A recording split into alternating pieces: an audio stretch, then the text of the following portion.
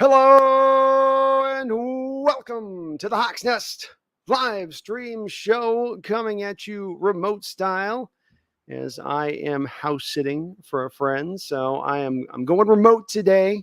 We're off the laptop. We're off the backup mic. It ain't going to be clean. It ain't going to be the clean production y'all are used to, but hopefully it'll be good enough for you. And we've got some stuff to cover today. We've got kind of a final, just let's put a button on this preseason period and what we saw over this preseason, kind of from the good to the bad. I'd like to do a little bit of a roster prediction from where I see who I believe is going to get cut and not cut. I think it's fairly well straightforward as to, who's really going to be making the roster at this point for the most part. There's always a couple of surprises, but I've got that ready for you. But today we're going to lead at the top. And I'm going to call this the last mine avoided.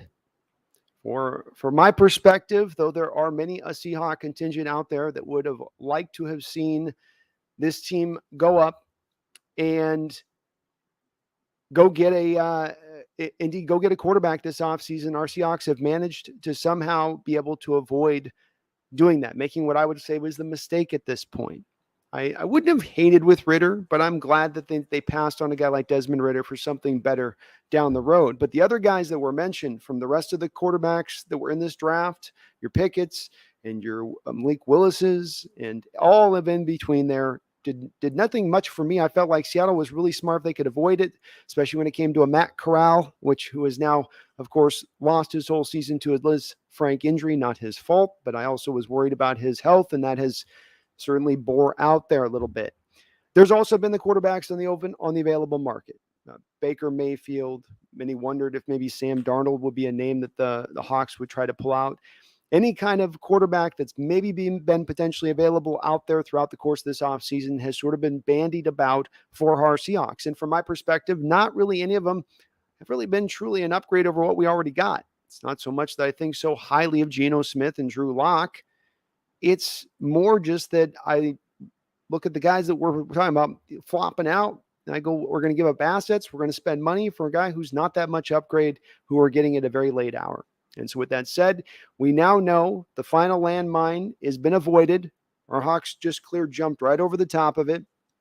Though I think there was some keen interest on their part. It was more the Niners dropping onto the mine themselves than the Hawks jumping over the mine, as the 49ers have reached a contract renegotiation with Jimmy Garoppolo to make him the highest paid backup in the NFL this season at what is reportedly around about $6.5 million with a no trade clause. This puts a cap on any final last available quarterbacks. It would seem that who could be out there and the Seahawks could jump upon. Maybe there's a surprise down the road that rears itself as we get into the beginnings of this season.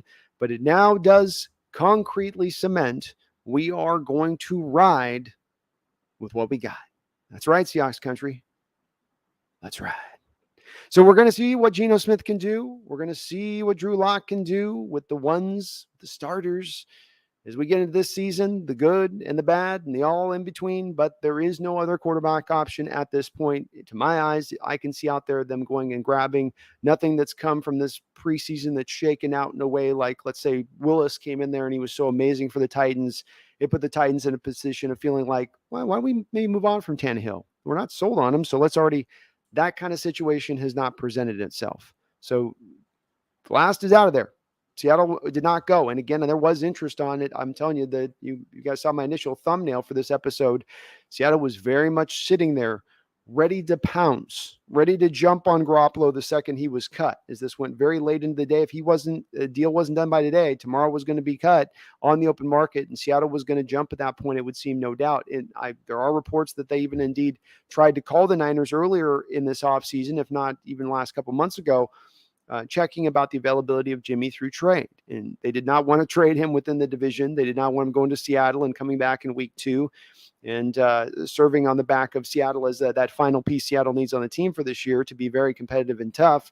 And so they prevented that move from happening. It's almost indeed like a lot of this re-signing Garoppolo is as much about keeping him away from Seattle as it is about their, I think, lack of trust in Trey Lance. And this certainly does confirm that, as well as we've been talking about for all the brightening up and trying to kind of overstate how good Lance is from some of the 49er contingent. There definitely has been from the reports up and downs. And the 49er brass, that the coaching staff right now is very edgy about putting this young of a kid who may not just be quite yet ready for a team that really is, at the end of the day, Super Bowl ready as far as their roster and how it's built. So we'll see how that pays forward. It'll be interesting to hear your guys' thoughts on this. Again, it does sound like Seattle was even willing to try to make a trade here. So they did make the trade. But they were trying to. They actually made the call of the Niners. So interesting to see where you guys kind of stand on your perspective of that. The preseason is now wrapped up. We stand as it is here Monday, 2 weeks to, I believe, the day today from the Seahawks' first game and Russell Wilson making his imminent return to the Seattle Seahawks. And we will find out what is going to happen come that game. But we did get a little bit of a view this preseason into, I believe, what we have from this team in both the good and the bad. I don't think you take ultimate things away like results, scores. You don't want to draw too much of a conclusion from a team just based off of the back of especially a short preseason of 3 games. With that said, there are things within the dynamic of this team, again, on both ends of the scale, good and bad, that I think that we can firmly now plant in and go, okay, this is probably a part of this team this year. This is probably something we're going to deal with. This is something to be worried about. On the good side of it, because let's start out with the good. There was definitely some good this preseason. The Seahawks ran the ball awesomely. In fact, by EPA efficiency stat charts, this goes beyond yards per attempt. This is one of those stats that, is trying to equate out your running game into a bottom line number by taking in all of that data on the other side of it.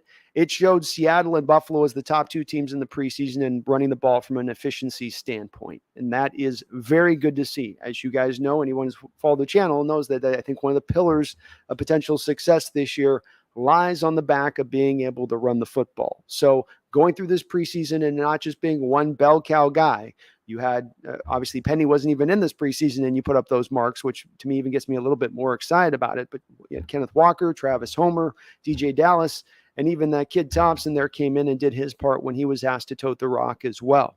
They all did an awesome job in that respect. I feel like we've got a nice stable of running backs coming into this year. We've all got worries about Penny and whether or not he's going to hold up from a health standpoint. Seattle is going to try to work him. They didn't pay him $5.75 million this year to just kind of sprinkle him in with Walker. So if he does break down, you got Walker. If Walker, breaks down, you got Dallas, Homer. I think it's just better than I've maybe seen it in almost all of Seahawks history. I can't remember a time where we had a stable of 4 deep guys that I felt this confident about. 2, yeah, maybe 3, not 4.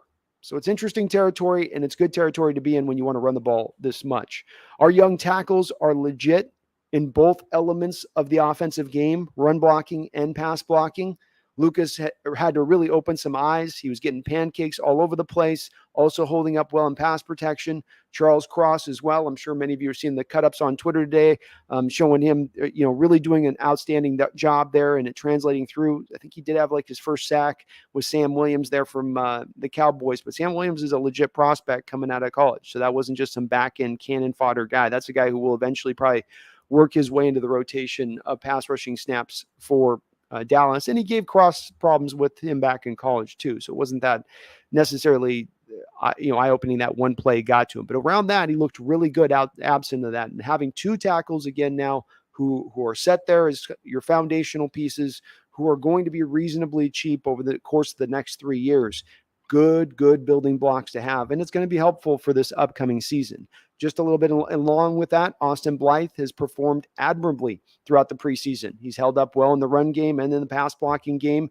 His grades with PFF have been solid. He's looked like the mobile offensive lineman we want to see out there. I'm very much encouraged by what we're seeing from him. And again, always remembering that he is a pure scheme fit for what this team wants to do. You guys are probably seeing a new background back behind me. This is not a new background. I am house sitting. So I'm watching dogs and cats and, all of the above on that, multitude of the above on that. So we'll get a puppy shot here at some point. I know she's going to want to come over and get some loving, but that's on the good side there, offensive line wise. Receiver wise, Lockett was great with the 2 catches he had and a little bit of time he played. You didn't see hardly any DK, so can't say much of that. It's just good to have those guys, I guess, because, oh, Lord, the backup wide receivers right now are a work in progress. This will be reflected in my roster predictions here a little bit, but there were so many drops this preseason. I believe maybe Corbin Smith was mentioned, 17 something drops in just the preseason alone. It's just when I say, it's not like small problem drops. Ridiculous amount of drops from the receivers. Now, there were some good things they showed you on the other side of it. Drake Young showed you he was way more of a wide receiver than I thought as far as being able to do the traditional wide receiver things. And for him to just have little issues with potentially kind of drops a bit is not a big problem for me, because I'm watching him run those routes and look like a receiver doing it, not look as rough as I thought he would when you looked at the highlight film of him and it was all bubble screens and fly sweeps, and just have him basically doing more running back things than receiver things almost at times, at least on the highlight from the Lenore small highlight reel film that you could find. He, though, did have his share of drops. Bo Melton, very similar place. I do right now have actually Young, and this is a little bit based on reports that we're hearing as well, but I have Derek Young making the roster over Melton, not because he played so much more better than Melton in the preseason, though he maybe played just a titch better, not because he got the ball way better, because both of them had kind of an equal problem with the drop situation, but more that we're hearing from practice, Melton was having a little bit of these drops issues within there as well. I still expect Melton to make the practice squad, but I just don't think he's going to be able to get to I don't think he's going to be able to get to the active roster based on kind of some of those drops again. And if it's carrying into practice as well, then that's going to be a big no on that end of it. We didn't see a lot from the tight ends. You'll notice on the PFF grades, they had Disley, who was on a sample size in this game, as one of our lowest, if not the lowest rated PFF player in this game, had a bad drop in this game. Fant didn't look like a game changer kind of player out there at the tight end position we were hoping we were getting in the pass catching side of things. We'll see if it looks better once we get to game time with those two guys on that end of things. From the guard standpoint, Haynes looked really good early on, struggled a little bit at the end. Lewis is down now, so we're going to get a really good view of Haynes at what I think is his natural position, which is left guard. We will see if this guy does have anything. He has really built up good performances to get to this point, and hopefully Damian Lewis can get back, maybe even by week 1 potentially. We shall see on that.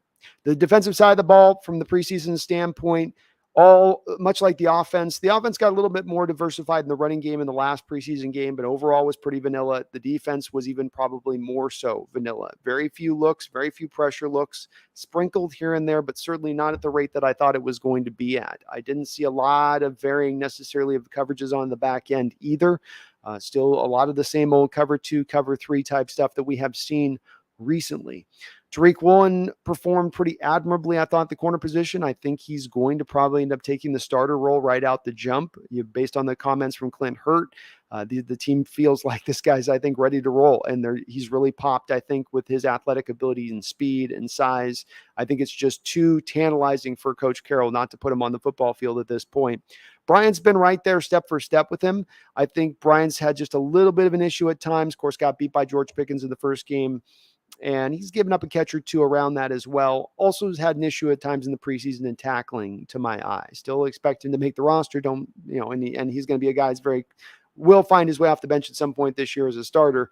But I think that if you're looking at that battle between Tariq and Kobe, it would seem like to me Tariq's probably done just enough to edge himself over the top of Kobe if it's a good, honest competition, and not simply that you're walking into this saying, well, he was a project walking into this training camp was Tariq, so I can't expect him to be at that competition level of a refined, polished guy like Kobe, who was a 2-time All-ACC guy, Walter Thorpe Award winner. I got to get the polished guy out there first. I think that's got to go by the wayside if the eyes have told the coaches that Tariq's the guy, and indeed, again, it does seem like that is the case. The corner, outside the corner, Boye Mafe, 2 sacks, and then it looks like he had a little bit of a shoulder thing, I think, that hampered him down, and they seemed to kind of restrict some of his snaps after that point. But certainly flashed, look, Cliff Averill-like in that game where he got those sacks. I think Uchenna Owusu, I put a video up on my channel of this showing his cut up. That guy is, I think, going to have an impact on this defense. I'm not saying he's going to be a star, but he's going to have an impact. He's going to be a force over there. He's going to be something that the offenses are going to have to deal with, and that he's not just a one-trick pony. He plays everything all around good. He's got a good pass rush repertoire. He can set the edge. He's got good play strength. He plays with a high motor. He's a technician with his hands to a degree. You're gonna really like what I think you see out of Uchenna as well. Miles Adams popped out 2 sacks in the preseason. Not a lot of people necessarily saw this one coming, but a guy that I have, again, making the roster. If competition matters, this guy should have made the roster. He looks great in this preseason, and he looks great being a penetrating defensive tackle. He didn't look great. It wasn't that they were having him do the 2-gap stuff. It was him getting uphill and attacking a gap. And this defense really is, I think, going to be ideally suited for Adams and his skill set. Quick first step, good hands to get the defender off of him. I very much was impressed with what I'm seeing in that respect from him. So, good along there. Didn't see much else from the rest of the guys. Brian Monet was out a few snaps, but didn't do a whole lot. Safety position-wise, Josh Jones, I think, has made this roster based on his play this preseason. He was in last year too and playing pretty good, so they were very familiar with him, but he has looked really, really good here in this, and I think there's a chance he may eventually push Ryan Neal off of this roster. I have both of them making it right now in the final 53, but that's also because of the fact you have Trey Brown going on the IL, which means you have an extra freed up roster spot until Trey Brown comes off IL. I'm watching too much baseball. The IR until Trey Brown comes off, and then you're going to have to move somebody off at that point. So it'll be more interesting to see where that shakes off down the road. But Jones had a couple of interceptions in practice, almost had an interception in the preseason game, was one of the good real tacklers out there in what he was doing. Dixon's been killing it in the punt game. Myers had only 1 missed field goal, I think, on about 5 or 6 attempts in this preseason. So he was overall okay. I believe he missed all of it, made all of his PATs. But that's about it on the good side of things from the preseason. And I say all those things believing those are things we're going to be able to take into the season. I believe Tariq Woolen's going to have an impact into this year. These guys I talk about, Uchenna, Owusu, and Boye Mafe, you're going to feel their presence this year. The 2 tackles on the outside, they're going to be a good key part of this year. Like I said, I've long forecasted with them. If you look at about league average play and then a smidge above league average play, I think that's what both of those 2 tackles give you this year. And while you have been getting that from Dwayne Brown recently, you've not necessarily been getting that as consistently from the right side. I do need to mention one other good thing is Jake Curhan, highest graded defender out of this game, last game against the Cowboys at 91. Absolute monster in the run blocking game. It speaks to, I think, of how much Abraham Lucas really pops for the coaches, more than it speaks to Curhan's inability somehow, or that he's left wanting in some way. Curhan definitely came back and built on that last year, it would seem, in this preseason.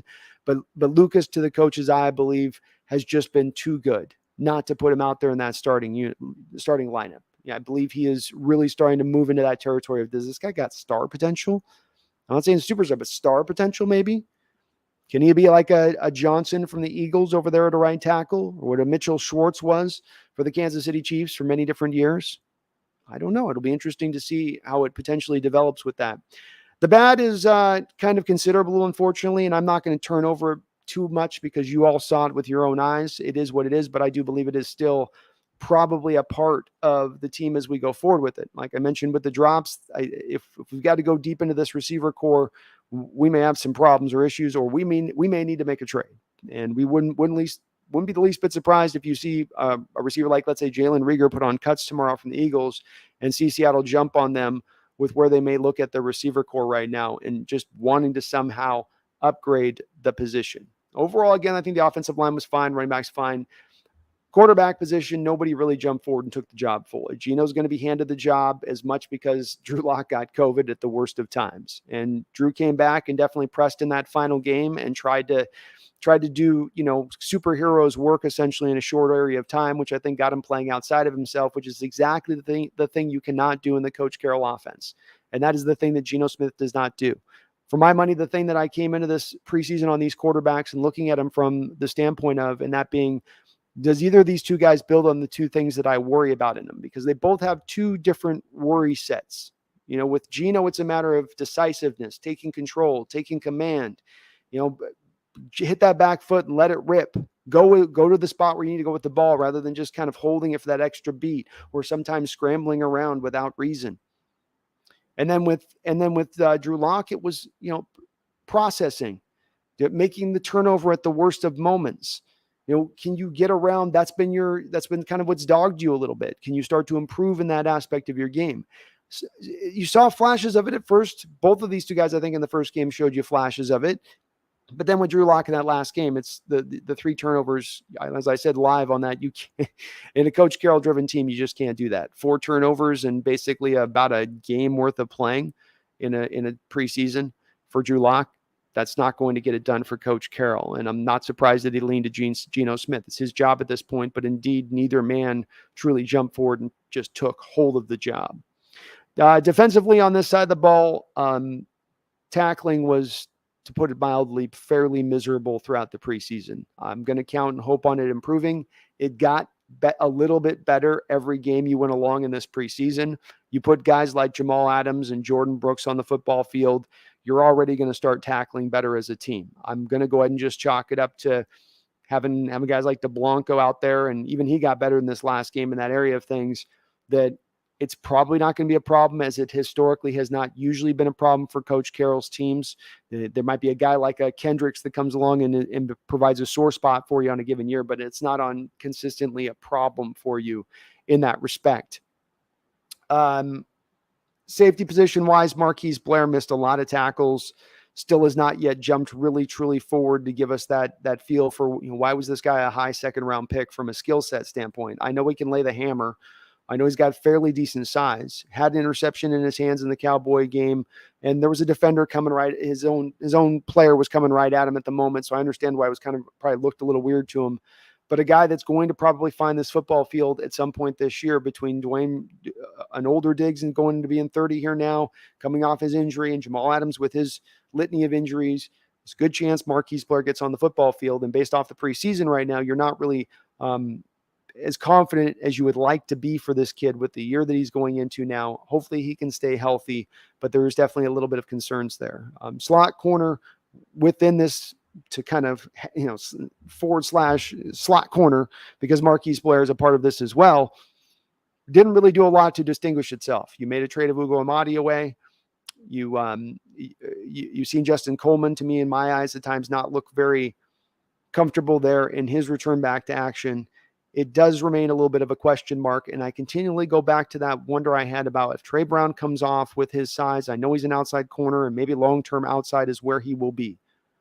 But with his size and his ability, his explosiveness, his agility, maybe he's a guy that they take a look at on that inside, especially if they're going to feature a lot of a lot of nickel looks this year. It'll be interesting to see how they deal with that situation, or if somebody truly just jumps ahead and takes hold of it. Middle linebacker position is and remains, I think, the weakest position depth-wise of any on this team by a wide margin. DeBlanco cleaned a lot up in his game in this past game. He not only flashed in being better as far as a tackler, but also made a play in coverage. All that being said, I don't even have a lot of confidence in Cody Barton at this point. And so I do remain and worry about where we will be at with the middle of the linebackers here. I wonder if there's going to be some teams this year that start to gouge Coach Carroll a little bit in his defense, in the run defense, because he doesn't necessarily have those linebackers that can, cover that territory to make the tackles like he needs them to make.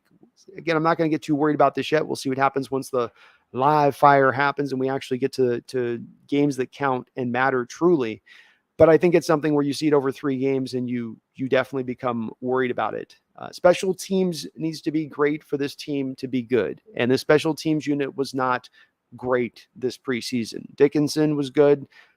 Dickinson was great. Myers was very good. But from a punt return standpoint, you've got the fumble by Cade Johnson. Eskridge actually looked the most comfortable in that duty throughout any of the guys given to it. I hope that they give him the duties for punt return, because he looks way more fast and way more sudden than Swain, way more willing to just take it upfield and go. I know you're putting him at an injury risk, but we eventually got to take him out of the glass, right? You eventually got to take him out of the frame, pull the labels off, and see if the kid can take a couple of touches a game. But then your kick coverage unit, punt coverage unit was not the best in this preseason. And all of those aspects of special teams, to me, have to be really good for us to consider it a great unit. And it has in the past, where we've been able to take care of all of those areas. I certainly think Carroll's going to give them a lot of concentration, but they do remain areas that I'm a little bit worried about where we're going to be going with it. Outside of that, not a lot of other cause for concern. I can't make a lot of determinations on this defense with the new scheme. You didn't see a lot of the new scheme. Quite frankly, with Waldron, the only really new adjustments you saw within this was we didn't try to hit as much of the deep passing game. So it was a little bit more of a commitment to the short and intermediate game. By the third preseason game, you were starting to run to the edges a little bit more, but still didn't see a lot of bubble screens, still didn't see a lot of fly sweeps. So I don't know if, again, they're waiting to unveil that, or maybe that's just not a part of Waldron's offense or a component of his offense. It would be unfortunate if that is the case, is that is a big part of what makes the Rams offense good in the first place. And I don't know that Waldron has a pedigree to fall back on to just say that I'm creating my own thing from scratch, kind of like sub-hybridized. I take piecemeal parts of McVay's thing, but then it's my own deal. So that'll bring me to the last part here, and then I'll get over to you guys in the chat. I know I'm a little bit late on getting to you guys here today, as I had a lot of opening thoughts that I indeed did want to get through. And that is my final 53-man roster. I won't tear through this too much. We'll see what you guys think about it as far as whether or not works for you. I was going to try to get this up as kind of an overlay, but again, I'm running remote today, folks. I'm going off the laptop, so I've got to do this a little bit. Got to do this a little old school style, bunny ears and all that type of stuff. So obviously our two quarterbacks off the top. It's not quarterbacks, running backs. This stuff's all straightforward. Geno Smith, Drew Lock, first two QBs. Rashad Penny, Ken Walker, Travis Homer, DJ Dallas. You only keep 4 running backs, is my opinion, with the Seahawks roster. Thompson goes to the practice squad. Tight ends that will keep 3, Noah Fant, Will Disley, Colby Parkinson. So right out of the top, all of these I believe are pretty lock solid. There's not really much to turn over with these guys. They're all going to make the roster. I don't see them holding on to 5 running backs. It's possible, but I just don't see it unless they really have concerns about Rashad Penny's current health.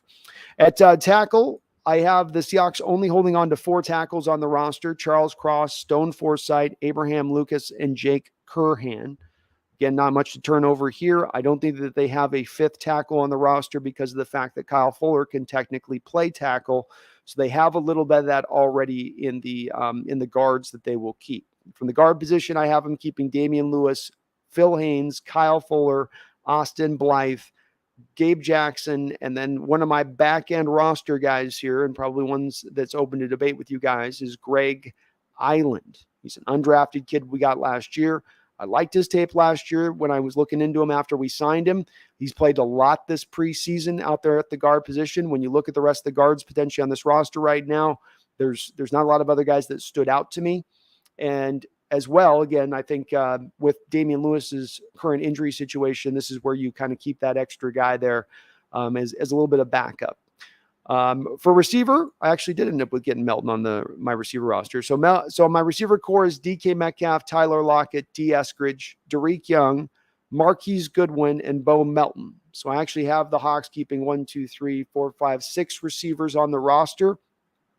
I have Swain not making it. If he makes it at this point, the guy must just be a practice squad maven. Marquis Goodwin, I was really struck by his.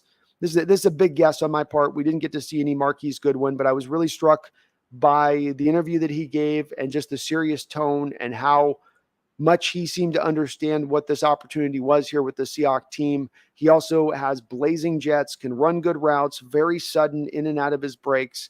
He's certainly a guy that's always he's not a natural receiver necessarily, but he's a guy that gives you an extra added element of speed to this roster if he makes it. I went with Bo Melton over Swain because at the end of the day, I felt like he's at least got some more potential past what Swain's shown you, which you know what Swain can give you at this point, which is not a whole lot. Same thing with Derek Young.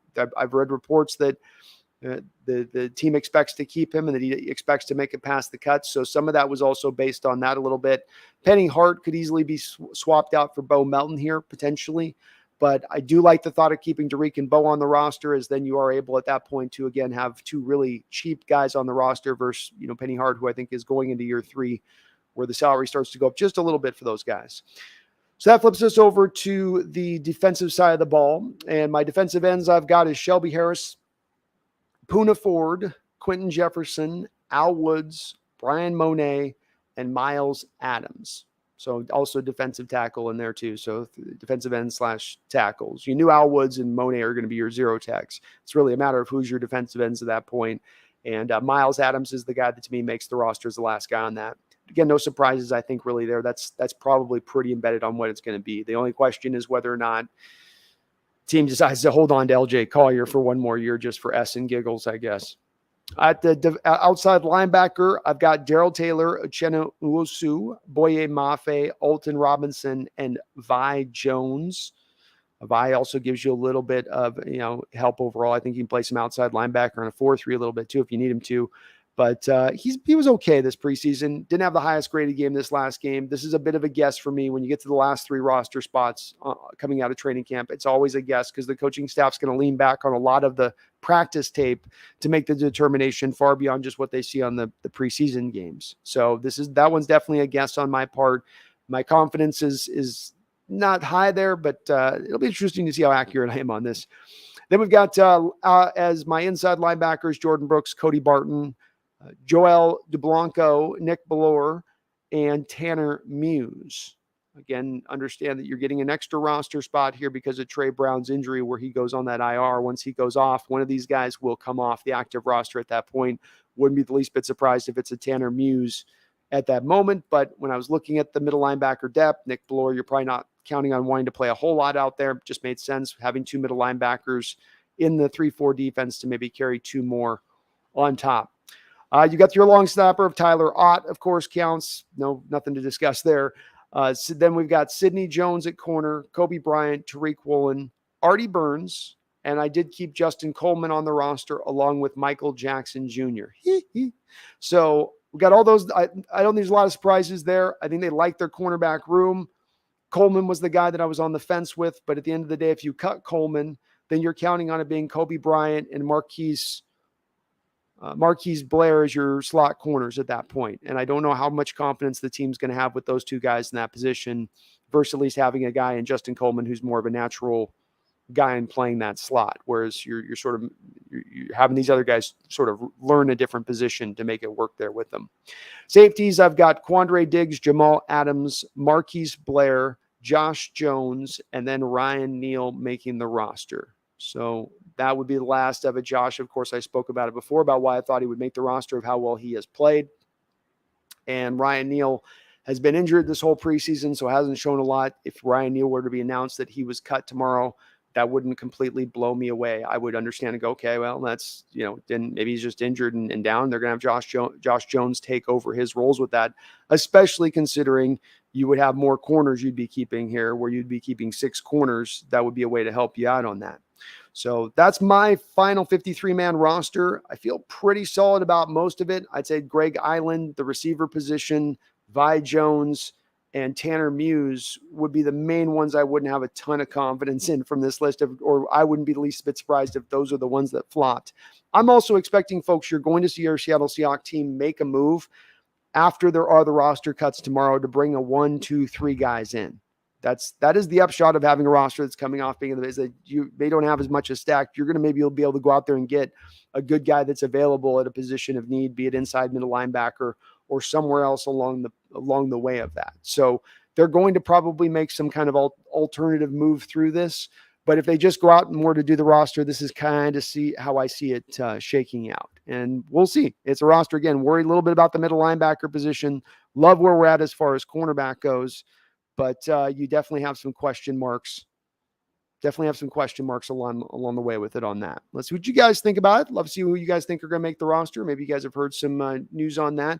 We are seeing some more deals today in the NFL moving around. Laviska Shenault getting moved to the Carolina Panthers. I think we're going to see a couple of other little moves like that made here as guys get moved around, as teams want to try to start making calls throughout the league to say, okay, we're going to cut this guy tomorrow, but you can have first right of refusal right here if you want to grab him. A little bit like we saw in the deal with the Ugo and JJ Arcega-Whiteside thing, and you noticed I did not have Arcega-Whiteside making the team. I don't think that's going to happen. And if he does, I would reckon to guess it's only because of his abilities as a run blocking wide receiver. So I would say. Thank you guys for watching. If you do like what you're watching, do me a favor, please hit the like button, and I appreciate it. You guys have been doing an awesome job of it, but if you could do that again for me here today, I would really appreciate it. Brian Meyer says, to all Jimmy G staying in San Francisco with rework contract. Jimmy's indeed staying in San Fran. He agreed too. I think he also understands. He's probably watched these practices with Trey Lance and understands, yeah, okay, Trey, you start right now. Yeah, go ahead. Go ahead, young one. Yeah, go ahead. Mm-hmm. Oh, I'm sure you'll do good. Yeah, let's watch. Okay, let's watch. Mm-hmm. Oh, Ooh, tough, buddy. Another overthrow. Ooh, just missed that one. Keep trying, though. I'm here. I'm right here, Coach Shanahan. Yeah. See how that plays out. But smart on the Niners. If I'm a Niner fan, I'm breathing a little bit more of a sigh of relief because I think it's always a perilous path to hitch everything onto a young quarterback, especially when it's a young quarterback that's so green and underdeveloped that you're hoping comes along a lot faster than he may be ready to go. Mac, Pacific Northwest, could the Seahawks land a Lamar Jackson trade? Probably not this year, probably not at this point, I would say. Could they do it? Yes. They got the ammunition to do it? Yeah. They got the cap space to do it? Sure. They could do it if they wanted to. And Lamar could be the one quarterback kind of that you could bring in like that who wouldn't take as much time to acclimate because you're not having him now run your system. You're running the Lamar Jackson system. So you're not having him acclimate to you. You're acclimating to him, which maybe still takes a little bit of time, but it's such a simplified kind of thing you're going to have him doing at that point. Maybe not. MSR Rook, it's Gino and Drew and Eason, and that's it. That's it. We all we got. We all we got. We could still use some more. Oh, Mad Wolf says maybe we get Zolker today. Thank God not getting him. I don't know. Who's Zolker? I think Drew Lock should play over Gino. He had more touchdowns. Yeah, but he also had more turnover-worthy plays, and that's where Coach Carroll's going to. Whether you or I agree with that, that's Coach Carroll putting a big onus on that. Carl Nerney, what's up, man? Good to see you in the chat. I hope you're doing well, brother. Our quarterbacks are in the 2023 draft. Well said. What's up, Jose? Jose Rodriguez. Seahawks, Jose Rodriguez.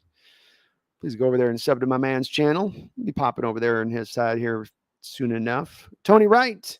Good evening, sir. None of the 2022 quarterbacks will succeed except for Kenny Pickett and Desmond Ridder.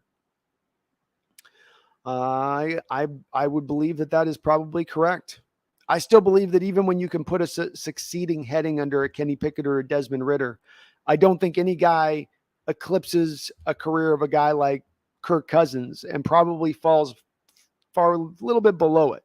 Still succeeding, but that's where we come down to what do you want the quarterback if you're going to draft a guy? You know, do you want the guy that is an upper level end talent, or do you want the guy that's, he's good, he's solid, top 15? Brian Kennicott, super happy to be here. Love your show. Go Hawks. Well, thank you, man. I appreciate you guys for jumping in. Thanks for putting up with my my remote view here on the backdrop. Got to watch some puppies, man. Pacific Northwest, you were 100% on Corral's injury call concerns. Poor dude didn't even make it through preseason. It just stands out to me more than ever with certain guys when you watch him on the field. And with him, he had little thin ankles. And you could see it out there. Just the body was not, it just wasn't built to take it. And I don't think he's going to be able to take it if the guy plays a lot of NFL games. I think he's going to get banged around a bit. I think it's the nature of the position. It's more also just the nature of the evolution of football. The guys have gotten, even over what they were 10 years ago, just a little bit bigger, just a little bit larger. And you can't, over this 10 years of this thing's getting bigger, we're going to get a little bit smaller. We're going to go a little bit lighter.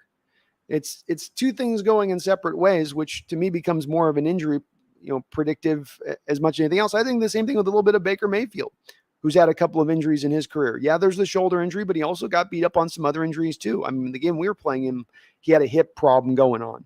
So other guys, like, is he really big enough to go through a whole NFL season? Same thing with Wilson of the Jets, who's also been injured here early on. I don't think that it's any coincidence these young guys come in and that they get injured very quickly when they don't have that prerequisite size to handle the position. And no, it's not a new house. I'm just running remote. I'm doing a little bit of house sitting for a buddy. He's out camping, trying to get one last good camp in. So I'm watching all the animals. TJ says Bills versus the Rams opener is literally the best game possible. It's going to be fun kind of watch Sunday, isn't it, folks? You get the opening week, just flip on Red Zone all day, watch the Sunday night game. Then we got Monday ready. Robbie Red says bum for Young. It almost rolls off the tongue. We're looking for our slogan, though, here. We are for our quarterback of the next draft. Tony Wright, Brando, your two Seattle Seahawks have definitely hit 2 home runs with your first round and your third round picks, Charles Cross, and who's a beast, and Abraham Lucas, who is a monster, half man, a manster, half man, half monster. Well, when you put a manster at right tackle and a beast at left tackle, you're kind of already on your way, aren't you, Tony? You're already starting down the path with a little bit of steam behind you. Yeah, we need our quarterback. Yeah, there's other things, but then, and I still have DK Tyler and a couple good tight ends, and this offense might surprise the folks this year. And again, I'm not expecting either guy to be a star this year, but I think a little bit above average. Little bit above average. Tony, Randall, thank you for the $2 donation. Yep, just house sitting, buddy. You know how that goes. Just house sitting. Tony, thank you, buddy. So Tony Wright, to me, and I'm a Falcons fan, in the preseason, Abraham Lucas is the steal and best player of the entire NFL draft. I don't care about the round first, second, third throughout the entire draft. Wow, Tony, my goodness. Well, I've seen you in this chat before. I know you are a Falcons fan for sure. So for you to say that's definitely coming from an unbiased place, and you're preaching to the choir here with me. Lucas is the guy people have asked me throughout this preseason. You got all these diamonds that are sparkling as far as draft picks, and who's the one that you're most excited to go see? Who's the one that you're going to be concentrating the most on? Lucas was that guy for me, and it's partly because, as much, Tony, it's like that rare guy who I go and do a scouting video of him 5-6 months before the draft, and I just love him, and I'm like, man, we're going to need a right tackle. Shell's gone. We're going to need a right tackle bad. I hope our guys get him. And then you get him, and then it matches up to what your assessment is, and then he looks like he's even got maybe even more star potential past what your assessment was. But I did have him even on draft day as a late first round grade, and it's kind of criminal that in this day and age, when tackles are supposedly so valued, Abraham Lucas somehow fell all the way to the third. I mean, you had 2 right tackles in this entire draft of really any significance, and that was him and Daniel Fa'alele. And that was it. Yet so many teams passed. Odd to see. And Tony, I do think Ritter's going to be a good player for you guys. Jim, what's up, Brandon? What's up, Jim? Jordan Chivas, great content. Thank you, Jordan. I love what I do, man. Love what I do. You guys make this fun. Ed Biss, the sickest. Thank you for the $2 donation, Ed. It says, our wide receivers, I should probably put this stuff up while you guys pump this in. It says, our wide receivers had a lot of Butterfinger moments. Yeah, they did. And it's concerning for me. I noted as being not just a thing that's within the preseason. I don't think I have as much of a problem with Lockett and DK, and people knock DK for the hands, but I'm not one of those. He was the guy, for instance, who wasn't even top 25 last year in drops. But it is notable on the backups, because this is a West Coast offense that you are using here with Waldron. It may be an updated, evolved one, but it is a West Coast offense nonetheless. And on West Coast offenses, you get shorter passes. Those shorter passes have to come in at a higher velocity because the receiver has less of a time to get separation on the route. The quarterback also has to be more precise with his ball placement. But the final factor of this then is the receiver has got to be able to then hold on to the ball, because it's not going to come in nice and softly for you where it's like you're catching a pillow.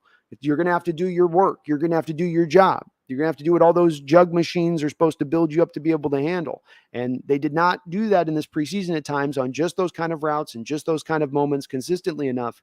And I watched this with Mike Holmgren teams, also within a West Coast offense in the early 2000s. And for a 4-year period, 3 of the 4 years, you led the entire NFL in drop passes with that Mike Holmgren offense. And it was the same type of situation where it wasn't just one guy. It was a variety of guys who just aren't making that catch that you have to make in this offense. It's the nature of this offense. It's the nature of the type of throws that you're going to have thrown at you in this offense. And you just got to find a way to adjust around it as a receiver. Ed, I also agree that Michael Jackson can play. He absolutely can play. And every time you put him out there, he's like a little bit of like less athletic version of Malcolm Butler to me. He's got that same kind of just feistiness to him and competitiveness to him. Thank you, though, Ed, for the donation. Appreciate you. Paul says 49ers couldn't move Jimmy G when teams would just wait for him to be cut. His agent couldn't get a trade partner, and I doubt any team would even 50-50 split his $27 million cap with the Niners. Renegotiation was his only option. 49ers sabotaging Lance before week 1 is a smart move. Yeah, it's one of those things, Paul, of like and I'm not trying to speak for you, but I think what you're saying with that in that is that the smart move for the 49ers as an organization is to have Jimmy Garoppolo on this roster still. But it may not be for the best move for your Trey Lance in the long term that you're doing it. And that it has him now maybe a little more skittish and looking over his shoulder, and the coaching staff being more itchier in their trigger to put Jimmy back in there. But that may be for the best, I think, on the Niners, if I'm a Niner fan anyway. And at the end of the day, it's what's best for the organization, not you're beholden to these 3 first-round picks you traded, and you have to stay in that lane of things. Mr. Isaac 560 says, hey, what's up, Brandon? What's up, Isaac? How you doing? The Snail with a $5 donation. Thank you, Snail. It says NFL shop selling Jacob Eason jerseys, but not Abe Lucas jerseys. They need to change that.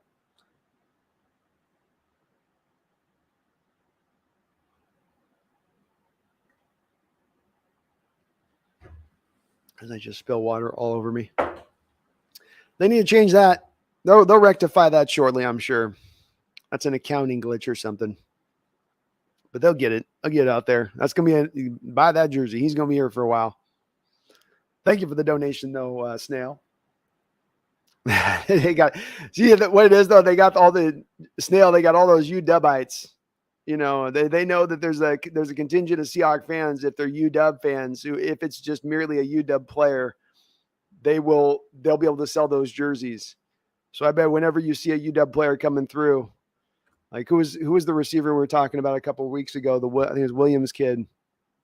Is that his name? Kayson Williams.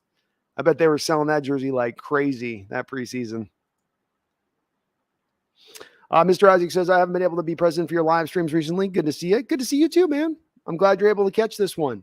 Hopefully be able to do more of these as the season picks up. I'm definitely planning on doing another one on Tuesday. So we're going to be, definitely kind of picking up these streams as we get into the season, and maybe that gets more of an opportunity for those that are on a little bit of different times. Thank you, Jose, for mentioning that. Please hit that like button, folks. MSR Rook, part 1. Hey, Brandon, I asked the athletic reporter Michael Dugar about Pete not implementing the new defense in preseason. He said that absolutely they have new stuff and they just don't want to show it yet. He also mentioned that they have a package where they have 3 safeties on the field with Jamal Adams, Josh Jones, and take Cody Barton off the field, but stay in their 3-4. Ooh, some insider knowledge there, Rook. I like it. Nice, bro. Let's go. Okay. Well, I'm feeling that. With me, MSR, my trepidation on this only comes in on if you're trying to implement these new type of blitz designs and schemes to, be only just practicing on it, but not actually doing it in a live situation. Maybe it comes down to there's so much benefit in the surprise that even if there are rough edges in guys not disguising right, or the timing of it being a little bit off and how you set the blitz packages up, just merely the surprise aspect versus what you ran before being so conservative is enough to maybe in their mind, the math they've done offset that, or MSR too. It could be that just Coach Carroll's like, I'm going to take Russell Wilson down that first week by any means necessary. Scorched earth. He won't know what we're throwing at him. Let him study that. Let him study that. But thank you, MSR. I love the insider knowledge on that. And I'm glad that they do have some stuff there. The cards close to the vest thing is, like I said, I've had to acknowledge that's a possibility of what may be at play here. But I do worry that you gotta practice it a little bit. You gotta have those teaching tape moments a little bit to kind of refine it. But indeed they're not. So we're going to see it live for the first time, game 1. Keldon with a $2 donation. Thank you, Keldon. I appreciate you, man. I hope you're doing well. Probably a little happier today, I'm sure, as Keldon is one of our resident. I'm going to just call you our resident Niner fan here, Keldon. We got a lot of Niner fans come through, but I think you're a resident one. It says, called it last show. Lynch wants a Jimmy trade. Lynch wants a Jimmy trade. Well, so then I guess, Keldon, you're saying that Shanahan just came back to him and kind of forced his hand on renegotiating with him, right? Because Lynch could just move Jimmy if you wanted to move him, or just cut him if you wanted to cut him. He's got the over angle on it. So I guess what you're saying then is that Shanahan came through and kind of swung around his control on this. I picture him and Lynch having like a drunken conversation, a lot of clinking ice and glasses, A lot of standing up and ponderous looks out the window. A lot of like almost getting the point of shouting at each other, you know. Do you care about this year? Do you care about this year? Kyle, I've cared the whole damn time. Well, then you show it. Keep Jimmy here. What about Trey? What about Trey? I could see I just see a whole thing go down. I bet it was, I'd be a fly on the wall, Keldon. Be a fly on the wall. Matthias, how do you think our line plays this season? I think you get a slightly above average from the tackle position. I think you get probably about average from the guard position, and I think you get about average from the center position. Overall, I think that they're going to be a top 15. They'll be middle of the road. Like I could see them being like right 15th at the end of the year where it all lines out. I think they're going to be better in their run blocking ability than they are in pass blocking. I think that's where the struggles will come. But again, you don't have a bad as usually you've had worse weak links along the line in previous season. I think this year you're going to be missing some of the weak links you have, and maybe that will help the overall productivity of that offensive line, Matthias. He also asked, how do you see our defense playing this season? I'm gonna hazard to guess top 12. I've been saying top 10, but off this preseason, I'm gonna say top 12. Because I have to make a complete guess that this new scheme is going to be instituted and have an effect that I've had no chance to even get a feel for. So I'm hopeful it will do that. But I'm making a complete guess at that point because the defense doing well this year has a lot to do with making changes defensively to not do the same things you've done in the past. Whereas this whole preseason, Matthias, they've done pretty much all of the same kind of looks that they've done in the past. Soft zone defenses, 4-man fronts. So I'm a little like, I got to see it. I'm hopeful it's there, but it's hard to make that prediction just blind. Snail says, nah, they have to keep him because they know Trey Lance is garbage. Hey, they know it. They're showing you their hand, right, Snail? The restructured contract don't lie. And for those Trey Lance 49er fans that I see coming in the chat from time to time, like, look, if they love him so much as you say they do, you don't make this deal with Garoppolo. And I mean, and give him year 3. I think Lance is going to be really he'll be good. He'll be good by, I think, year 3. But I do think he's going to take the 2 years to get where he's going. Elijah Talks says Tariq Woolen's going to be a dog. I think he's going to be a dog too, man. The fact that he got to a point of starting day one with as rough as his technique was coming out of the draft, with as far a road as he had to go to get himself pro ready to play, and that he has acquitted himself admirably from the second he stepped on the football field here in Seattle, going back to rookie OTAs. He's done everything you could want to prove that he belongs on this roster and that he has a bright upside and future. And he's probably done just enough to claim that starting role, especially with Trey Brown struggling to come back off of injury. And, again, Kobe's had a moment or two here who struggled in the games. I think Tariq's going to be a good player for us for years to come. And maybe one of a couple of maybe potentially steals from this draft. Amari Taylor, do you think we draft a pocket passer like DJ Ugalele? DJ's probably not a guy I see Carroll gravitating towards. He's got kind of some awkwardness to him. He's got a lot to prove this year. I put him in the same camp as a Rattler. Both guys with some talent, but there's a real lot for them to prove that they are to be considered in the upper level of the prospects in this next upcoming draft, partly because the next upcoming draft has so many strong prospects at the quarterback position. But he's got the size, he's got the arm strength. If I remember correctly, the throwing motion's a little bit wonky over the top, right? But I've had, I think, Clemson fans come in here and tell me that DJ's not it. The Snail says, I kind of like Anthony Richardson. He is on that list. He's into my tier 2 group, but only the Snail because he had 47 pass attempts last season. So that's as much as why I have him on my, not quite into my top 5, but he's right there on the outer edges, and I'll be keeping a very close eye on him. I will be doing this Saturday on my Seahawks scouting channel. I'm going to be doing a live stream during the Will Levis game against Miami of Ohio.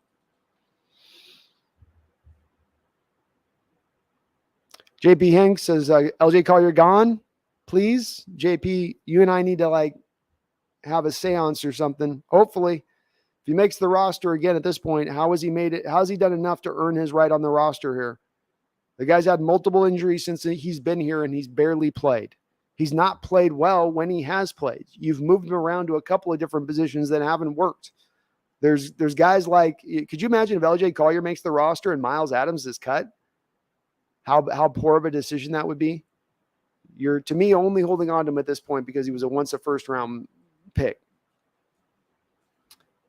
Greg Pfeiffer says, do you really think the Seahawks really want Jimmy G at quarterback? I think that they made calls and inquiries to the 49ers, and I think the Niners were very worried, Greg. There were multiple reports about this coming from a variety of different sources that the Niners were very concerned that it was almost a foregone conclusion that if they released Jimmy G, the Seahawks were going to pounce on him.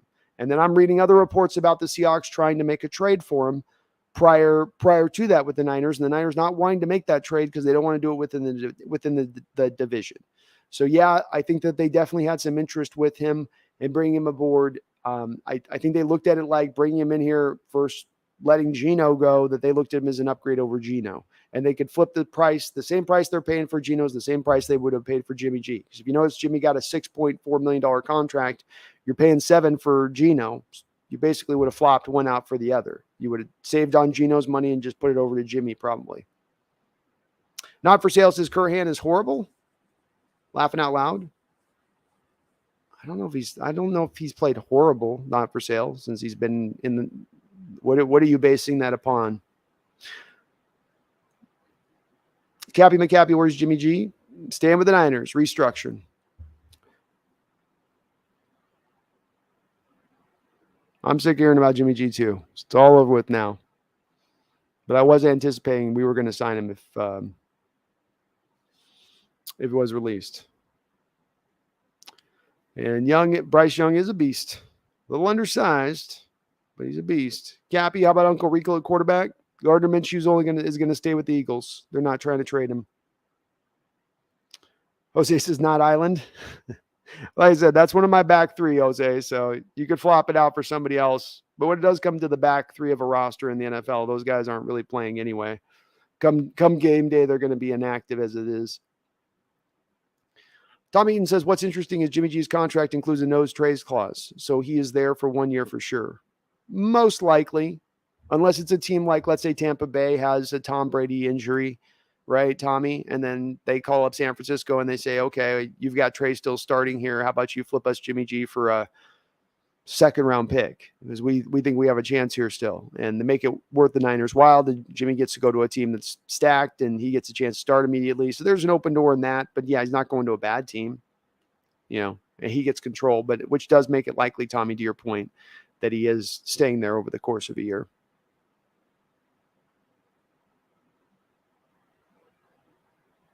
Pete Gorman says, we're going to smoke y'all we're going to smoke y'all week 2, go Niners. Well, we've had your number quite a bit lately, Pete. We'll see.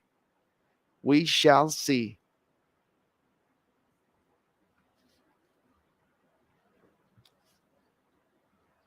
I watch his, says, I just wanted to draft a smart quarterback with size, a cannon, Levis, Van Dyke, Richardson, Stroud, etc. This year is a throwaway to me. Not expecting much. I think a lot of people are setting their expectations in the right place this year. And if they get pleasantly surprised, so be it. But nobody's going to lose their stuff over this team if it doesn't come out and light the world on fire either.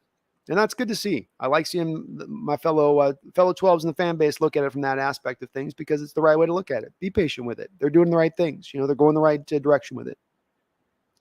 Yeah, Richardson seems like a perfect Pete Carroll quarterback. Hope he balls out it just enough that he falls to us. Just enough, right, Snail? Just enough that we don't have to trade up for him, but just enough. And he will only have that 1 year of production at that point from the position because of those few attempts in his past. If he does come out after this year, it means that maybe that's enough to have him drop just a tiny bit, a hair.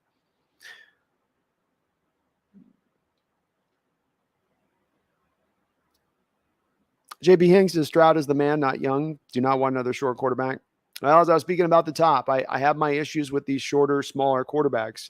The spread formations in college have allowed them to get away with getting smaller and smaller in recent history. But when you get to the pro game, it's a different scenario. You can't run spread concepts all day. And on top of having problems with seeing over the big linemen that you get in the NFL, also comes, of course, the sustaining of injuries. And go down the list of all the guys that are slightly undersized quarterbacks that play significant amount of time over the last couple of years. Your Wilson with New York, who's now had multiple injuries. Kyler Murray has had multiple injuries. Baker Mayfield, multiple injuries.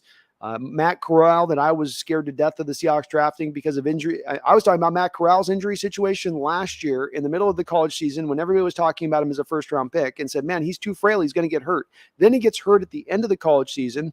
I still say he's too frail through the offseason. Then he goes back and gets hurt now again in the preseason. I just think these smaller quarterbacks, I'm not taking anything away from their talent level. It's just that the body is as big as the body is. And a 300-pound man falling on a 205-pound, 5'11" quarterback is got a good chance of breaking that guy, of hurting that guy. And I don't know, Young's not going to grow 3 inches. I do have him still highly rated because of how good an arm he has and how live it is and how much he throws so well with anticipation. But the short stuff is it's a legit concern, I think. Tom Eaton says Young has mad skills, but he's just too small for the NFL. Well, man, Tommy, you're reading my mind. If he had 25 more pounds on him, I would be very interested. I'd be with it too, because I think even a guy like Russell Wilson is a guy that he's offset this with his size by gaining a little bit more weight. We knock him at times for the, Russell going into his offseason and getting a little bit thick, but there's also a purpose behind it as well, where he's got that extra cushion to take the abuse, where he can kind of sustain a little bit better with it. These guys are all a little bit small and they're real light as well. And it's the kind of the combination of the two to me that I think should make teams a little bit more fearful than it has of recent history. I think it's a bit the Russell Wilson effect, where Russell showed you could do it at that size.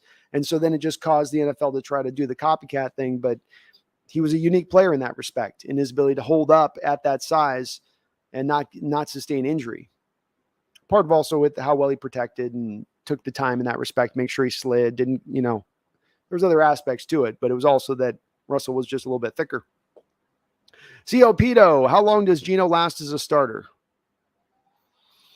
Good question.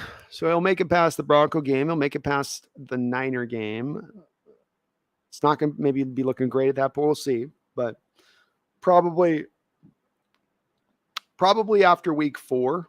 Because then there's enough time at week 4, if it's going bad, that you insert Locke and then he goes on the run and re-sparks the life. Essentially, before you're like far out of the playoff structure at that point. Because if Geno falters, you're going to want to at least give Drew a chance to right the ship with enough time to do some damage, as opposed to, well, we're 3-11, let's put in Drew Locke. Is DK going to be happy with all the money, but half the production because of our quarterback situation? I believe he will be. Number one, I don't know that he's going to get half the production. I'm not certain that that's absolutely a certainty here. In fact, I think his targets and his touches are going to go up, and with it, his production. He has a contract right now set up where he is going to be very well paid, I watch. And he's also going to be in a position to be able to go get another bite at the apple far before he turns 30 years old. So this is not his only deal he's ever going to have in the NFL on top of it. I think he's probably factored this in advance in his determination, I watch. It's not going to be something that's going to catch him off guard. I would think that he's thought a little bit about this. So maybe if it's something that's still lasting 2 years down the road, he has to go through 2 full seasons of it and there's no light at the end of the tunnel. Does he become unhappy at that point? Maybe at that point, sure. But that's the good part of this deal as well, is if you get a couple years into the deal and then you want to move him at that point, a team's willing to jump and give you a ton of draft capital for him, and he's not happy to get here, you've got a good out in that situation as well. That's the nice part about that deal, is both DK and Seattle have a good out at any point in time if they have to, where no one's going to be stuck with bad dead money or being handed to this team that's this, so that's a crappy team or whatever, or languishing on a team that can't feature him, which I don't think Seattle would do that to DK if that was the case going on a couple of years. JP Hinks says this season will be rough on many, but those expecting a 5-12 record will be fine, give or take a game. JP, I do, these shows a lot, and I can say I feel like the fan base has a very good level head about this upcoming year right now. I'm really encouraged by seeing how people are being as, hey, we're going through a rebuild. This is what happens. We had a nice 10-year run. This is now what you do at the end of a 10-year run is you've got to turn things over a little bit. I've been very encouraged by people's outlook on the team and where it's going. Tommy says, I think Gino will be surprisingly good as game manager. I think of like Case Keenum. He could be at least that good, I guess. Let's get the thing about Case the other day too, Tommy, and I think it's a great comparison to make because Case Keenum, of course, took a Minnesota Vikings team all the way to the NFC Championship Conference and just about beyond it. He was, and again, being as a game manager. And Case Keenum isn't amazing. And if you go, well, can Geno Smith be as good as Case Keenum was that year? Yeah, I think he can be. Does it have to break right and things? Well, yeah. But does he have, again, a lot to work with? A pretty okay offensive line, great running game, great receivers on the outside, and good tight ends. He's got a lot to work with. If Geno is going to succeed, this is the kind of situation you would hope to supply him to do so. Greg says our team's good, just a couple of holes, just a few. JP says quarterback in first round in 23 draft and a nose tackle or linebacker with a second pick in the first round. Keep draft capital, please. I'd love to be able to do it that way, JP. If they could find a way. It's also why I'm advocating JP for if you target maybe a more pro-ready quarterback in that first round. Let's say there's 5 quarterbacks in that first round. You look more for the pro-ready rather than the freakazoid who is quote-unquote generational talent and everybody getting caught. But find the guy that can come in and just run the offense proficiently from day one and do it with a decent level of talent, not being a true first-round quarterback too on top of it. That would be what I'd look for them to target. And they could do that, JP, without having to package the picks together to then go move up into the draft to do that. Because if there is 5, they will be sprinkled throughout that first round and where they're selected.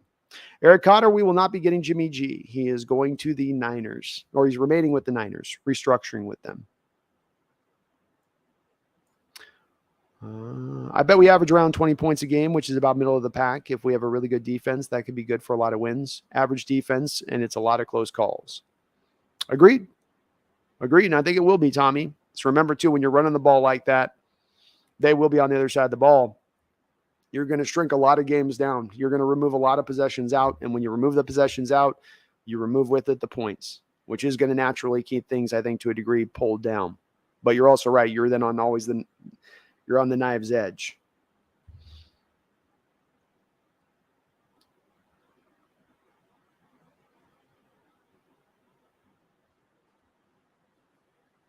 Daniel W. says, we are in the Niners' head so hard. They gave Jimmy G 0 reps in training camp, 0 snaps in preseason, yet still made him highest paid backup just so he doesn't go to Seattle. Laughing out loud. Yeah, Daniel, there's a part of me is like, really? You guys are that worried, huh?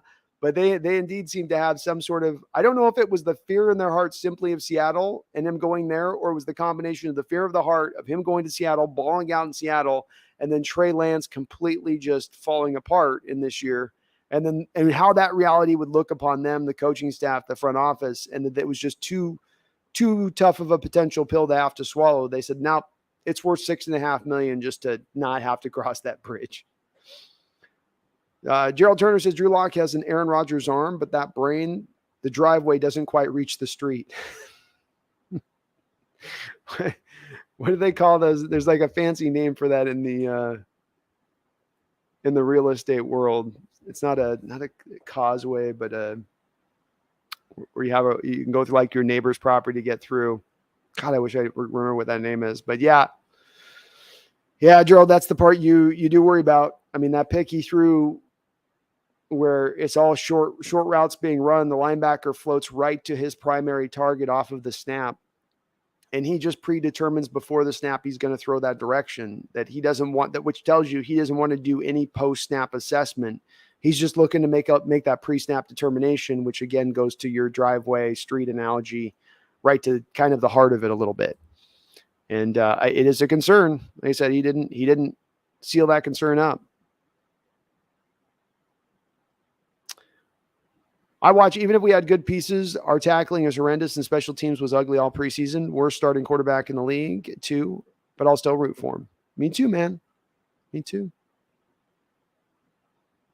Green 80. Yo, Green 80 in the nest. What's up, Green 80? Hope you're doing well. Thomas Jones, everyone's sleeping on Marquis. He wake everyone up, just like Russ needed to cook. Queez needs to hit. Let him hit. I'm with it, Tom. And look, I can't deny with Marquis, I know he's an upper level. He's one of those old school safeties. He can bring it. I mean, he's got a forced to fumble this preseason in the on kickoff coverage, right? I think the first kickoff of the year to start things off. So he's got him in him. Just got to stay healthy and then just get to that consistency point on the field. Snail says, I think Locke should play over Geno because YOLO. But Carol's like, no, I only got so many years. I got to try it with the guy who's safe. I got to be safe. Osprey Raptor, I got to apologize to all the 12s if I've been so negative lately. Osprey, not at all, man. It's all good. It's why I've been saying in the chat to a lot of folks, we all have got to have patience for those who do get this year to a spot of like, this is pissing me off. This is so stupid. You know, the front office coaching staff gave you some tough, it's a tough, abrupt, bitter end here to a great era of football. And I think that's going to cause a lot of folks over the course of this year, especially if it's a tough year, to be in a lot of varied states of their emotionality and anger and a lack of faith, I think, for those in charge getting things done and getting this fixed and getting it corrected. And I think that everyone's got to have a bit of patience with that because we're all going to go to that point in various places. I've been at that point. Others I know get to that point. You come back around, you go, okay, it's fine. We'll get through this. We're going to turn this back around. It takes some time. We got it. But it's right to have that. It just means you care.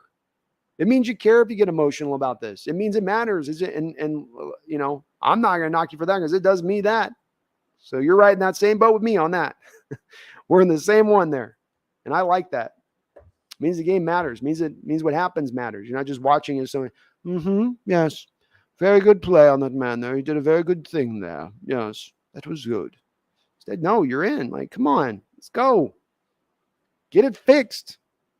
Greg, I honestly really want to draft an edge rusher in the next draft. A guy like Andre Carter or Nolan Smith would make our rotational pass rush absolutely elite. It's a tough call to make on that one, Greg. Not that I disagree with you on that would be a great option to maybe potentially go down the road of. And certainly Will Anderson, you could put his name in with those other three guys as well as being a potential guy that would stand out there. The tough part about making that happen is you'll be going in the next draft at that point, looking at that being one of your probably 2 first-round picks you're making to select there. I'm not even thinking about the quarterback situation. You're going to have other positions probably of other need. And when you look at right now that edge rush, specifically the outside linebackers, you're fine with where Dale Taylor is. If he comes out and gives you a 12, 13 sack year, you're not looking to move him off. You're wanting him to play a majority of the snaps. You have Uchenna Owusu then, who has only 1 year left on his deal after that point, coming off a year where he might have 7, 8 sacks as he splits the time between Boye Mafe, who comes off a year where he's having 4 or 5 sacks. I don't know if you're getting what I'm kind of saying here, which is that you already got the position kind of hemmed up. You've got your frontline guys. You've got a rotation guy coming through. If you were to draft a guy, you're maybe only giving him 20, 30% of the snaps at that point for what's your first pick of the draft versus other positions you could be selecting that might be getting almost 100% of the snaps, be it, hell, maybe a receiver or maybe a left guard or, zero tech, defensive tackle, or a variety of other couple positions that might be more of a need. These guys are good, though. Don't get me wrong, Greg. I like them. But that might be the one thing I would wonder if they would make that move with what they've got.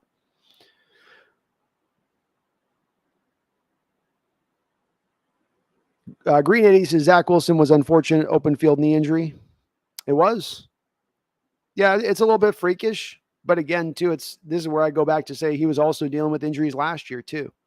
And that's where I think he's going to continue with his – people are making these Aaron Rodgers comparisons to him. To me, he's a little bit just kind of smaller build from what Aaron was. And Aaron's not the most stacked guy either, but Tommy says, if we had a quarterback like, say, Herbert or Burrow or even Carr with our new line and these skill players, I think people would look at our offense as elite. We might have the best run game in the league. We might very well have it, Tommy. You're right. I mean, especially if Rashad Penny can really be into this deal and going, because I think Penny gives you a difference maker there at the position I don't know if you guys have probably been watching this top 100 and watching some of these backs cut up and like Jonathan Taylor's cut up, and you're just been kind of concentrating on more of anything in this top 100 breakdowns they do, as far as, what is it these guys are doing as I'm watching the film with it that's really allowing them to create the holes for themselves, to create the extra yards, to do something that's above and beyond the offensive line. That by which Pro Football Focus tells us is not the reality of the situation, that they don't have that big of effect. But you watch those guys run and you go, yeah, they do. I can see it when he runs. I can see with what he's doing. And sometimes it's a very subtle thing that he's doing that's probably hard to grade. But, like Taylor, I was watching, they're talking about his patience to the hole that's been a part of the game that he's built upon. We're just not going 100 miles an hour right from the opening carry, but now you're going to stagger a little bit of your pace. And then when you find that spot, then you click it and then you engage full steam. So if Penny's in on that aspect, I could see it. Could for sure. JP Hink says your roster prediction was very close, I believe. Good job, Brando. Thank you, JP. I hope I'm on it. I hope I'm pretty close to it. But again, those last three guys, like Jose was hitting me on Greg Island, I can't blame him on that one. I definitely, I'm touchy on the confidence with that one. My given instinct is that there's going to be at least two players they sign out there on the open market that get cut that then come to the team. Come here. Come and say hi. Let's get some puppy cam. Let's get a little puppy cam. Come on up here. Come on. Come on. Come say hi. Come say hi. What you do? What you do? You ready to go outside? You ready to go outside? Okay. I'll open the doors. Okay. Hold on. Then you go outside. Oh.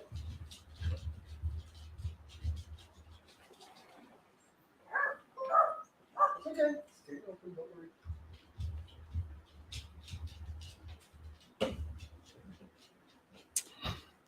Matt S. says, I'm a Giants fan. Well, best of luck to you, Matt. I think both of us as a fan base this year are probably going to be in an equal state of, getting through. Getting through. Greg, I'd love to draft inside linebacker Henry Toto. I'm going to just call him Toto, man. I've got to turn that into Toto, Greg. That's way too many apostrophes in there to try to make that Toto.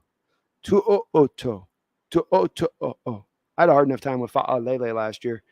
Henry Toto in the second round next year. If we go the edge rush route in the first, we found two great inside linebackers in the second round, Lofa and Bobby. We could do it again. I love where your thinking's coming from. Yeah. Middle linebackers a little bit, Greg, like that running back position where it's become one you don't usually look to get your middle linebacker in the first round. And that, like the running back rule that has taken form, causes those guys to then slide down into the second round, where now you're really getting good value when you do draft them there. Very well said. Matt S. says, I think you guys can get a quarterback and a right tackle. You'll have a good offense. We got a right tackle, Matt. Abraham Lucas looks phenomenal for us, our third round pick. But I'm with you. You and your Giants and my Seahawks are in a bit of that same boat. We're both rowing in the same direction down the same river towards the 2023 draft to get our next quarterback. Because sadly, I don't think Daniel Jones is going to be the guy for you guys either. So we're all working our way through it, though. But welcome in the chat. As JP says, you have my sympathies. Nolan Arvand, what up? Nice to pop in after you've been going 3 to 4 hours already. Hey, what's up, Nolan? You caught me a little early. I know. I get a little rummy in the 4 hour mark. I know I do. That's usually when they're like, bring out the impressions. I'm like, the voice can't do it. It just can't do it. Mars, as Seahawks are winning 10 games this year, says Mars 22. Look at Mars with the prediction here. I like it, Mars. Tell him. Hope you're right. I hope you're right. Green 80, Charles Cross needs to bulk up, learn the system, and get some reps in, and he's going to be a dog. Oh, he will be. It's kind of what you expect, though, Green 80, right? When you get the guy at 21. When you got a guy drafted at 24 and you're saying, oh, he needs to bulk up, then you're worried. But when you get the guy at 21 saying he needs to bulk up, you feel okay about that. Go, yeah, that's 21-year-old kid's not going to be at his full grown man strength that he's going to be at 24, 25, especially when he gets a year in the weight room. And Matt, I think Lucas is going to work out for us great.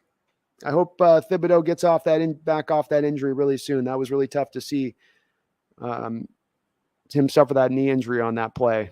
That was brutal. Unknown, so DeBlanco had a good game, huh? Real good game. It matches too, as I always say, Unknown, this stuff with the PFF scores, you always want to You always want to counterbalance it with the eye test. Yes, PFF gives you a point to grade off of, but you want to see what does your eye test say as well. And DeBlanco looked better in tackling. He made a really good play in coverage where he was running step for step with the tight end and then actually made a play on the ball, knocking it away. Very impressive running step for step there with the tight end. So, yeah, he played well. Tommy Under says DK, Lockett, Eskridge, Swain, Penny, Goodwin. Are those the 6 we go with? No, I don't think so, Tommy. I have Swain and Penny out. I have the young kids in. Your 2 7th rounders. So take out Swain and Penny and put in Drake Young and Bo Melton. Cheaper, younger, better?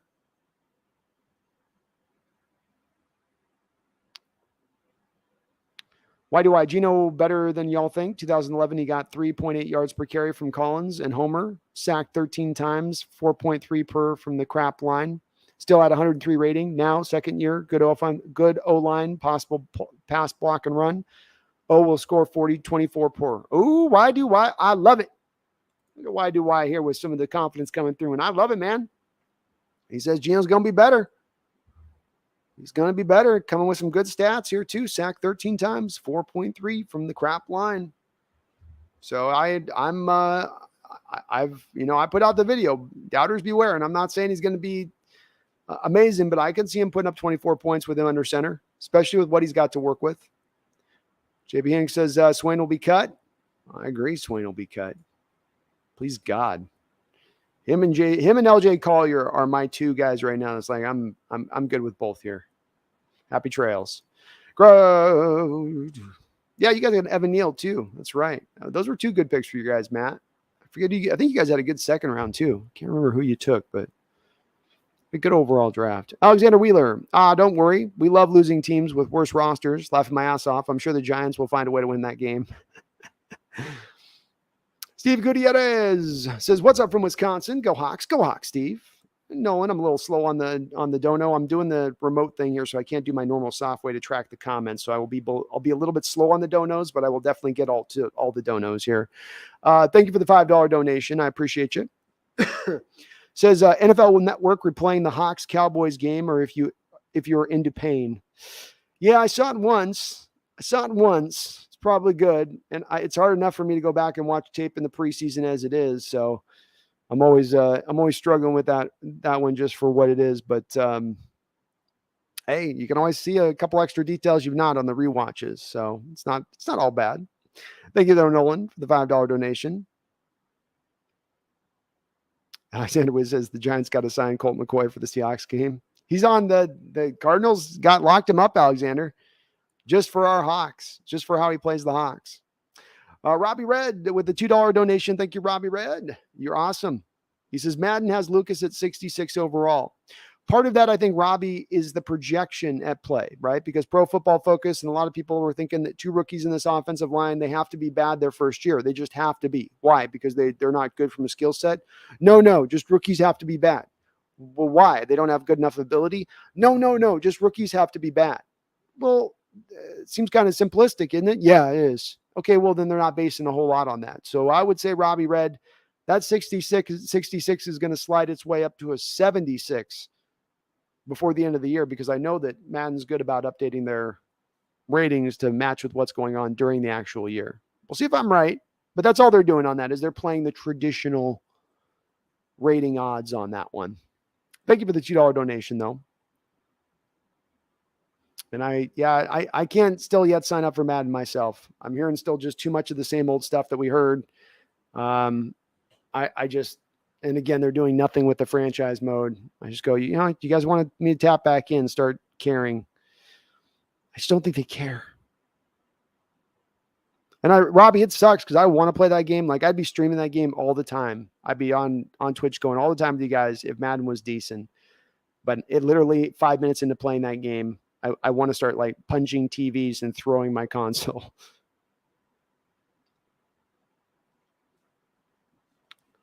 Pito, how long does Gino last as a starter?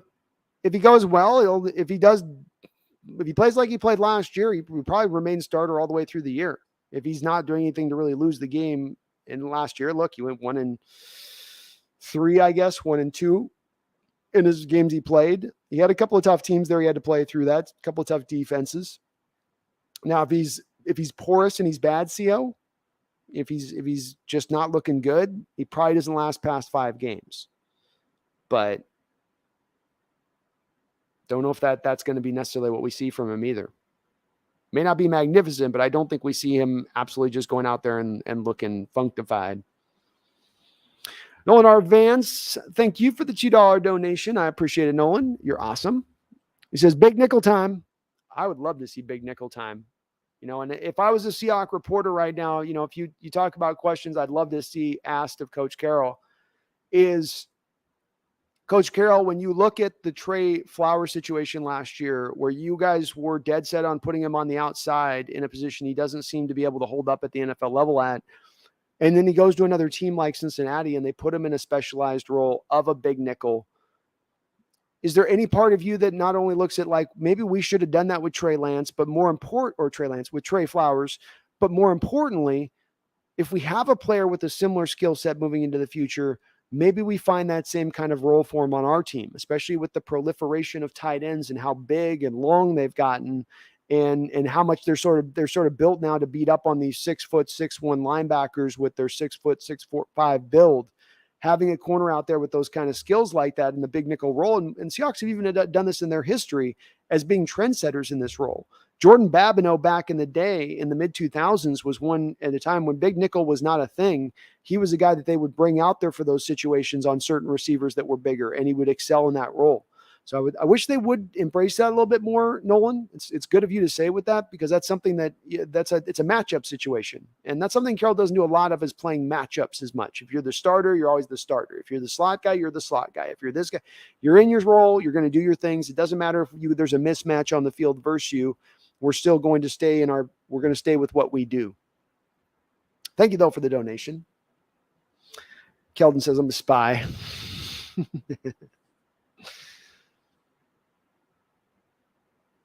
T-Money says Jimmy G keeps us in the middle of the pack, at best first round loss. Probably. Alexander says, I think it depends a lot on whether or not Saquon can stay. Hello, you're talking to Matt. I'm sorry.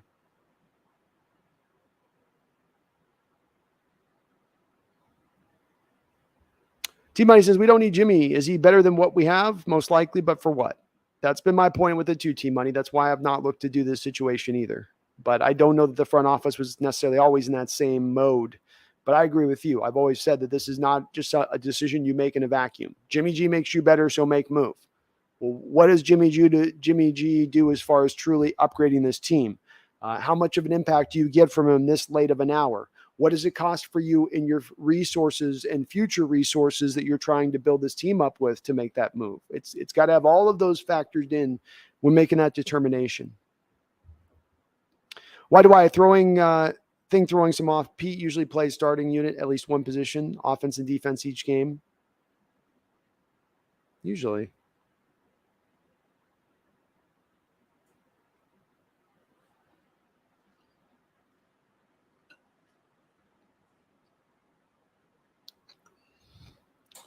Nitro Hawk, what 4 teams would you like to see fail the most this year? What a great question.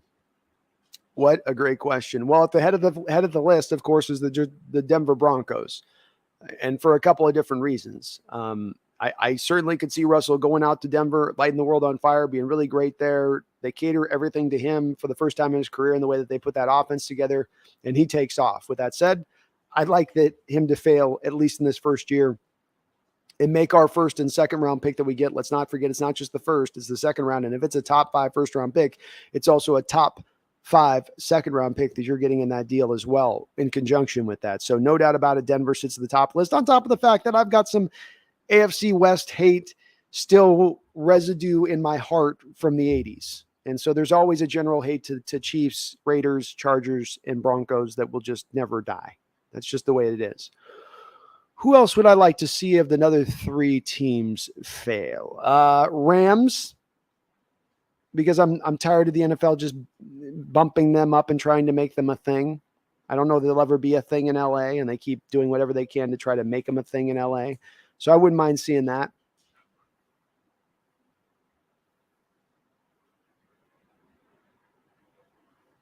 Who are my other two teams? I guess my other two teams would be... I'm giving this way too much thought, probably.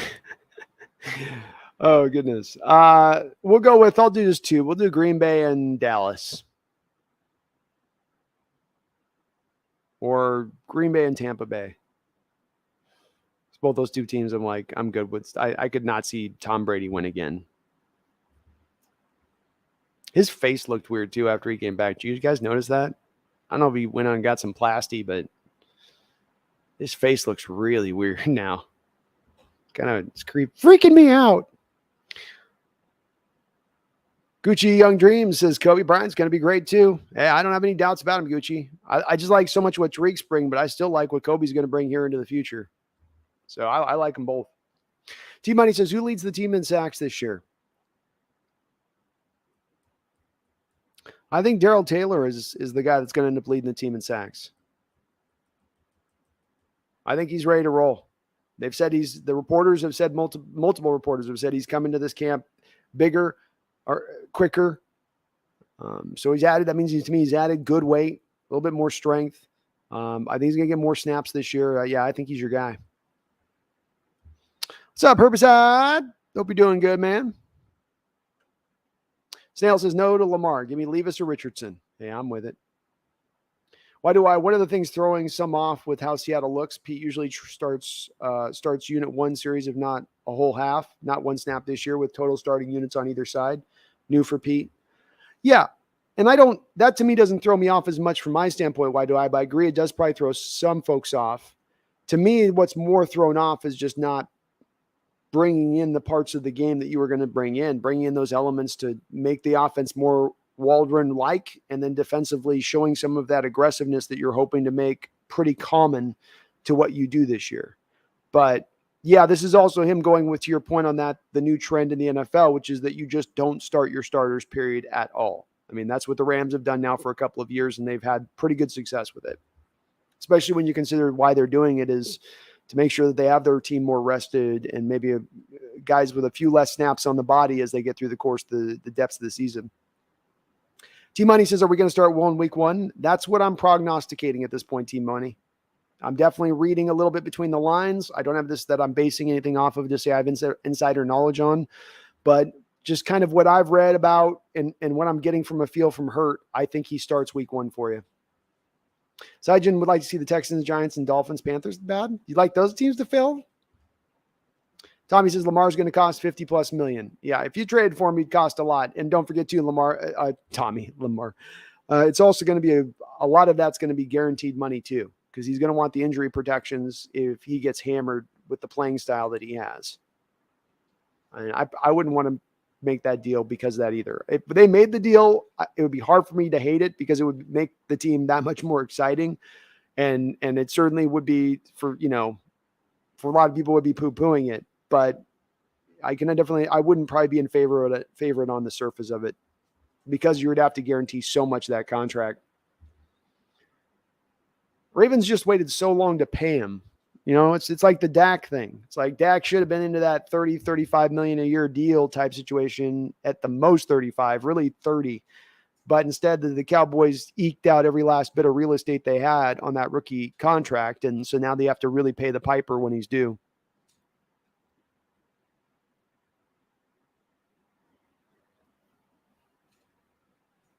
And Tommy, you could afford Lamar if you wanted to make the move.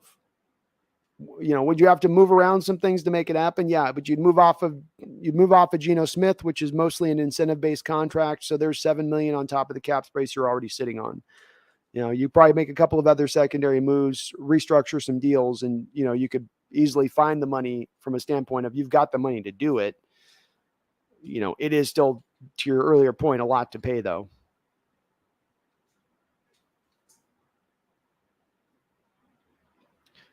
Yeah, Tommy says, imagine having to pay Jimmy G just to put him on the bench and hide him. Poor Niners. A little bit. I think they're going to have a quicker trigger with Lance too on this, Tommy. I think that's going to make him that much faster to pull Lance out if he struggles. Herbicide says, just getting off work, cracked the beer, put my feet up for a sec. As you should, man. hard work day should earn you some relaxation, some chill time. Kelton says, I like Jimmy G enough. I don't want him on the Seahawks. I bet. Your front office seems to feel the same way. Yoda says, we all Hawk fans. We got a Giant fan in here. We got a 49er fan or two in here. It's a watering hole, you know. Yoda, if we did bad with Russell, then without him is going to be a whole lot worse because we only got Cross. We should tank and get CJ Stroud. A lot of people are advocating for tanking, Yoda. I think tanking is a tough deal to pull off, though, when you're trying to establish a winning culture and you're telling your players to kind of lose, or you're sort of getting that as the message across for a given year. I think we got a couple of guys in this draft, Yoda. I think Abraham Lucas is going to be just about every bit as good as Cross, at least from the right tackle standpoint or near there.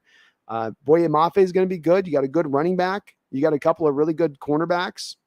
But I don't think Russell was the sole determinant for our whole when we were good and when we were bad. I think he was a part and a big part of our good, but I don't think that he was the whole determinant. Herbicide says, what's up, Brandon? What's Brandon doing? Streaming from a hotel? I've got I'm house sitting here for a buddy. So watching some animals.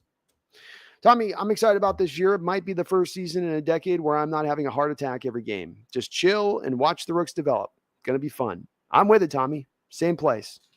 Just chilling out. King Bomber, what's up? King Bomber says Jimmy G's contract changes are a huge W. Didn't get released because of us. Yeah, that's what we were thinking too, King. We were like, is it really? They're that scared of us picking him up, huh? Okay. But I agree, and I've been saying, King, it's another mine they've been able to avoid in the minefield of this offseason of bad quarterbacks being made available. Randall McDaniel with a $5 donation. Thank you, Randall. Appreciate you, brother. Says, disappointed how the quarterback has worked out. Still maintain we should have traded that bag of chips for Baker. Maybe proven wrong. Seems like we punted. Well, we definitely did punt, and you can definitely say that, Randall, they did not like these quarterbacks that were out there on the market. Maybe Jimmy G. It sounds like the Niners just weren't willing to move him, and Seattle did inquire. But certainly by the fact that these guys didn't require a lot of assets to get the deal done, they were not interested in these guys, to your point, Randall. It wasn't a matter of we don't want to spend the money, we don't want to make that trade. It's a matter of we just don't really like the guy. I think the other part you got to consider with Baker is, Randall, did he want to come here? If Baker was not in a situation where he had no options, maybe he only had Carolina as an option, but all items on this seem to point to the fact that Baker didn't want to be here. And if he was even mildly into that place of, I kind of don't want to be there. I mean, if you guys are going to force me to go to you, I'll come. If Seattle got a feel for that being the case, that could have easily been enough out for a guy that Carroll's, who is all about being all in, saying he doesn't really want to be here. He'll just come here and be for a short stop, and it won't bring us anything to do that move. But we'll see how we'll monitor Baker. It'll be interesting to track, Randall, where Baker is over the course of the year and how he progresses within that. Thank you for the donation, though. T-Money, I think we'd be able to keep Darwin Thompson on the practice squad. I believe we will be able to, T-Money. I don't think anybody's going to steal him. Herbicide says, my trick is to keep my expectations low. Then if we do go 7-10 or 8-9, I will be pleasantly surprised. Well, that's a good, healthy way of going into the season on it, Herbicide. I commend you. I'm looking the same way. Maybe I'm doing that same thing. I think just to me, I don't have them at a low point, but I think there'll be 6-7 wins. Could go up, but I think there's a wide range. They could be everywhere from 5 wins to 11 wins based on how things kind of break this year. Wheels, a.k.a. Chucky. Sounds like Jimmy G is working on a 1-year deal with the 49ers, that Wump's hoping they would let him go so he can come to the Hawks. Indeed, they're doing it, I think, for 2 reasons, Wheels. Number 1, because they don't have a lot of faith in Trey Lance, and number 2, to keep him away from your Seahawks. Is it 75% because they don't have faith in Trey Lance and 25% the fear of the Hawks, or 75% the fear of the Hawks and 25% Trey Lance? I don't know. But those are both 2 different factors that do factor in fairly well here to what's going on. Nolan R. Vance with another $5 donation. Thank you, Nolan. He says, as long as the team plays hard, the only wins I want are Denver and the 49ers. Then bring on the draft. That's what I want to see too. Guys playing hard, young guys developing, Nolan. The scheme showing more of a modernized approach on both sides of the football. Show me those things. I'll be very encouraged by this year, just whatever the results may be as far as wins and losses go. And yes, let's beat Denver and the Niners. I'm sorry, Keldon, but those are two games that just make us happy. As I've told Niner fans in here, you guys should like this. I don't know if the Niner fans have the same sort of feeling on this, but I feel like this is still, maybe it's the echoes of the 2012 rivalry and how fierce that was between Harbaugh and Carroll's teams, but it still echoes, and they are still our rival. The Rams are like annoying and whatever, but the Niners still, to me, remain that team that's like, that'd be like the interstate rival that you want to beat every year. T-Money says max wins for us this year. I think 11 wins is the most that you could pull from this roster this year with as young as it is and where the quarterback position is at. I don't think you can get above that. But 11 wins? Nolan, not that we have a good chance at those 3 based on what I've watched. Well, there is that, Nolan. There is that. But hey, we've played the Niners tough up until this point for the last couple of years. Niner fans, I'm sure, would tell you it's because Russell Wilson's always been magic against them. I would tell you that it's a tough matchup for them because of the fact that the Niners are a run-heavy team that consistently gets to go up against defenses that are built to stop the pass. When you go up against a Coach Carroll coach team, you're going up against a defense that is built to stop the run first. And that's part of why we've played the Niners so tough over the last couple of years. And games are always close between us, no matter, even if they have more talent than us by a decent margin, is because of Coach Carroll's commitment to stop the run. And I think that's going to continue to carry through the day and make it tough on the Niners when they do play us. Enough to beat them, I don't know, but I think it's still going to make it tough on them from a general matchup standpoint. And football is absolutely a game about matchups. Snail says Seahawks going undefeated this year. Snail, I love your confidence. Let's go. Herbicide, so are we going to keep Ballore, Adams, or LJ, Bo, or Swain, or Hart? Nick Ballore stays because you need him for the special teams ability he provides. I have Miles Adams staying, Herbicide over LJ, who I have being cut. I have Bo Melton and Derek Young here over Swain and Hart. And I have on my roster 6 receivers, Herbicide. So, but I see both Swain and Hart going bye-bye. And maybe it's hopeful on my part. That's what I see. I watch this. Good point, Brandon. Maybe DK even gets more looks this year. Interesting. The key will be, here's where I think the key to getting the more looks comes from my watch. It's reductions of double teams. DK is basically the most double-teamed wide receiver in the sport. He was the most double-teamed wide receiver in the sport outside of Devontae Adams last year. Why was he double-teamed so often? Well, let's look into the data. The data also tells us that Tyler Lockett was probably the 5th most double-teamed wide receiver in the whole sport last year. Why is it that happens that you have 2 of the top 6 most double-teamed wide receivers on the outside in the sport last year? What does that data tell us? What it tells me is that teams are playing a cover 2 defense, and they're sticking into that cover 2 designs post-snap. And what they're doing in the cover 2 off of it is that they're then bracketing those 2 receivers on the outside. No matter whether or not those guys are running 9 routes, post routes, or in-cutting routes 15 yards up the football field, they're essentially keeping those 2 defenders on either side of them, thus creating the double team. How do you pull the double teams off? By having a running back, by having an ability to run the ball at a sub-dominant level to make teams pay the price who dare not stack their box. So if you want to keep that safety back in a cover 2 look, and you want to keep him back post-snap in a cover 2 look, that means you only got 7 men at the line of scrimmage. And with the amount that the Seahawks run of 2 tight end sets, you're putting your defense in a very perilous point if you do not bring that safety up into the box to deal with things. And the second they bring the safety into the box, the other key stat with both Tyler Lockett and DK Metcalf on the other end of the double team stat is that they feast on single coverage. And when you start getting a single high safety, that means somebody's getting single coverage on the play, and that means somebody's going to be feasting.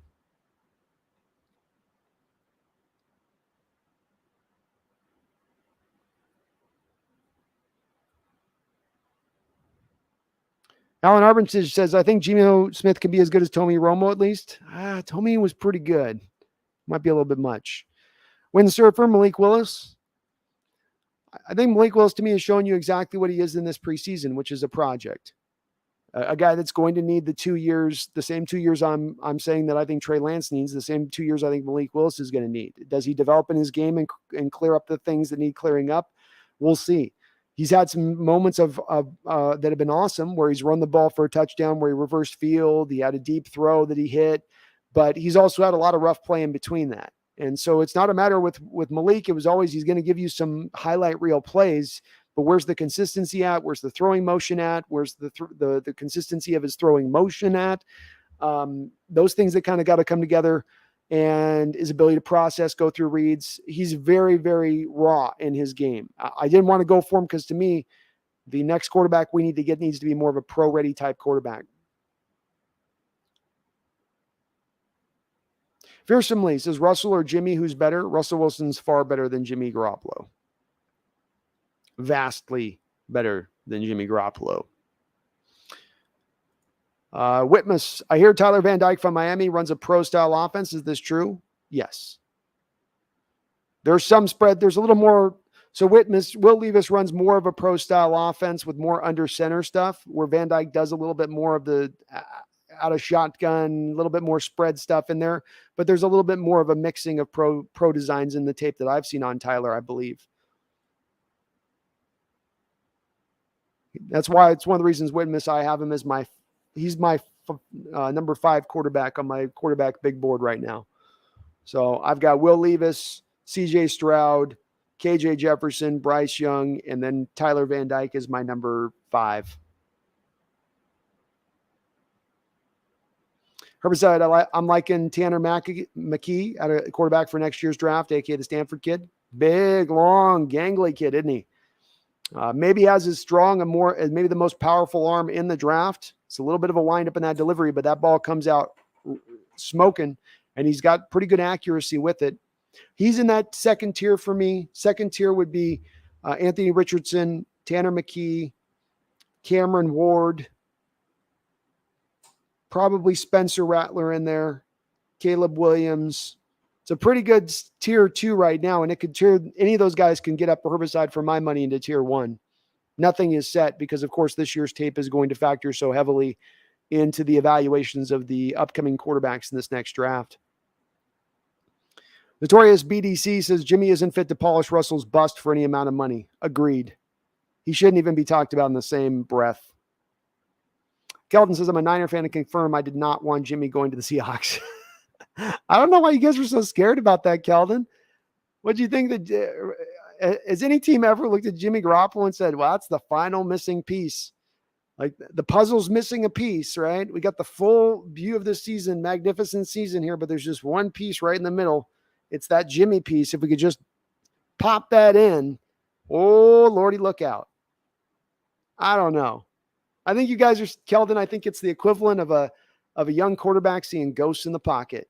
I think your Niners were seeing a little bit of Seahawks ghosts with this Jimmy restructuring. Oh, God, can't let Carroll get Jimmy G. Can't let Carroll get Jimmy G.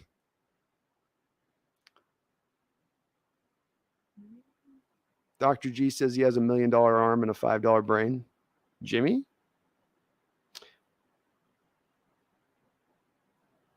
Windsurfer says every time Locke throws the ball, he says F it. I could see that. Easement. Thank you, Tommy. That's right. It's Drew Lock needs an easement for his driveway. It's a very late reference on my part, but Notorious BDC says, I'm a Niners fan and I don't care where he went. He absolutely sucks. That's what I thought more Niner fans would be saying at this point, Notorious BDC. Honestly, I kind of felt like that's where more people would be at with it. With like, yeah, good. This is the reason we went and got Lance. We know what he is. It's like, and for some Niner fans that are still like kind of on board with Jimmy G, it's like, I watched those Niner playoff games last year really closely, much more closely than I would have cared to have liked, quite frankly. But I watched him closely, and he sucked it up. Like, he held that offense back. I know the Packer defense is all right, whatever, but like, he couldn't even form a fight at all. And you've seen so many games like that with him. I don't get it either. I don't get it.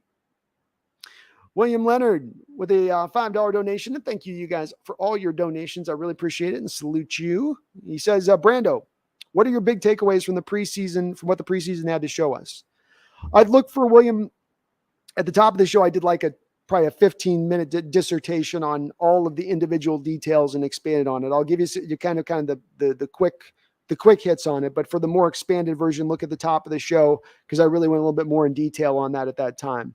I think your running back room is going to carry a lot of the day for you in this preseason. There's a stat that jumped out to me with EPA, advanced rushing metric stat, that showed it was the Bills and the Seahawks. It's one of those line charts, one of those graph charts, and you had the Bills and the Seahawks way up here in the graph chart and everybody else down here as far as running the ball efficiently in the preseason. I think that's going to carry forward, especially understanding you didn't have Rashad Penny in your backfield. You've got your 2 young tackles for the future set.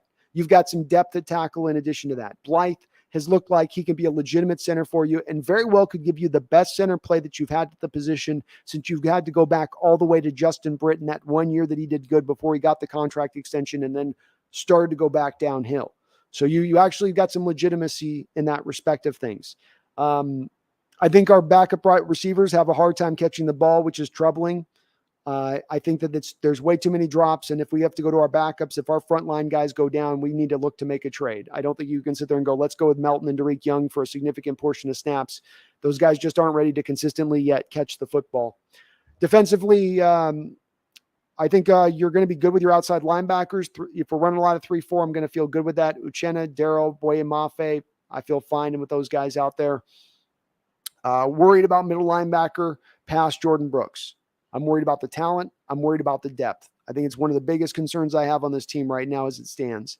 Love the cornerback room. Love the future of the cornerback room. Love the star potential of the cornerback room. Like the depth of the safety position as it stands, especially having 2 guys who have been beat up a little bit here recently and are getting a little bit older now. So those will be my main takeaways. A little concerned on special teams outside of punting and kicking. About, how's your punt defense? How is your ability to return the ball? I think those elements have got to get a little bit better. Also, I don't think, William, we got to see a lot from either offense or defense as far as really the wrinkles of what they're going to look to apply during the regular season. You got a little bit of outside run in the end of the last preseason game, but not really since then. Not in the first 2 games did you get any outside zone stuff or pitch plays or anything. I think you might have had 1 or 2 fly sweeps the whole preseason. If you look at the Rams, they're going to run 4 or 5 fly sweeps a football game. So I would expect those upticks to go up a little bit. I do believe Waldron at the end of the day wants to run the designs closer a little bit to what you've seen from McVay and how he's going to look to do this. And so we'll see how that bears out. But those will be my main takeaways. Again, William, I did a real long 15-minute elaboration on it at the start of the stream, but those are the main things. And the running game is the big factor for me, William, because I think it's the success of this year is built on the back of 3 things that don't have anything to do with the quarterback position. The quarterback position comes in as that 4th wheel that's a little bit deflated, right? But the rest of the tires are what's going to get you down the road. The 4th wheel's like deflated. It's got a nail in it. It's going to leak a little bit of air. You're going to have to keep filling it up at the gas station. But the other 3 tires can potentially get you to a playoffs because they are so good if they are what I think they can be. Running the ball. You be a sub-dominant team running the ball. You be a top 10, top 12 defense. Be aggressive. Be able to force those turnovers out of that aggression. And then you play great special teams. Then we get to the 4th tire, which is, of course, the quarterback position, which is then at that point just all you need to do is get us through. All you need to do is keep that wheel turning. Yes, the car's going to bump sometimes. It's not going to be a smooth ride, but just continue to keep the wheels turning with the rest of what those other wheels are doing, and we can have enough there to get you through. Ryan says, Eastman, thank you. You guys were on it. That was a tough word to find for what I was giving you guys as a description, and you hit it.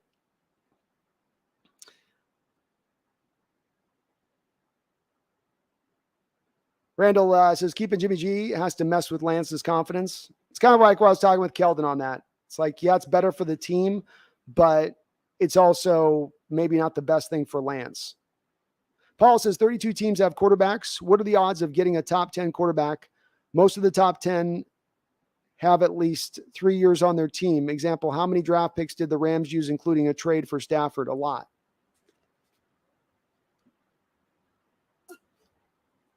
I got to kind of disassemble what you're saying here. And thank you, William, again for that $5 donation. So 32 teams have quarterbacks. What are the odds of getting a top 10 quarterback? Most of the top 10 have at least 3 on their team. Example, most top 10 have at least 3 years on their team. Well, I guess this is where we begin. This is where I think, and I think this is a very key point that you raised here, Paul. There's the traditional way you look at trying to find your quarterback prospect of the future. And there's the way that I believe our Seahawks front office and coaching staff are going to look at the next quarterback. And I think those two things are going to be different things. Traditionally, if you have a normal team looking for a quarterback, like let's say the Chiefs, when they're looking at Mahomes, we want the uber talented guy that can make all of the throws. It's all about the top end. It's all about the star potential. If we've got to wait a little bit of time to get to that star potential, that's where our mind's eye is set to. So within the basis of your question, Paul, and it's a valid question to ask, that would be where you'd be looking at from a mentality on the next quarterback you're looking for. But I don't believe that that's the way the Seahawks are looking to put this around. And what I mean by that is that they're looking to fit, I think, to more of the blueprint that they established in 2012. And I'm making a wild assumption here, but it's an assumption that has matched up to the moves they've made this offseason, which is that John Schneider and Carroll have said, well, look, you can disagree with them on this. This has nothing to do with your person, not you, Paul, but anybody out there hearing this. This is what I think they're thinking, not what you have to think or what I think or what anybody else thinks. This is what I think they're thinking. When we paid a quarterback a lot of money, at that point in time, we had to start paying a lot of money. We had to leave outside of the designs of our base philosophy to do so. Let's go back to our base philosophy. We got to 2 Super Bowls in the last 10 years. We won one of it. Our quarterback was making less than 1% of the salary cap in both of those 2 years that we got to the Super Bowl. And we had a pro-ready quarterback that we drafted out of the draft. Not a highly talented one, Paul. Not the one, like I said, that would be the Andy Reid type of quarterback he's looking for, like what he's looking for when he drafted Donovan McNabb, what he was looking for when he drafted Patrick Mahomes. That player that you're talking about that would be that top 10 quarterback. I don't know that that's exactly the lens they're looking forward with the next quarterback because of that old blueprint that does exist. And I think that that's going to make it easier, Paul, to find the quarterback that fits to the designs of what they want in the future from the position, as opposed to finding the shooting star ever so bright that can be one of those top 10 ones that you speak of. Because I think there's a pathway to getting to the Super Bowl. There's a pathway to going and winning a Super Bowl without the necessity of having one of those guys who's far and away a top 10 or a top 5 quarterback.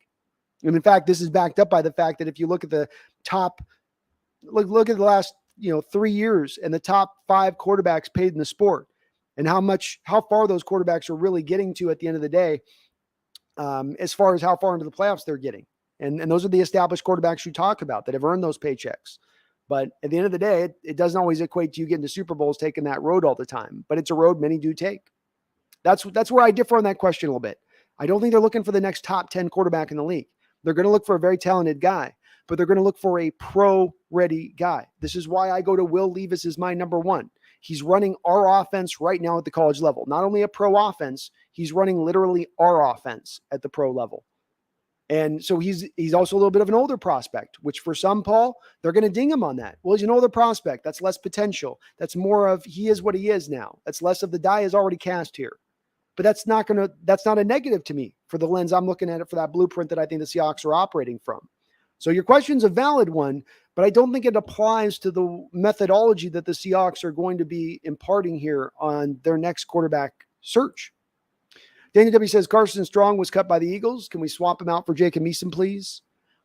I'm going to measure to guess, Daniel, that knee of Carson Strong is really still just too dodgy. I think if they're at this point cutting him, I think it's everything to do with that more than that, he's getting done dirty or wrong. He went undrafted, which is already a little bit of a red flag, Daniel, that his medicals did not check out with the teams because the guy has arm talent of an NFL player.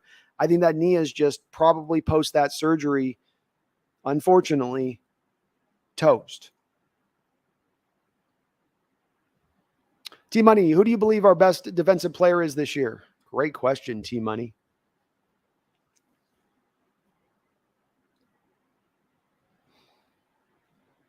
I'm thinking our best defensive player this year.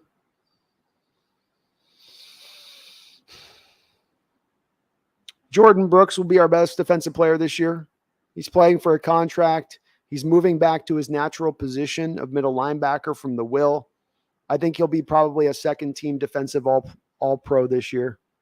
So he'll be your best. Dr. G is in the house as a new member of the Hawks Nest channel. Dr. G, welcome aboard to the Hawks Nest. Thank you so much for jumping on in aboard here. I appreciate it.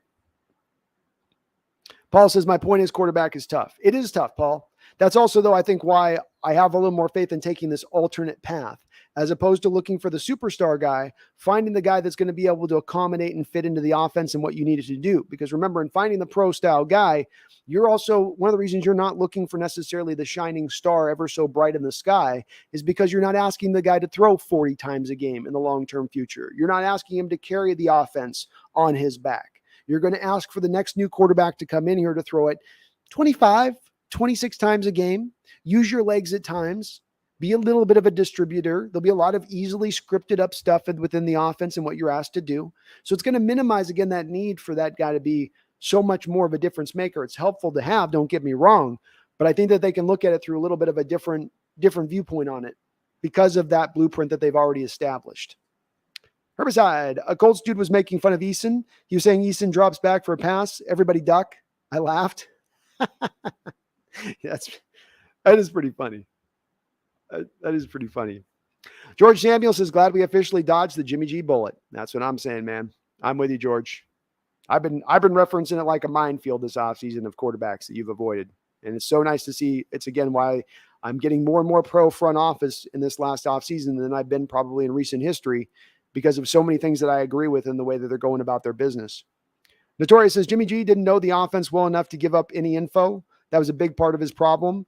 He never really progressed. He regressed. Well said, Notorious. I think he also is just kind of a guy is what he was, you know? And he's a guy to me, again, strikes me as one of those players that you talk about who feels like to me a guy who likes being an NFL player more than he actually likes playing the sport. He strikes me as one of those kind of guys. Likes what it brings him, likes the money, of course, but doesn't necessarily like the game itself. Richard Young, Hawks season is going to be a really heartbreaking season. Go Hawks, good luck. Thank you, Richard. We'll see, man. It may be, but we're all here for it no matter what. MSR says, how much of CJ Stroud being good is the receivers he has to throw to all the time? What actually makes him so good and pro ready? It's a great question. Fantastic question. I think he's got, first off, a prototypical size, prototypical arm strength that you would look for from the position. I think that he throws with very good anticipation, and he puts in really ball location to me, for the most part, is really excellent for him of where he puts the ball. You look at those Kyle Wilson throws where he's got to put a fade route in a certain spot. He's going to put it right where it needs to be. I think mechanically he's very clean. I don't have to go through and re-engineer his delivery. It's going to be nice and fluid and smooth right from the jump. I like his decision making. I call him almost a little bit, to me it's a little bit MSR of just boringly good, where it's just there's no real super negative traits outside of he's not the most mobile of guys. You know, you're not going to get that mobility you'll get with KJ Jefferson or Will Levis, but everything else is on point with him.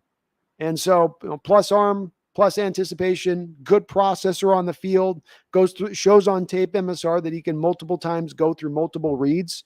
A lot of these quarterbacks on tape, KJ Jefferson, for instance, is very synonymous with this, which is they're going to just be one read guys. It's one read and then I'm going to run, or it's one read and we'll throw it away. You know, it's not them going through sometimes multiple reads, but it's a valid question to ask because they do have a lot of great receivers to throw there at Ohio State. And certainly this is falsely elevated a lot of previous quarterbacks' value there and getting them much more highly drafted because of it. So it's a concern, but I feel a little bit better about where CJ's at than other guys in that respect. Herbicide, I'm thinking there are at least 4 quarterbacks in the draft next year that could start opening day. Don't think we need Stroud or Young. We should be okay with either Jefferson, McKee, or Levis. Agreed. I think Van Dyke might be another guy you could add on that list too. Taunted Tiger says Curtis High School in the house. What's up, Curtis High? What's up, Taunted? Randall says, if we are able to draft our quarterback and have the ability to snag Will Anderson, you draft Anderson. I'm with it, Randall. Anderson would be very, very enticing. Very enticing. Why do I? Says Gino had 39 passes, 1 batted ball, 8 drops, defensive back right on top of 2, and a knocked ball out, plus 1 Fant no foot drag, plus 23 completions, means he would be at 84% of his passes hitting guys right in the hands. He looks calm too. And why do I said he looks clam, but I think he means calm. I don't think he looks clam. Well, clams are pretty calm if you think about it, right? They're not the fastest. They're kind of just, so maybe that was a little bit of a Freudian slip there. Maybe you meant also clam and calm, you know? But yeah, look, you can't deny, man. The amount of drops that he had to make an assessment that Geno wasn't good enough this preseason. I don't know how anybody goes to the point of saying he was bad or he wasn't good enough. How do you make that assessment with all of those drops and the foot no drag that you talk about too with Fant? And there were such legitimate drops. There's the Bo Melton one on third down on a slant route. Geno puts it in the perfect place because Geno puts it to where he's going to just fall down and make the catch, right? So that he doesn't have to worry about a safety coming and headhunting over the top. He doesn't have to worry about taking a hit from the cornerback who's trailing in coverage. And so it's perfect ball location by Geno on that type of a play, but it bounces right out of the hands of Bo Melton. And again, that's you've got to factor that in with Geno this preseason. Kel says, needed this stream, thank you, and would like a running back if Ken on pup and a linebacker. I think, Kel, they would probably just keep Thompson on the active roster right now if Walker's not ready to go week 1, because it's not something that I think they anticipate is going to last more than a couple weeks until they get Walker back. And, Kel, I think they feel pretty good about where they're at with Homer and Dallas as backups to Rashad. Linebacker would be, I believe, the main position you could look for, being that they're going to look to attack after the cuts tomorrow. We'll see who they grab, but that would be my guess is they probably target a middle linebacker somewhere. House of Brown, best run game in the league. What are you smoking? Only the good stuff, man. But it has nothing to do with my assessment on this. And yeah, man, look at us last year and our running game efficiency as you went through the back half of the season last year. Look at again this preseason. I'd love to show you the stat on it, but yeah, the Buffalo Bills and the Seahawks this preseason game through 3 preseason games were by far some of the best run blocking units in efficiency in the league. But come back and check with me during the season, man. We will be a top 5 running unit this year. We may not be a good team. We may be a losing record, but this will be probably a top 5 running unit in the league this year. If just by sheer commitment. Aiden Simmons, I would go quarterback first pick. First would be an inside linebacker or a guard. I like what you're thinking there. And in the second round goes strong safety to try and move on from Adams, and then wide receiver in the late second and early third.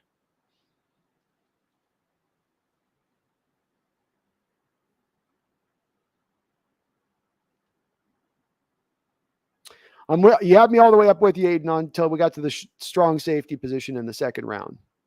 And my issue with going with the strong safety at this point is that look at how much assets you've put into the safety position over the course of since just 2019. You got a fifth, you've got second round pick for Marquis Blair. You got a 5th round pick for Quandre Diggs. You got 2 first round picks and a 3rd round pick for Jamal Adams. And now we're going to throw another 2nd round pick into the position. I think I would like to try to go in other places with that first second rounder. I'm with you on the wide receiver one, but I would probably look to try to go, especially understanding even if you're moving on from at that point Adams, you're still going to keep Diggs, so you're still spending a lot of money on the position as it is. I would probably try to offset that with something a little bit more inexpensive and not as highly costly as far as draft capital. But part of that, Aiden, for me is just I have a little bit of an issue with how much they put into draft capital in the safety position over the last of even 5 years. 3rd round picks to Delano Hill, 4th round picks to Tedward Thompson, 5th round pick to Quandre Diggs, 2nd round pick to Marquis Blair, 2 first and a 3rd for. It's like, my gosh, we keep pumping into that position, and the returns don't seem to match the assets we're putting into it. The Snail with a $2 donation. Thank you, Snail. It says, let Abe Lucas cook. Pancake time, baby. Go Cougs. Go Cougs is right, man. Go Cougs is right. I love it, man. My favorite of this draft. Abe is my favorite rookie so far of this draft. I'm getting just more and more hyped up for that guy, and I was already hyped up to the moon. But thank you, Snail. Daniel W. says, write this down, okay? Go ahead. When you get a chance, check out the video. Rashad Penny is Seattle's next great running back by Stay Hot channel. Man, is a good breakdown. Whether it's true or not, you will appreciate it. I will check it out. Hold on, let me write it down. Write it down. Let's see.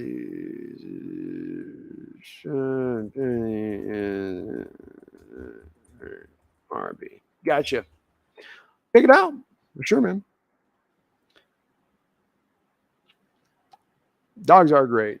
She's a good dog, too. She's super lovey. Super lovey. T Money says, I don't really care to keep Goodwin. I'd rather develop a wide receiver. Well, within my roster prediction here, T Money, you don't have to make a choice of either one or the other. You know, keeping Goodwin to me is more about keeping him over Penny Hart or Freddie Swain, which I think you'd agree neither of those guys are in a developmental point at this point. You kind of know what they are. I still have us keeping Bo Melton and Derek Young on the active roster in addition to Goodwin. But Goodwin gives you a steadying presence around those two young guys if you need it. And I think that would be helpful to the team.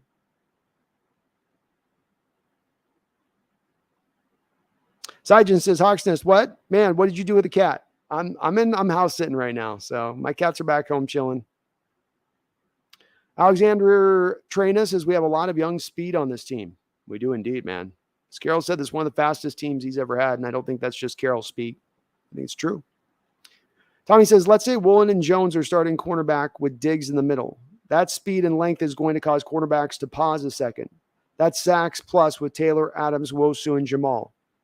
Agreed, Tommy. This is also a little bit factored in with you being a little more diverse in your scheme, a little bit more unpredictable in your coverages, which then also just builds upon that quarterback confusion, builds upon that quarterback pause that they take that normally when you played the Seahawks defense over recent years, if I look at something pre-snap on the Seahawks defense, if they show me cover 2, they're going to be in cover 2. If they show cover 1, they're going to be in cover 1.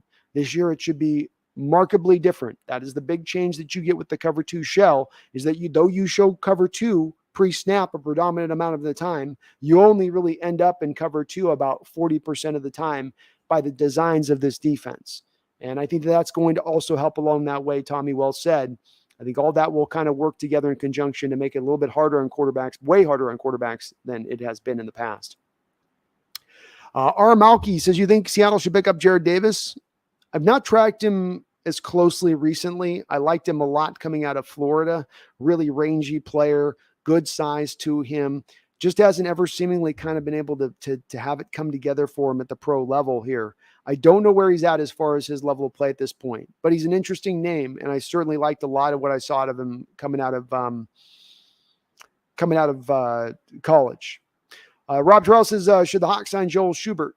Another guy a little bit like Jared Davis, where it's a guy bouncing around a lot here recently. Just last season, there was a trade made for him, and now he's not even able to stay on with that team. So you go, is it that the skill's starting to diminish? That's the thing that I wonder with Jared Davis and Joel is like, okay, either they're not exactly what they were a couple of years ago as a player or what people thought Jared would be when he was a prospect coming out. And maybe now they're starting to wind down a little bit. And so I would reckon to guess both those two guys, if we started tracking their PFF scores, Malky, Rob, if you looked at Jared Davis and Joel over the last few years, I'm going to reckon to guess that we're seeing their grades starting to markedly go down. And at that point, it's going to make me less interested. But at the end of the day, is Jared Davis probably better than DeBlanco? Yeah. Is Joel Schubert probably better than DeBlanco? Yeah. I know they're both better than Tanner Muse. So if that's the case, then they probably at the end of the day do, as I talk my way through this, probably do make some sense. Why do I say Seattle might have got the best left tackle and the best right tackle in the draft? Agreed. You can make a strong argument almost no matter what else you do in a draft. If those are the two things that you grabbed out of a given draft, that draft's an A on its own right there. Say nothing of all the other work they got done on top of that. George Samuel says, how much better do you think Geno will be having all the starters play and the defense with all the starters too? Defense is hard to say, George, because the onus is upon whether or not the defense installs all of the new adaptations that they were supposed to be bringing along with Sean Desai coming in here and Carl Scott is what you're doing in the secondary and some of the coverages you're looking to run. So harder to say on that second part. On the first part, Geno will look better. He's not going to have 17, he's not going to have what I think, why do I post like 8 drops from the starters out there. That's not going to happen. So you're going to get guys catching the ball, which is going to be more of the now drives that were coming to a stop, like that Bo Melton catch I talked about, George, where that brought that drive to a stop. Noah Fant not dragging his feet brought that drive to a stop. Those were third downs. Those were key plays. that when those players didn't come through for him there, that made his day look a little bit worse on something that wasn't really his fault. Plays that should have been completed, should have been had. And so I do think he will look better. Yeah.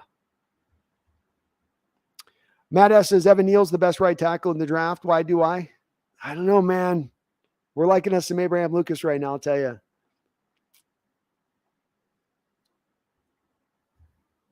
Robbie Red says, Icky, I think, is the best left tackle, but Cross isn't that far behind. Icky's just got to get his technique cleaned up. He's got more potential, but he's got to get to getting the technique cleaned up, I think, before he's kind of at Cross's level. But he absolutely has more of the upside. Whitey White says, Cross's footwork is next level. Dude can be out of position, then 2 steps later is right back in with leverage. Oh, he's very good at recovering. Excellent with his recovering. And to your point on that, that's all coming from his athleticism and quickness in space. Herbert says, I miss a Fetty. Haha, just kidding. Exactly. D-Muddy, we're not cutting Nick Bellore. He's too important to what you do on the special team side of things. Abe Pancakes Lucas. Pancakes, I think, has got to be his nickname now moving forward. Now, he will forever be referred to as Pancakes. And I'm going to say it like the Chappelle Show and Eddie Murphy's brother when he was talking about Prince. Then he served us pancakes. Pancakes. Angela Martinez, sorry, he Hawks. Herbicide, yep, Jimmy G, staying a Niner, reworked his deal, only paying like $7 million this year, $6.4 million.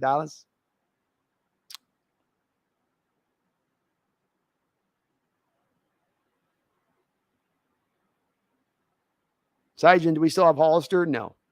Hollister's long gone. Tommy says, look for a 2K23 NFL. Madden's garbage. The only thing with that, Tommy, is they don't get to use the name rights. That's the part that sucks with that. Maybe they'll let like a customization in there where you can have a backdoor way around getting around it. But that's the only problem with that, is that you can't use the name rights. It's like, all right, so I'm going to play a game with generic names, and I don't know. Matt S says, you guys are better off being garbage. You can get a top quarterback prospect. Maybe, Matt. I mean, this is a little bit of the debate that rages right now. I think when you're trying to instill a winning culture and you start instilling it's okay to lose, that's problematic for the future a little bit. Becoming a winning culture is not something a light switch is just easily thrown.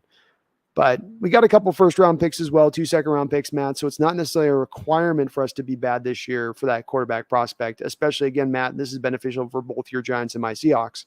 I'm expecting there's going to be at least 5 first-round quarterbacks taken in the next draft.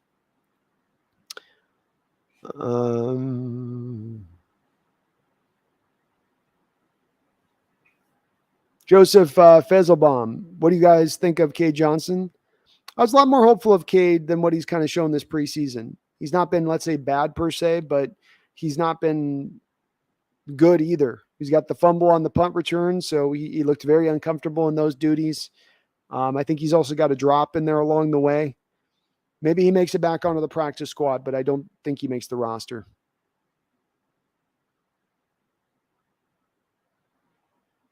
Angelo Wilson did kill you guys for a long years.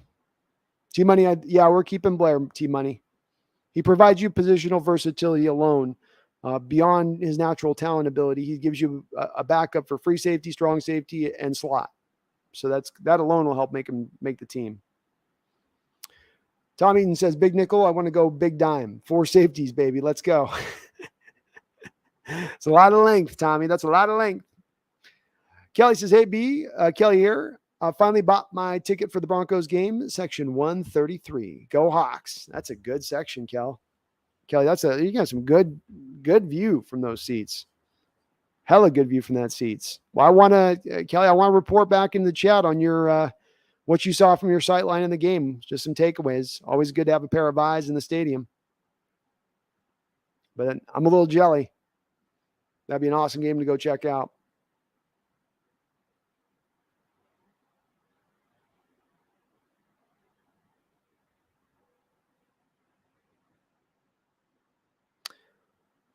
Paul says, if I was the 49ers, I would tell Jimmy G, let us restructure your contract, ask him to lead scout team, and wait for a team to trade for him that Jimmy G would approve.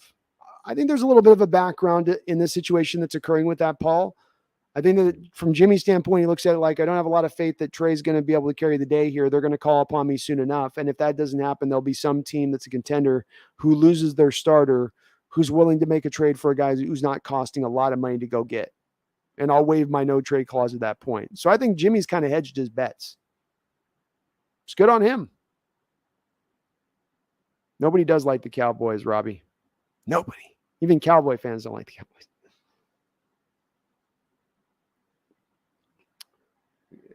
They're good dogs. We'll get another one here with her in a sec. We'll get her up on the lap. She's a big lap dog. Herbicide, Oxnest, you should put your 53 on the screen or something so we could argue. I was trying. I'm on Herbicide. I'm on a remote right now, so I'm not at my home base where I can normally put that stuff up, and I got to use the StreamYard, which is a little restrictive on it. So I was trying to figure out a way to do it, but I can maybe try to find a way here through where I'll take off the Pro Football Focus grades and do it. But it looks wonky because I couldn't segment them and do them like quarterbacks here. It just all puts all the names in one hat. It's not very differentiated.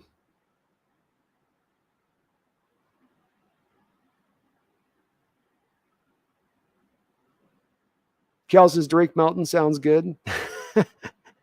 Oh, the combination, I tell you. Yeah, Drake looks smooth. He did. He's a big guy, too. Angelo says, as a Niner fan, I'm not a big fan on Lance at all. Give him some time, Angelo. Give him some time. Keep in mind, he was a really young kid coming out, hadn't played a year of football prior to coming out. I thought he had a lot of talent, a really good player, that whoever drafted him needed to have some patience. And I think in the Niner fan base and the front office, there's a little bit of that tapping your toe because you know you have a team right now ready to compete, and you know how small that window can be when you have a team ready to compete. But at the end of the day, I think patience is the way here, because in that patience, you will be born out to have a really good quarterback when it's all said and done. It's just going to probably take one more year to get there, in my opinion. Whitey White says Taylor, Brooks, and Diggs, Pro Bowl defenders for Seattle this year. I could see it. MSR says, my biggest problem so far is his eyes. He has a tendency to stare down his receivers, not good at pro level. Yes, agreed. But that's also a young quarterback thing that you often see, and it can be trained out of a young quarterback. You can start to get that guy, first off the snap, I need you to take a look at the safety, and we're going to practice having those eyes move in the safety, and then get back to your first read. But that's a little bit of when you get comfortable with the speed of the game and you get into more of that mode, that's when that stuff starts to slow down for you a little bit more.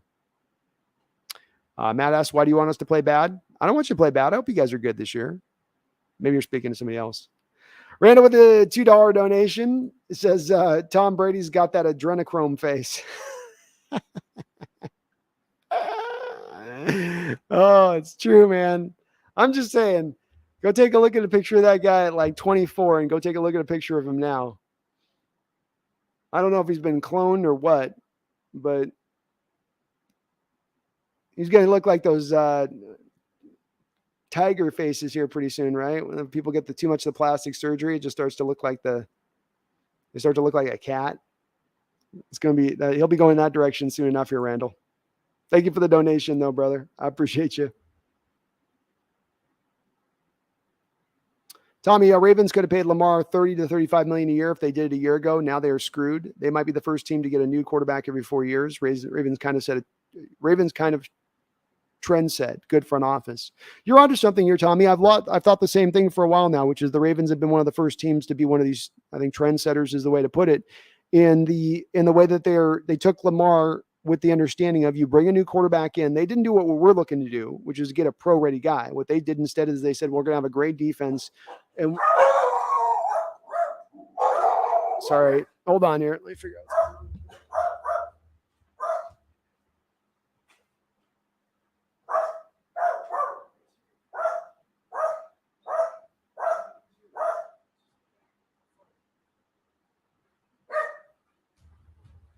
Nobody's here. Come here. Nobody's here. You're fine.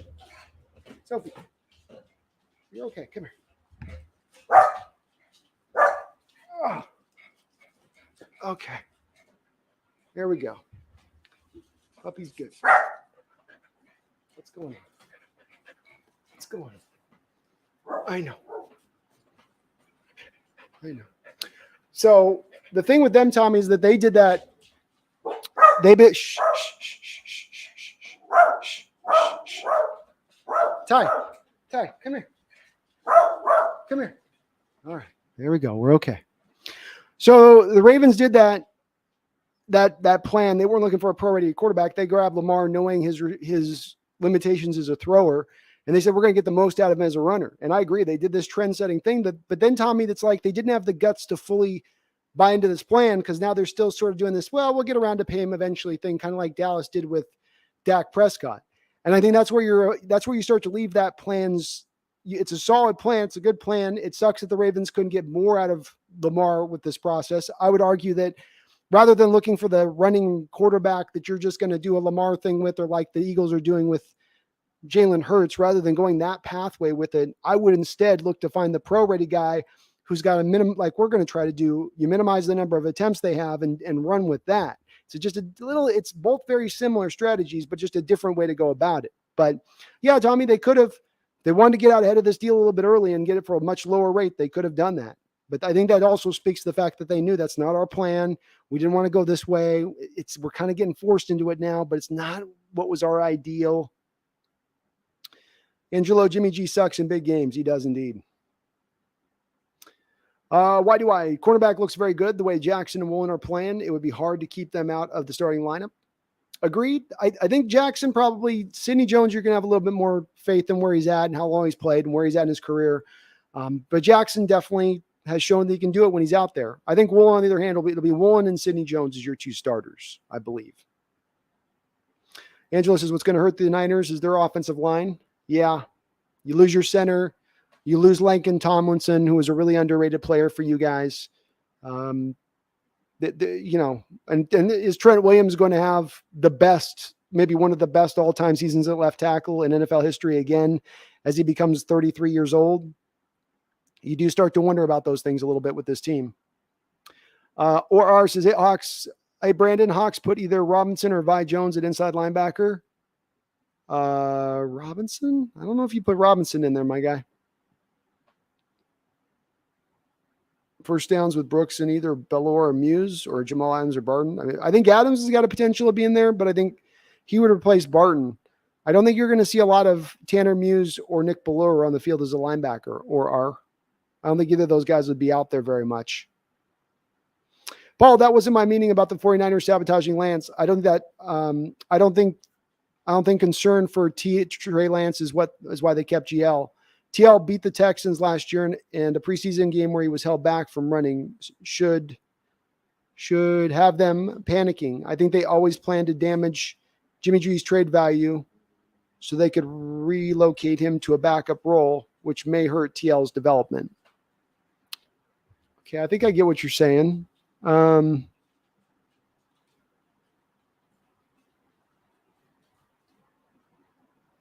I don't think concern for Trey Lance is why they kept Jimmy G.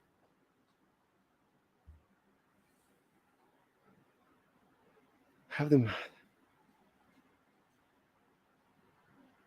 But see, if it has nothing to do with Trey Lance, Jimmy G, Paul, like, why are they so insistent on wanting to put him in a backup role or damaging his trade value? Why would, they would want that because they would still think that they need to call upon him at some point. And if they think they need to call on him at some point, it speaks to the fact that they don't think Trey Lance is going to be able to maintain the starter role throughout the course of the season. I may be logically taking this 2 or 3 steps further down the line than where it really truly is at, but that's the way it would appear to me. As I said, I think that there's a part of this. There's 2 aspects of this. Certainly there's a bit of this in renegotiating with Jimmy to keep him from coming to us, which they don't want to see. We've owned the Niners for the last 10 years. I'm sure they're well aware of it. They don't want to give us ammunition to help us continue to own them. But I don't think that's the sole reason. And I think that there certainly has already been enough scuttlebutt in their lack of faith on Trey that I think that speaks to it. But I think it also hurts Trey Lance's development. I don't know if you're agreeing on this thing because of the fact that it does make him looking over his shoulder. It gets him pressing maybe a little bit more to make a play rather than just letting the game come to him because he knows Jimmy's lurking. Maybe I misunderstood on that too. Sorry if I kind of did. If line can get pressure, the secondary will shine. Many analysts I admire are reinforcing my view of this team. 8-win team. It all comes down to how quick the team comes together. Might be a tough start. Might be. We know why Dwight Carroll teams tend to start a little slower than they finish. So it could be. Matt says, that's what I'm doing as a Giants fan. I got us at 6 wins and hoping to be pleasantly surprised. It's a good application, Matt. And I think you're in a better coaching situation with Daboll there than where you were prior. That last coaching hire was just not good by the Giants there. And you got a lot of good pieces to work with going into the future. I do like that. I think that by the time you get your next quarterback in there, you will have developed your offensive line, which is, I think, where a lot of teams go wrong, Matt, in that they try to get the quarterback first and then get the line second. And one needs to go before the other to hope to give that young quarterback not only good returns early on, but then also help them along in their developmental process. New York Jets, Florida. No, we do not want Jimmy G. JP says, back in 2016, Stroud was asked which team in the NFL he would like to go to. He said the Seahawks. Boy, I like that. Make the man's dream come true, Pete. I do. I have seen that Twitter post. You can believe I will be bringing it out for a thumbnail at some day. There will be a clickbait thumbnail of mine with Stroud in that tweet. You better believe it. Grug says, I can't wait for the season to start. I miss hearing the Bells intro to Hell's Bells being played in the stadiums. Hell yeah. We're almost there. 2 weeks. 2 weeks. Alan says, Seahawks should run a wildcat offense instead of basic setup just for this season. Oh, you need a running quarterback to pull that one off, Alan. Tommy says, it's hard as a Seahawks fan to watch football when the Niners are not good. That is one of the classic matchups in the league. Agreed. It has become one of those kind of matchups. It's become like the Ravens Steelers. It just almost doesn't matter where the records are at or where the teams are at. It's going to be that kind of fight, that kind of battle. Randall says, who wants to beat the Broncos more, Carroll or Schneider? I say John. I think his relationship with Russ really deteriorated. What a good question, Randall.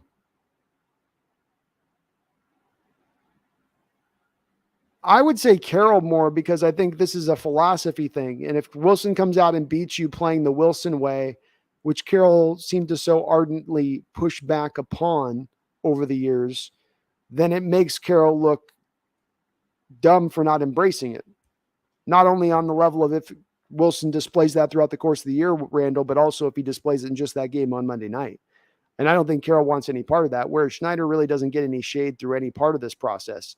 It's not his fault if wasn't really given to Wilson, really, at the end of the day. I mean, you can throw a little bit of shade his way, but I think it's more Carroll that it's a slight to than anybody else. Acrothorus says, I want to beat the Broncos 43-8, just like the Super Bowl. I'm here for it, Acrothorus. I am here for that. Haley, what's up? Says, maybe I'm in the minority here, but even if Locke was a worse quarterback, he's a more exciting quarterback. If we're going to accept the season as a write-off, at least let's make it exciting. I can see where you're coming from on that, Haley, and certainly you may have more of an upside to starting Locke than maybe the conservative kind of, this is Gino's going to give you what he's going to give you and not a whole lot more, but not a whole lot less either. And so I can see where you're coming from on that. I think that it is hard, Haley, if you're going to run an NFL organization and build that organization around competition being king, to then throw that away in favor of one player's more exciting to play the position. So therefore, we're not going to fall into competition mattering for this given moment. That makes it harder to then implement across the board. You either consistently allow competition to be king and the best man wins the day, or you don't. And if you start picking and choosing as a coach where you want to implement your philosophy, it's then not much of a philosophy. And so I think you had to, at the end of the day, good or bad, let Gino, become the starter here out the gate. But what I will say also with this, Haley, is I don't think he's going to have a terribly long leash here. And if he comes out and he's not good, I believe at some point or another, you are going to see Drew Lock out there on the football field. They'll see what they can get. They will see what that potential can bring one way or another.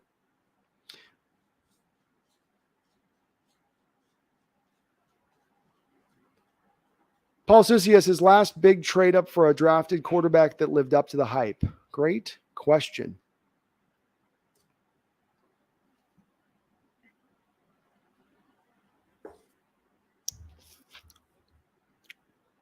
I'm going through my memory right now, Paul. Griffith would be a no, right? Washington team gave up 3 picks to move up in that draft, and that certainly didn't really work in their favor.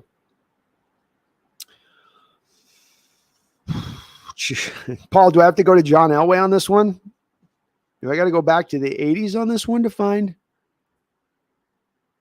one that fits?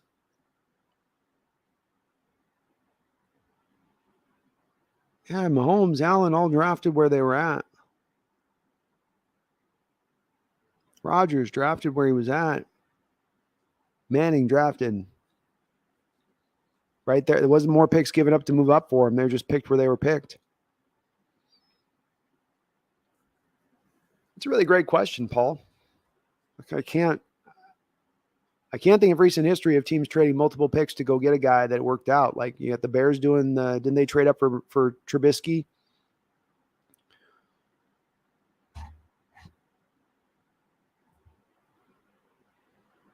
It doesn't happen as often anymore. So no, I can't think. The only one I can think off of my head was Elway. Somebody in the chat's going to come up with a couple of other good examples, I'm sure of it. But I can only think of Elway from Paul from my standpoint on that. Sajin says, those of you that have influence, KJ Wright wants to recruit the Seahawks to scout talent for the future. Give this man the opportunity, please. Hell yeah.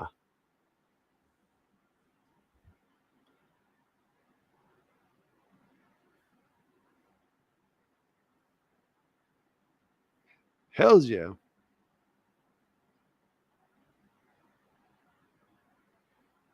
CO Pito, Goodwin flop or thrive? I think he can provide a unique element to this team, CO, and give you a good veteran backup receiver where you've got a lot of rough edges right now in the young receivers that are here. He's got maybe a little bit more refinement, having been in this league almost 10 years. So you get the competency of a veteran presence. Tommy says, such a good point, Brandon. It is my expectation that the teams are going to look at what Petty did last year and the fact that we don't have Russ and stack the box. That means one-on-one for either DK and Tyler. That's exactly what I'm anticipating, Tommy. It's exactly what I'm anticipating. What got to Russ was the teams found a secret sauce on stopping the current version of what Russ is in his career about halfway into the season a year and a half ago. And that's where they just proliferated the Seahawks offense with cover two, and stack fronts. Cover two and stack fronts. And that's what Russell was seeing so much of. And those cover two shells were playing out into cover two post snap. And I do think teams are going to go, we don't have Russell and his deep arm there as much anymore to scare us. We're going to squeeze those boxes because, again, on top of it, Tommy, it'll be the running game success drawing them in to make them do so. It'll all kind of work together to make it to the cause. And when it happens and you give DK and Tyler that single coverage, those guys are really going to thrive.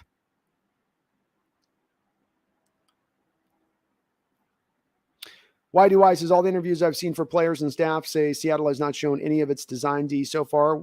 Will be fun to see. I hope we see. They say we'll see. I'm hopeful too. Why do I? If they say it, I'm going to be okay.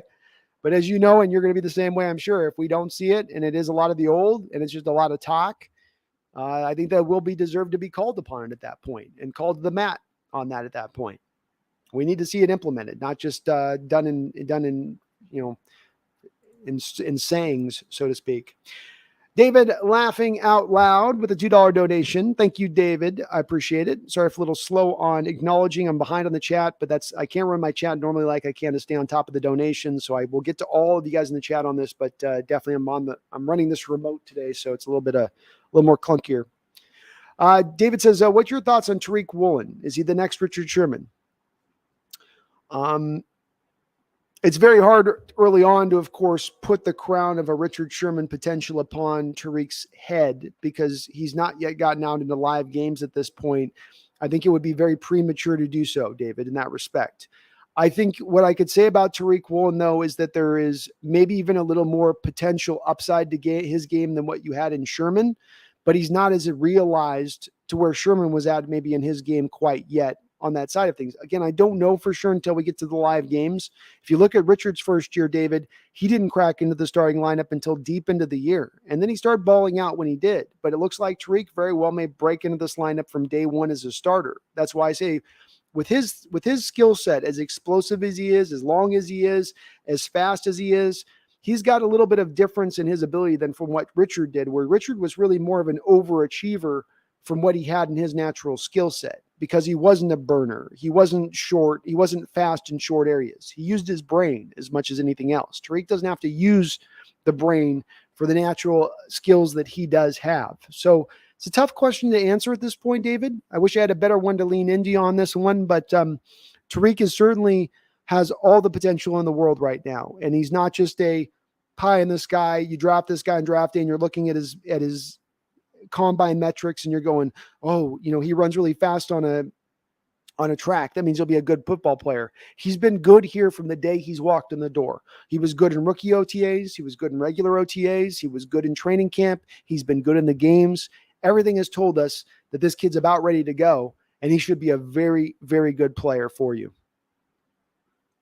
Whitman says KJ Jefferson's a new name for me. He is a Cam Newton clone -3 inches. So think of Cam Newton down to the number 1 jersey, the towel coming off of his leg, to the way he throws the ball, to the offense he runs, and -3 inches off of him, and you get KJ Jefferson. Why this defense will look so much different with Diggs, Adams, Brooks, and AI all up the middle. So much potential. All up the middle. So much potential for this team. A lot of potential, man. I think this defense could be pretty good when it's all said and done. Not great, but pretty good.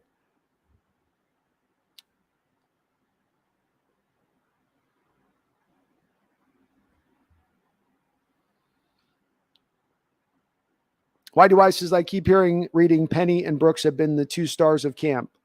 Can't wait for the season to start. I hope so.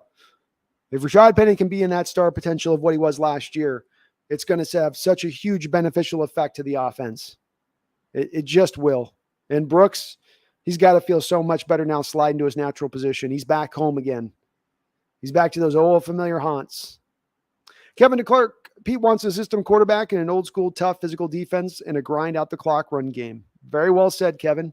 That's part of why I push back on folks at times who will say, well, we got to go get this quarterback who's top 10. And your point, system quarterback, game manager, whatever terminology you want to use, it doesn't change. That's what you're looking for in the next quarterback. And so it's a reduction down of looking for necessarily this bright shining star that you need to throw 40 times a game and run for 10 times a game. And he's got to tilt the field. And it's nice to have those things if you can get it, but you don't have to make it the ultimate priority in order to seek it out.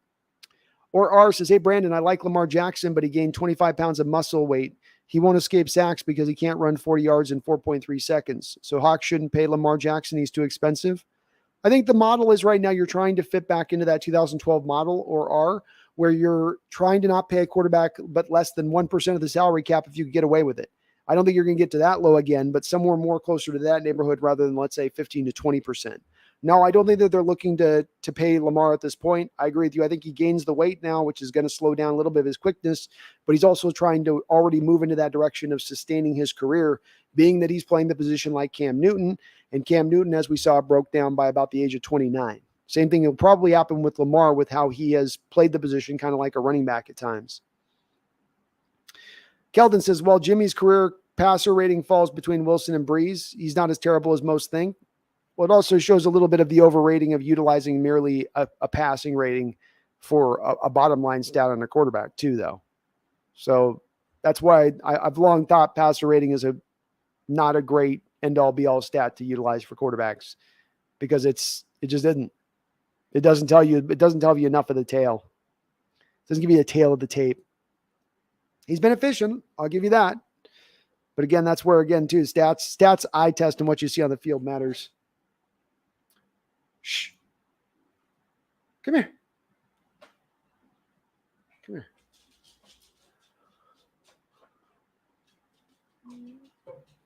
Why do I? Brooks, DK Lockett, any of those guys go down? Not really anyone to step up in that hole. Biggest weakness of this team after quarterback. Agreed. Middle linebacker and receiver are definitely are thin positions right now. Pete wants a quarterback who tilts the field. That's why I like Richardson. He says he wants that, Snail. I don't know if he really wants that.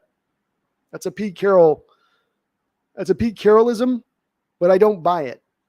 You know, maybe he'd theoretically like to have it, but if he's got to get by with a game manager, he's okay with that too. There's also a guy that on top of Russell Wilson has been perfectly happy with running out Tavares Jackson and Clipboard Jesus and Matt Flynn as his options at QB. So no one ever thought Matt Flynn was going to tilt the field. He can maybe tilt the table, but not a field. Liam Allen Sherrill. In my completely biased opinion, I really want Melton to make the team because I go to Rutgers, got to watch him, and his run after the catch is for real. Liam, well, you'd be happy to hear I did my roster projection here for this team for what's going to come down the pike tomorrow, and I do have Melton making the team. He is kind of the last fringe receiver I have making the team, so he's that last wide receiver spot. But I do indeed have him making the team. So we'll see if it does. I think he's been overall pretty impressive. If he doesn't make the team, Liam, it's because of him having too many drops in the preseason, not just in the games themselves, but also from what we've heard on the practice field too. So that's the part of this that's kind of the key point for him to make the roster or not. Tomorrow is cut day, says Tommy, like in Dazed and Confused. It's like our sergeant told us before one trip in the jungle. Men, 50 of you are leaving on a mission. 25 of you ain't coming back. Dazed and Confused is a classic. No doubt about it. No doubt. YDY says, hit the like button or large angry people will show up at your door. Thank you for reminding me of that, YDY. Please do hit the like button if you like what you're listening to here. It does help me out, helps my channel out, helps me grow. We're on the road this year to 10,000 subscribers. So you hitting that like button can help me get there just a little bit faster. I would appreciate it. Sajin says, till I see Gino points out on the board, can't get there with you, him being a starter than Jimmy G. Till I see Gino put points on the board, can't get there with you, him being better than Jimmy G. Understandable. I don't think he's better than Jimmy G. I just think that at the end of the day, they're not that far apart on each other. Why do I, even with Trey and the PUP, Coleman and Reed are our 6th and 7th cornerback on the team? Do they trade one or both for a wide receiver inside linebacker? Could a move be made this week? I don't think that they make a trade. Why do I? It's not out of the bone of contention that they make a trade on a guy that's going to be released, and so that they get the rights of first refusal at the guy, so they trade instead before that. I don't have John Reed making the roster. I think he's on the practice squad. I do have Coleman making the roster. So I don't think that there's a trade to be made. I think that they're going to look to probably try to sign somebody after they're cut to the inside linebacker position, or even the wide receiver position if there's a good wide receiver that's cut. I think they'll look to target both of those two areas. I like Reed, just not quite good enough to make the roster. Tommy says 2 Super Bowls in 10 years is a 20% success rate. That's pretty good. That's pretty damn good. That is pretty good. Everett, if anybody's production will drop because of, I believe it will be Tyler's. Russell had a special connection with him and not so much with DK. DK will be easier to throw to because of his size. I could see that, Everett. I could see it playing out just like that, man. Very much so. Tyler sure did look good in that last preseason game with Gino, though. It sure felt like a remarkable difference when Tyler was in the game catching those routes for some of the other receivers with Gino. But your point's valid. I'm with it. Kevin, I agree. Pete is going back to the old blueprint. They don't want a star quarterback. Part of it is Pete wanting to prove his legacy that success is coaching, not the quarterback. Agreed, Kevin. It's that part where I feel like I almost usually have to parse with it too, where it's like, this isn't what I believe in my belief system and how I build a team. And part of what I think I do here with this channel is try to also dive into the mind of Carroll and Schneider and see if I can pull out what I think they're doing and where they're looking to go. And I think that the blueprint model of 2011-12 is one that is very understandable for them to fall back into. If you were in that room and you just got rid of Russell Wilson and you were sitting there going, okay, what's our next steps forward? How do we get back to being successful? How do we get back to finding that same magic we had when we first walked in the door? Well, it comes down to go back to your base philosophy. Go back to what it is you do naturally. And what they want to do naturally is build up a super team, then get the quarterback as that finishing piece. And not asking that quarterback to then be a guy to carry the day for you, but to do really just enough. To do just enough, to be just enough of a difference maker, not full difference maker position, give you enough difference making plays in the few times you ask him to do it to then push you over the top, because the rest of the team should be so much more better to be able to pull that off. Whitey White says, I like a big quarterback that can move in the pocket and is always looking to throw, i.e. Manning, Brady, Stafford, Burrow. That is why I'm so high on Tyler Van Dyke. Same. Size for me is a big portion. Size, arm strength, processing, mobility. These would be some of the major things that I would look for in the next quarterback that we take a look at. But that's definitely, I want a guy that can still look over the top, look down the field, has those sight lines to make those throws. Well said. William Price, do you think Tariq Woolen starts? William, I do. I think he's been a shade better than Kobe Bryant. Trey Brown starting on the PUP. Artie Burns didn't show anything in preseason so far to make me think that he's anything better than Tariq where Tariq is right now. I think Tariq gets the start. Whitey Weiss says, that's a good question. Brooks might be all pro-ish. I think my prediction is Jordan Brooks ends out the season as a second team all pro when it's all said and done this year. Tom Eden says, what would it take for Pete to get coach of the year? I can actually see that happen before Russ gets a single MVP vote. No shade. Well, a little. Maybe Tommy. Don't forget Russell's playing now closer to the East Coast now. So those guys will actually watch his games, which means he probably actually gets MVP votes. If he gets this team to the playoffs, which where everybody saw this team at, I think Pete would have a lot of coach of the year contention.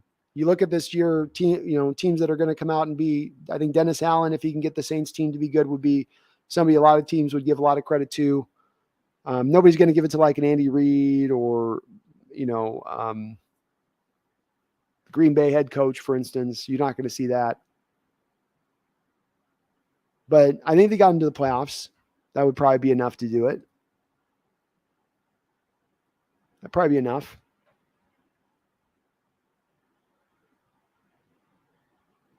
Diggs is another dog who might have an all-pro season. Maybe. The tough part with all-pro with Diggs and free safety is a tough one. There's so many good free safeties. Jesse Bates, Justin Simmons.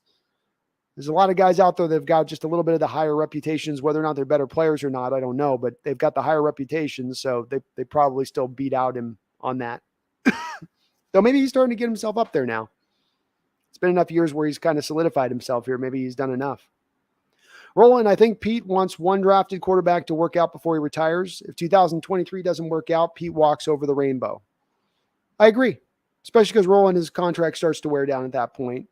I also expect that I believe it's 2024 in the spring is when the Seahawks pass that magical time where they have to pay profits out for the team if they sell them at that point.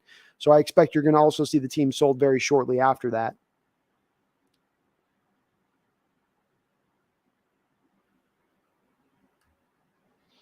William Price says, Woolen looked really good this preseason. I think he could be like Richard Sherman if he gets a chance. I think he's got a lot of potential. You could say there's even more potential there than Richard just from the standpoint because physically he is so much of a unicorn. But hard to make an assessment on where his potential is going to lie out until we can see him in live action. Does he still tackle as good when we get to regular season games? Has he cleaned up his footwork so cleanly like he's shown in the preseason where there's none of those bad steps where he just gets turned around when the receiver's just running straight up the field, as you would sometimes see on his college tape? So if that stuff does continue to hold up, then you do feel better about where he's going as a player. Divine Comedy says Adams, Brooks, Diggs all have AP all-pro potential. I agree. Yeah, all of them do. Taylor's a bit of a sleeper. Taylor with him, it's not a matter of the pass rush at that point if you're talking about all-pro. He's got to prove that he can do it in the run game. Because right now I'm a little worried that Taylor might be a bit of a liability in the run game. I hope not, but from what I've seen at times, he's not as invested in that element of things as he is a pass rusher. Berna 2883 says, if we use Jamal right, he could do damage. Well, that's what they've said they've tried to do this offseason, Berna, and what they've tried to change over in their establishment of this defense is to try to make more of a defense that's built around Jamal and his skill set. Rather than having him sit back and cover 1, cover 3, he's going to play a little more closer to the line of scrimmage now. We'll see if that bears out. I don't think that was all talk. I think that they're men of their words, and that's what they're going to try to do with him. And if they do, you will get more out of Jamal Adams. You put him back in that same role that he was using when he was put into when he was with the New York Jets. You will see him, I think, put up similar kind of production. Sijin says, where's my Megan? Oh, I think Megan's on a trip right now. So she's been en route to, she's heading to California. Remember, she's going to USC game. Whitey, I can see the D they pull out for Russ. It's just a big donut of players all up front, deep and outside, just letting guys run over the middle without coverage, daring Russ to throw over the middle. Yeah, they completely ignored the short middle, the flat routes. They said Russ won't throw there consistently. He might give you a little show you throw over there every once in a while, but not consistently is he going to make that throw. And indeed, Russ never did. Kevin DeClerc says, my prediction is Raheem Morris is going to be the next Seahawks head coach. It's possible. It's possible. He's going to get another opportunity at some point, I'm sure. Jason Courtney, Levis ran Rams type O last year, and we have a new offensive coordinator now that coached for the 49ers last year. So I think it will be similar, but not quite the same as if it makes any difference at all. Jason, we don't have a 49ers offensive coordinator. We have the Rams offensive coordinator, or he was a former offensive assistant there. So Waldron came from the Rams. And Levis is running the very same offense, Jason, we're running right now. Will Levis is running at Kentucky last year, and he's running this year. AR, I think Robinson is best defense. He's 15 pounds lighter. Yeah, or he's not going to play inside linebacker. Alton Robinson's his outside guy. So he dropped the 15 pounds to play outside linebacker in a 3-4 defense. He's not going to play inside linebacker. He doesn't have enough speed to do that. He's a 4-7 guy out there on the outside. So it's just not quick enough. It's not his natural position. Seahawks 02, what up, Hawks Nest? What's up, Seahawks 02? Haven't been here for a while. Well, appreciate you returning. Probably since around the draft. Can you tell me your thoughts on our rookies' performances in the preseason? Sure. Your two tackles, being Abraham Lucas and Charles Cross, showed themselves to be the real deal. I'm not expecting star potential from either out the jump, but they absolutely showed you that they can be building blocks as you move forward. Both also showed pretty good acumen in their run blocking ability, which was the question mark with both of them when they got drafted, is if they could run block. And yes, indeed they can. Lucas in particular has laid out quite a few pancake blocks in simply the preseason alone. Neither had more than probably 2 or 3 pressures combined over the course of the whole preseason, which is amazing. Boye Mafe popped for you in the first preseason or second preseason game where he got 2 sacks for you. Then he got a little bit of a shoulder injury, and I think they kind of shut him down a little bit for the most part. But he looked very much almost like Cliff Averill at times on a few of those sacks. Kenneth Walker was only out for a couple of carries. Couldn't make a lot of assessment on him. There wasn't a lot of holes. He ran hard with what he was given, but there wasn't a lot there. Tariq Woolen and Colby Bryant have been overall both good on the outside in coverage and what they've been doing in that respect. Tariq probably a little bit better. I think Tariq Woolen's going to get the start, Seahawks 02, when we get to the regular season. Colby showed a little bit of a struggle at times in his tackling ability. And then both of your 2 receivers in the 7th round have been up and down. Both have gotten some catches. Both have been able to do some things that get you excited. Bo Melton with his run after the catch has been very interesting to watch. But both of them have also had some issues with drops. Yet, I also believe Seahawks 02 that all of those guys make the team at this point. I've got every draft pick except for Tyreek Smith making your Seahawks team. Big Country, laughing out loud, how does Locke have a better PFF grade than Geno? Hard to say on that one, Big Country. I will say Geno had a very small sample size. So when you're looking at a guy only having 1 drive versus a guy who played a very large portion of the game, it's a little bit different at that point. It's hard to make, it's best not to try to make the comparisons between those two when that's kind of the case. Or R says, hey, Brandon, is Goodwin making the 53-man roster? I have him making the roster. It's a very big, I'm making a big guess on that, but I do have him making the roster. Connor Wilson, did you see the article about us having more drops this preseason than in all of the 2021 regular season? No, I didn't. I'm not surprised that's the case, Connor. The drops were horrific this preseason. And it does go to show you, again, I don't think you're going to have anywhere near this issue with your regular guys in there being Tyler and DK. But if we've got to go to our backups in this season, it's going to be worrisome. Hawks says Jalen Carter from Georgia would be nice next year. I got to look a little bit more at him. I think I've seen saw a couple of cut-ups of him, but I need to see a little bit more. Berna, I also said it was the most passes I've seen dropped in forever. Yeah, it was horrific. Hey, Brandon, Seahawks top 3 running game with Penny, Walker, Homer, and Dallas. I'll say top 5 or R. I don't know if we'll be top 3. Usually to be a top 3 run game in the modern NFL, you need to have a quarterback with mobility who's going to go and run for 500, 600, 700 additional yards on top of what your running back's going to do. And Seahawks aren't going to have the benefit of that. But top 5, sure. Nolan, I like it, King. Nice. Why do I? Seattle was one of 3 teams with 5 yard per S. Seahawks are going to run the ever-loving S out of the ball. They are going to run the ever-loving S out of the ball. Embrace the running game this year, folks. It's going deep. Divine Comedy, the move on from Adams' bandwagon is legit bizarre. He's the best player on the defense, and it isn't even that close. This isn't my opinion. It's the opinion of everyone else on the team. I mean, maybe on the best on the team. I don't know on that right now, but he's got the potential to be so. I think, though, to your point on this Divine Comedy, you've done the same thing with Jamal Adams that you did with Jimmy Graham. You brought a guy in who did one thing with one team, a very specific thing with that one team. You make trades for him. You determine he's valuable. You bring him to your team, and then you go and make him do something completely different than what he did with the last team. That's where things have gone wrong, and I think it's hard for fans to make that kind of assessment and in their understanding of the situation. They just see the player not making plays in coverage and getting beat deep down the field, and they don't understand the reasoning behind it. But that's the reasoning, and I still agree. Still got a lot of potential. I'm not trying to take any shade away from Adams. I am worried about the injury history right now, Divine. It's a combination thing of you not using him right, and it's also a combination of you not using him right and the injury situation being both of those going together here. King Bomber, you could probably go 3-4 edge in the third. So a good 3 tech. You could. Not a bad way to go. Why do I? Here's why our Pete matters. Even if giving up 31st most yards last year, but 9th in points. I see this team giving up less than 20 this year with the top 10 in yards. I could see it. Paul, Kenneth Walker physically unable to play. Rashad Penny is not even a proven running back today. Right now, running back is a mystery. I don't know on that. I think Rashad Penny has shown you when he's on the football field, he can be very dynamic. Is the injury thing a bit of a concern there? Yeah. But again, Paul, Kenneth Walker being physically unable to perform, if he's out the first week, he's back by week 2. It's not like he's dealing with something in the hernia thing that's going to be, he's got to go through the whole year fighting through it. He'll be back on the field. He'll be playing.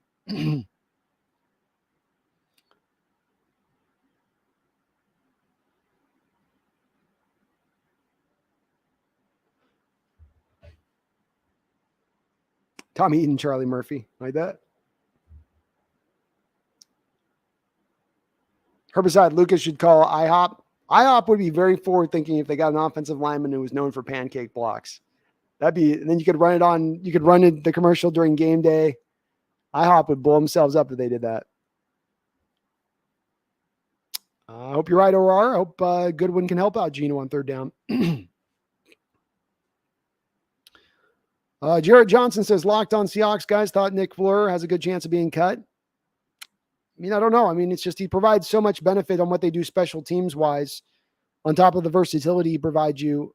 I mean, maybe it's possible, but I think they end up keeping him. Maybe you read that statement for a second. SBZ, reasons Jimmy Garoppolo resigned. Trey Lance must not be ready and never be. Jimmy has a little faith in himself as the 49ers. Potentially, man. Potentially. I think he also knows that I think it's less that Jimmy doesn't have as much faith in Trey and thinks he's going to get a chance there.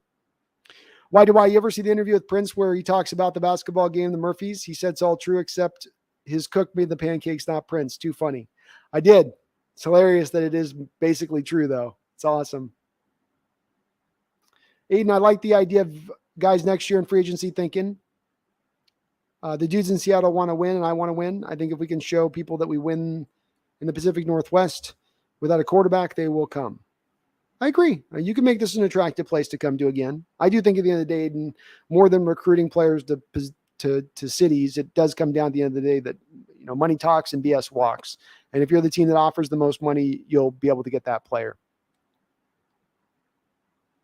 My webcam is bouncing. Sorry. It's probably me on my deal.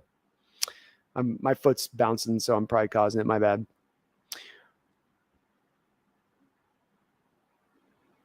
Benelli, who have the Hawks let go, Brandon? I just got off work. Haven't had time to check out. They've only let the fringe guys off the roster that nobody thought was going to make the roster at this point. There's not been any notable names released as of yet.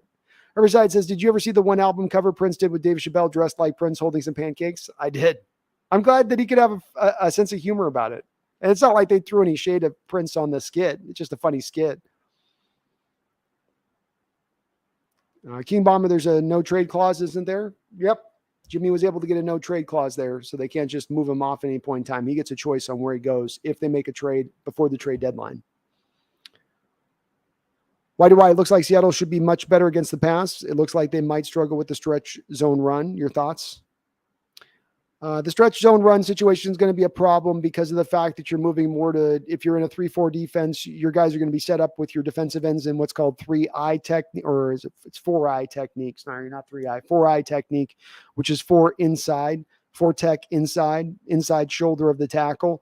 This makes it just off the jump when you're trying to run outside zone. It's going to make it harder for a defensive end to get wide because he's not heads up with the tackle. He's not in wide 9 technique. So him setting the edge gets to be a lot harder. It's going to be more reliant than on those defensive ends getting to the point where they can reset that edge. So it's a bit tougher for them to pull that off. It's one of the reasons why, for instance, you see the Niners having an easier time at times against the Rams, who have been running this same type of defense with the 4-eye technique.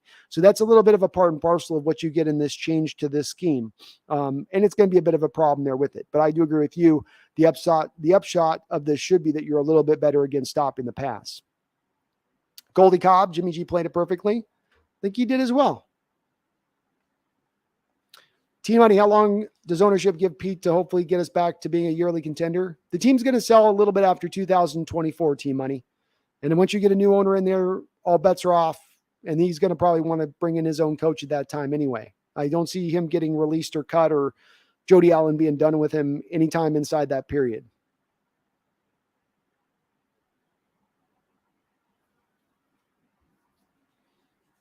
Lance Johnson, we dodged the Jimmy G bullet. You better believe we did.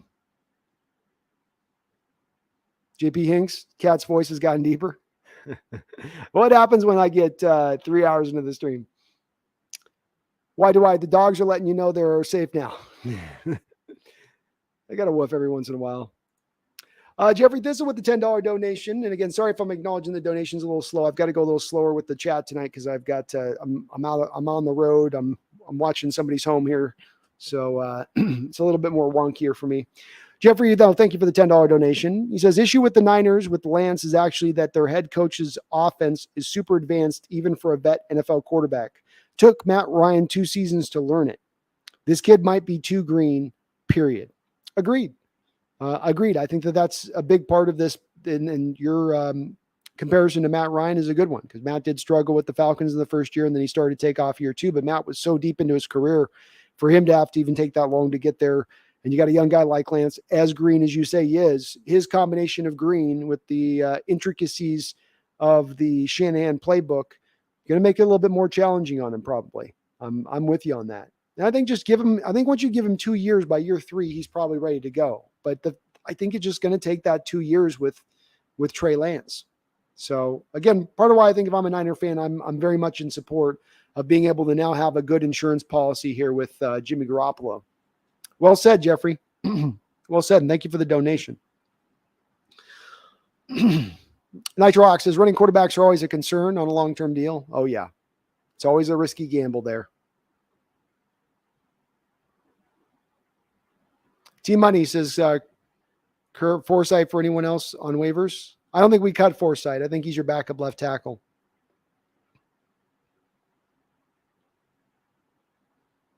Divine Comedy, the whole Adam slander has reached the point where people are running with the he's not good or like performing a bit or something. It's got to be a parody. Yeah, people just get into their opinions on something and they just keep doubling down and it becomes more extreme and more extreme because the more you can paint it as less gray. I see this all the time, Divine, and I try to push back on where I can. You know, everybody wants to put things in categories of black and white.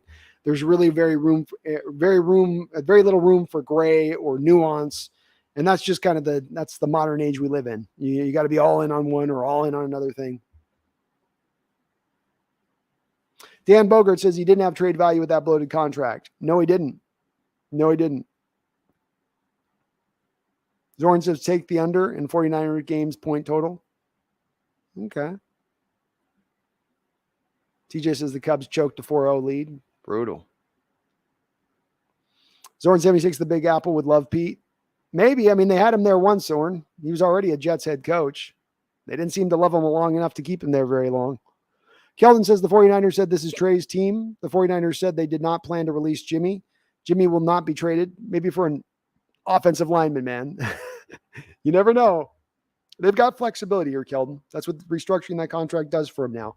It gives both Jimmy G and the Niners flexibility to operate within this situation.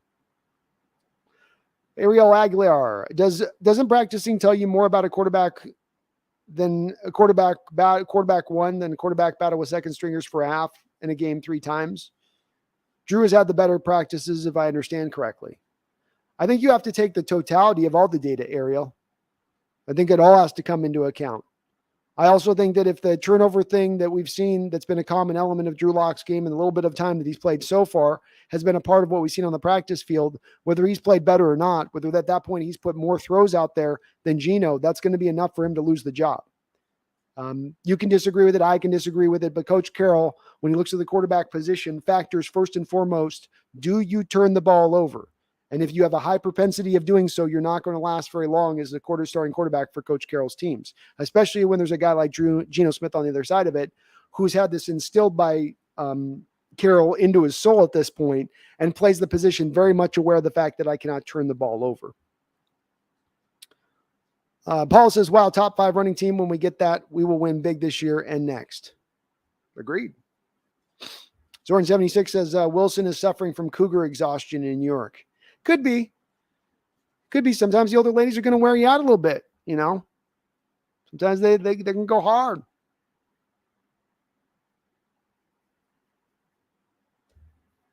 Paul says, he says, love the line, you pancake eating blankety blank. Go Abe. That's right. I know the line you're talking about. Pancake eating. What movie was that? I remember that line, but what was the movie? Daniel W. Pat Mahomes was not drafted when he was at where he was at. Kansas City trade up from the 20s. Future first to get him. There we go, Daniel. Thank you. Save me. I couldn't think of an example. There's an example. Mahomes one's definitely a valid one then. Sam the Great, I'm not sold that 2022 is going to be a rebuilding season, but we got a lot of young talent and a crap load of picks. Not going to be long and lengthy rebuilding process. Well said. Why do I? So who would we be fighting for a possible third wild card spot? Arizona, Dallas, Minnesota. I think you're going to be fighting Minnesota, New Orleans, and maybe Dallas. I'm not 100% sold on Dallas as it stands right now at this point, but I like New Orleans, and I think Minnesota is definitely going to surprise some people.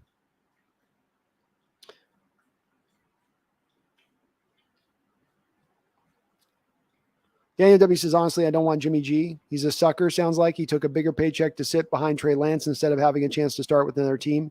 Seems like it hurt his paycheck next year. I've long said, I think, as I said on this stream earlier, I think that Daniel, he's a guy that loves being a quarterback in the NFL more than he loves actually playing in the NFL. And there's a lot of those guys at other positions. He just happens to be playing one that's one of the brighter spots on the field. So it really stands out. Austin WK, is Shane Waldron bad? Hard to make a determination of whether or not he's bad, Shane, when you have yet to really embrace his scheme fully. You know, when you've not yet really tried to acclimate everything into play.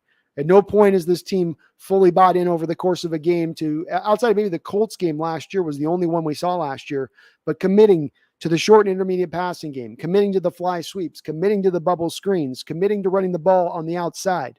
If you haven't implemented the offense fully, how can I make a determination about the offensive coordinator? And I hope they do that this year, because then I'll be able to do so. Herbicide says, do you guys really got Woolen starting? I do have him starting. Why do I? It's truly a tough draw to get. I think Herbicide, if Trey Brown was here and playing right now, he'd be starting. But yes, because he's out, I think that's going to elevate him. Why? It's truly a tough draw to get Denver week 1. So much pressure on a very young team. To win, they will have to play clean right off the bat. Hard to ask, but it can be done. Well said. Well said. Bomber T, I think this is the year the Niners are going to beat the Seahawks. We shall see. We've had their number for quite a bit of time, but we will see on that.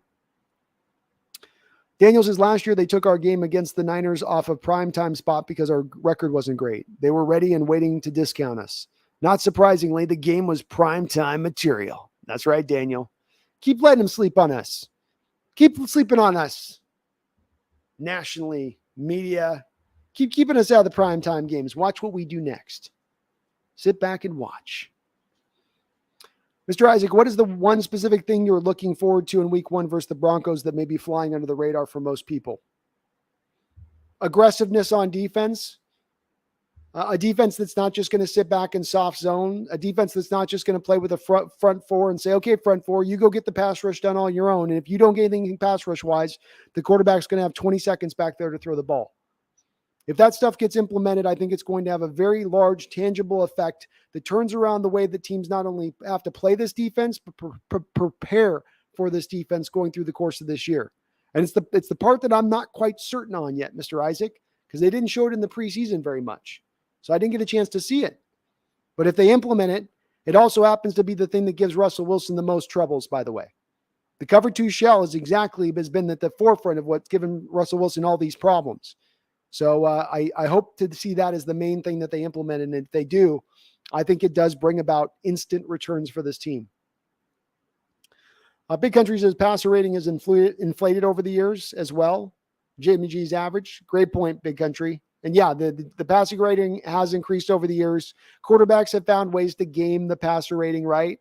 You'll at times get guys who won't throw the ball away because the incompletions will penalize them. They just do little things to kind of get the stats on it right. I'll lean back on it a little bit, but you got to take all of the stats for a quarterback, I think, as much as you try to take in all the data as you can. And you can't just look to one stat and cherry pick that one stat and say, well, this is why this guy's pretty good. Or hi, Brandon, Hawks, no, Russ. And I say Russ isn't going to change versus Hawks. So I say Hawks win. I love your confidence, man. Mr. Isaac, Matt Flynn could only tilt the table in that one game when he torched the Lions, I think. 6 touchdown passes in that game, Mr. Isaac.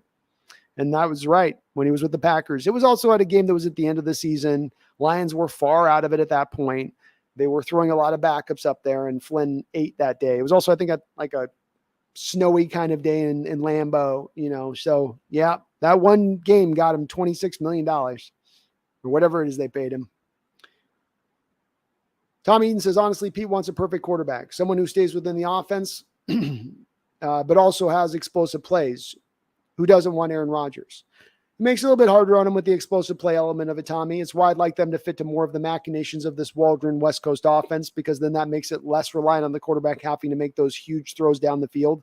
But indeed, that's the way that he had the position played with Russell here for a long period of time. I'm going to reduce down the number of throws you have. You're not going to throw a lot to be within a rhythm. And then when I do ask you to make throws, they're going to be high leverage throws, high difficulty throws. That makes it harder in the quarterback position. But this is also why you theoretically made the change offensively to more of the West Coast designs. Y2Y says, Tariq looked in game 2 what I hoped he would look like in game 17. Not a single writer predicted this type of acceleration. There's no ceiling with this kid. He has all-time great cornerback physical traits. I love your confidence, man. And there's no denying they don't come off the line like this. They don't come off the line this big, this fast, this explosive, this long, this tall. We'll see where it all figures out at the end of the day. Lance Johnson says, I take Matt Flynn over these two. No, you wouldn't, Lance. You wouldn't. Trust me. No. Javion, Hawks Nest, let's get it 12s. Let's get it, Javion. Herbicide, I think our D will work over the Donkeys O-line. Taylor and Chenner are going to feast. Also think if we run too high, we will shut down Walmart Wilson's deep ball. Walmart Wilson. I love it. That's such a great nickname. And I love your confidence, man. I think that's what we're going to try to do. That's the pathway for success here in this game against the Broncos. I think you got to stop their run first because they're going to try to run a good amount against us as well. But I think those guys on the edge can get, with the matchups you got on the tackles, you can get there. Oh, Megan did show up in the chat. And Megan, I'm so sorry for being delayed on acknowledging your huge, monstrous $50 donation. I'm running on I'm here remote. I'm doing house sitting today. So I'm having to do it with kind of my laptop set up and a little bit clunkily done. But thank you for the $50 donation. I hope your flight went well. Megan says, greetings from Sydney 12s. So sorry I'm late, but the first part of the trip has begun. A flight from Inverell to Sydney before heading to LA tomorrow. Just wanted to pop in and say hi and drop a dono for my favorite 12B. Well, thank you so much, Megan. I do hope you have a really nice, smooth, safe flight, easy flight, fast flight. Just get yourself a nice nap, close your eyes, open your eyes, and you see that LA horizon showing right up over the Pacific there as you're coming closer. So have a good flight out there. Thank you for the donation. Sorry, getting a little bit late on acknowledging, but I'm glad the trip has begun. We're almost inside 30 days here. Almost inside 30 days, Megan. Just about there. I can't wait. I'm so stoked to go check out that game. It's going to be fun. We got to do some tailgating, Megan. I hope you're ready for a little tailgating beforehand. So we're going to be starting early on that day on the tailgate side. So you need to get prepped, all the vitamins, all that, be ready to roll. We have you're going to see Game Face Brandon on that day. Game Face Brandon is different from Hawks Nest live stream Brandon. It's going to be real. It's going to be real that day. But thank you, Megan. You're awesome. You're always awesome, though. Appreciate you. Tommy Eden says, prediction. You get 10,000 subs before Geno gets 1,000 yards. Ooh. Well, part of me hopes you're so right on that, but then you being right on that means Geno's got to be bad, I think, unless I just have a channel go viral all of a sudden. I'm so torn, Tommy. I'm so torn. And Megan says, I'll take that bet. Yeah, I see why Megan, you would on that. I probably would too.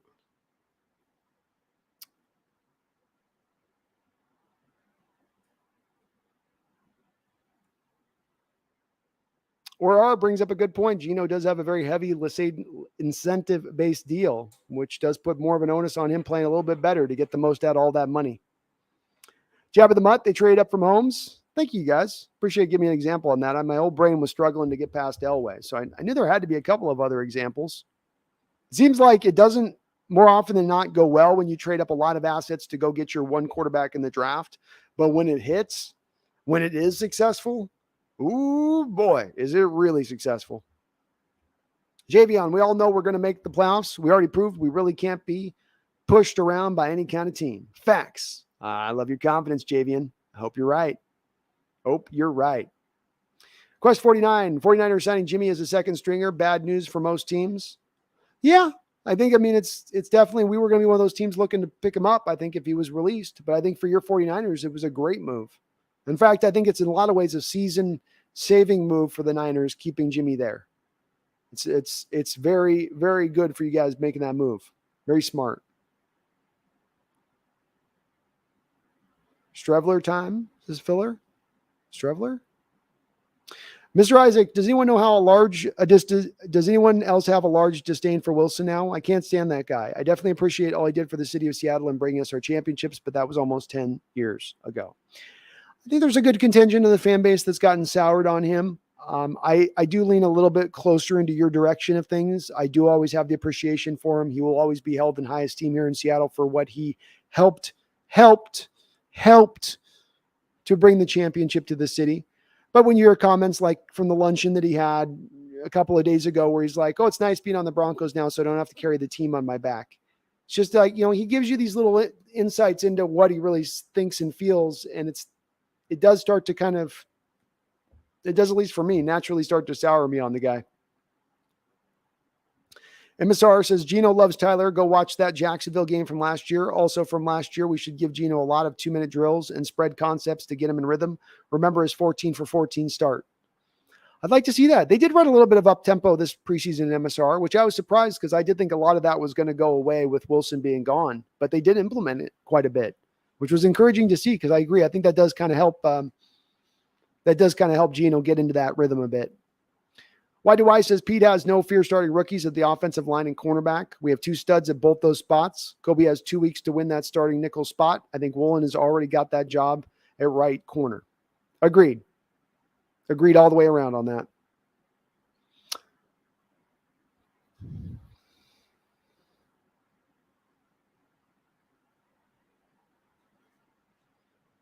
Javian says we need elite gameplay from Locke and Geno. I believe they'll both be enough with our revamped Seahawks team, just enough to get us in the mix. Hopefully we'll go deep into the playoffs.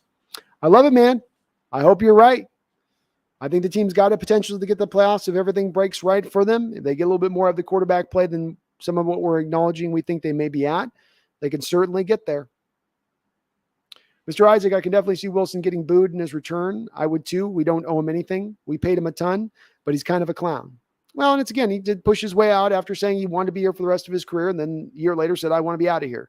There's a little bit of double talk in there. He also leaves very early still into where his contract's out right now, to where you have to eat a lot of dead money to do so. In a lot of ways, this season is deep sunk, not simply because you couldn't find the next quarterback to replace Russell Wilson, but also because of the fact that you have to eat $26 million of dead money hit off Wilson while he's not on the team any longer. So, some of that's going to create some animosity. I can understand it. I don't think it's out of line to believe so and look at it that way. Sean Hines said, would Chris Streveler from the Jets work as a quarterback? He's out of the CFL and Jets are looking to cut him. I don't think he's anything better than what we got right now, Sean. I don't think he's better than probably what you have in Jacob Eason. Tommy says it's a tough comp to be compared to Sherm. He had so many attributes uncommon for a quarterback, such as tackling like a safety. It is the one thing to cover, but Sherm set the literal edge on top of a ball hawk. Yeah, it's a hard comparison to make. It's a natural one to make because he's a bigger guy at corner and he is size-wise similar to Sherman, but they're just two different cats. Sherman and Tariq, from where they come at it. And Sherm, I would add onto that, Tommy, Sherm's ability cerebrally as well was so top-notch on the football field and how he processed and recognized route combinations. To say that Tariq's anywhere near in that same vein of things is different, but Tariq's got more freakishness from a physical standpoint. Hey, Brandon, 49ers should have signed Kaepernick instead of Jimmy G. No, Kaepernick's not. Kaepernick's kind of done, or TB1 says 49ers definitely not garbage. No, 49ers aren't garbage. First or second in the NFC West, pretty much guaranteed if Lance is even decent. Well, I think they're pretty much guaranteed that now as much as with Garoppolo signing, because even if Lance isn't decent, then they can go to Garoppolo and they can still ascend to that mark. I do agree, as one Niner fan said, a lot of it's going to be based on where the offensive line plays at too, though. JVN, and if you could see Russell Wilson getting booed even in your dreams, you may be a literal clown. I think there's going to be a smattering of both, JVN. I think there's going to be some people clapping, and I think there's going to be some booing. They had him up he was in the Storm. We're doing an appreciation for Sue Bird in Key Arena, and they had Wilson up as being one of those people that was giving the appreciation for Sue, and he got booed in there. I don't know if they're a clown for booing, in my opinion, Javion. I understand where people are coming from. That's being a fan. That's being emotionally attached to your team. And they were thrown kind of for a big curveball. I spent a year and a half on this channel, Javion, of trying to warn people that Russell Wilson was going to be traded, that we were going down this path. And there were so many people in the channel that thought that there was no possibility that it had even a chance of happening. So when it came true and to happen, you had a lot of people whose worlds were kind of blown away by the fact that this was actually a potential that could occur, and they weren't prepared for it. And I think that does bring out a lot of emotions in people all across the board.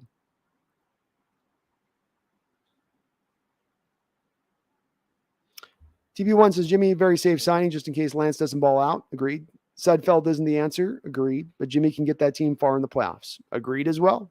Well said all the way around. Mr. Isaac said, why would you not boo Wilson? It's just sports. None of us have to like him. He's an opposing quarterback now. Yeah, it's just sports, man. I do find that at times, Mr. Isaac. I mean, I take my football team very seriously, but at the end of the day, this is all sports. And we'll have fun. We'll have laugh. You boo. That's just what you do in sports.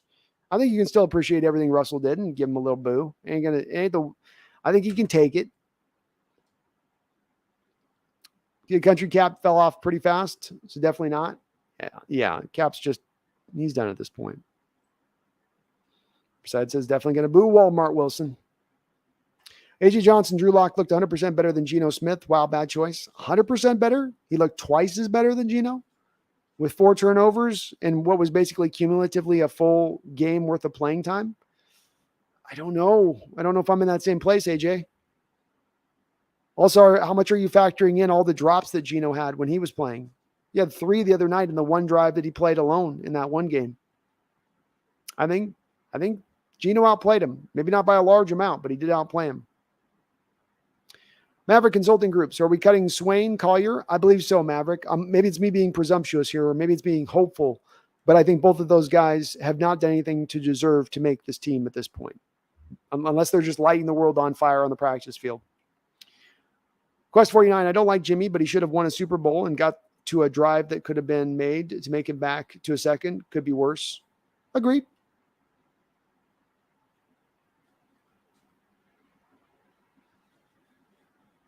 Edmund Armitage, if Will Anderson is still there in the first round, would you take him? I would be very enticed to do so, Part of it, Edmund's going to have to come off of the back of my evaluation of Will Anderson and the quarterbacks in this draft and who's available for us there to pick. To make this blindly as a determination outside of that information is very early for me to do so. And it's going to be an answer that's very likely to change because this last year of tape in college football carries so much more weight than the previous year, being their junior year or their sophomore campaign or whatnot. So I love him. I definitely am on board with potentially taking him, but I don't know that I can make a sure determination quite yet. A little bit more. I need another year of more tape to go off of. Whitey Wise says turnovers. Can this be the year Seattle gets back to causing some GD turnovers? The lack of INTs have been glaring over the last couple of years. Yes, part of the reason why you didn't and were unable to cause turnovers. And actually, let me answer this question 1 second. I just need to get a little bit of water. So bear with me, folks.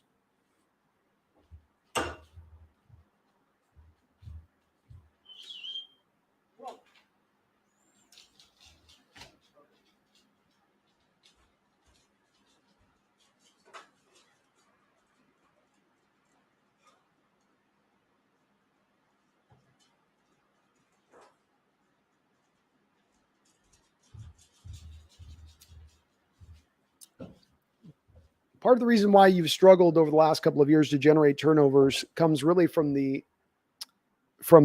predictable nature of your defense and the soft zone coverages that you ran. So oftentimes offenses would leave their running game very early in the game, even when they were good against our defense, because there was so much free yardage to be found on just the short completions where the receivers could get upfield, run out of bounds, then get down after they got a good amount of yards. You weren't putting quarterbacks in situations where you're making them uncomfortable either. The pass rush has been very inconsistent. Now, if you get back more to a blitz-heavy nature, if you get back more to an attacking style defense, you're going to more open up that door to be able to really then cause those turnovers because now you will rush the quarterback's clocks. You'll now have guys not running so open and so free where you're just running these real soft zone coverages so everything's opened up in front of them. It should be a little bit more squeezed tighter. And the tighter it gets squeezed, the more turnovers that should then bear out, especially versus what we've been able to do in that respect over the last couple of years.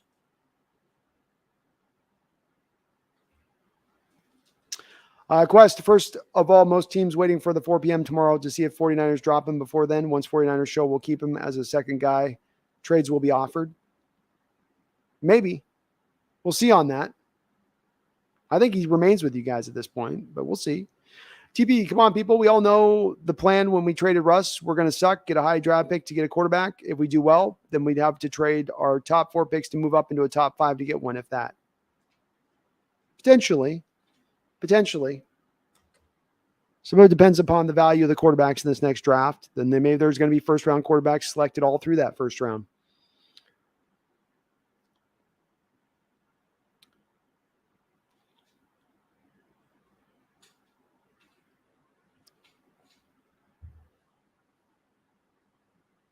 TP1 says, Brando, is Uday Hussein hiding out with you in that bunker? Well, I couldn't turn down the Iraqi gold, TP1 filler.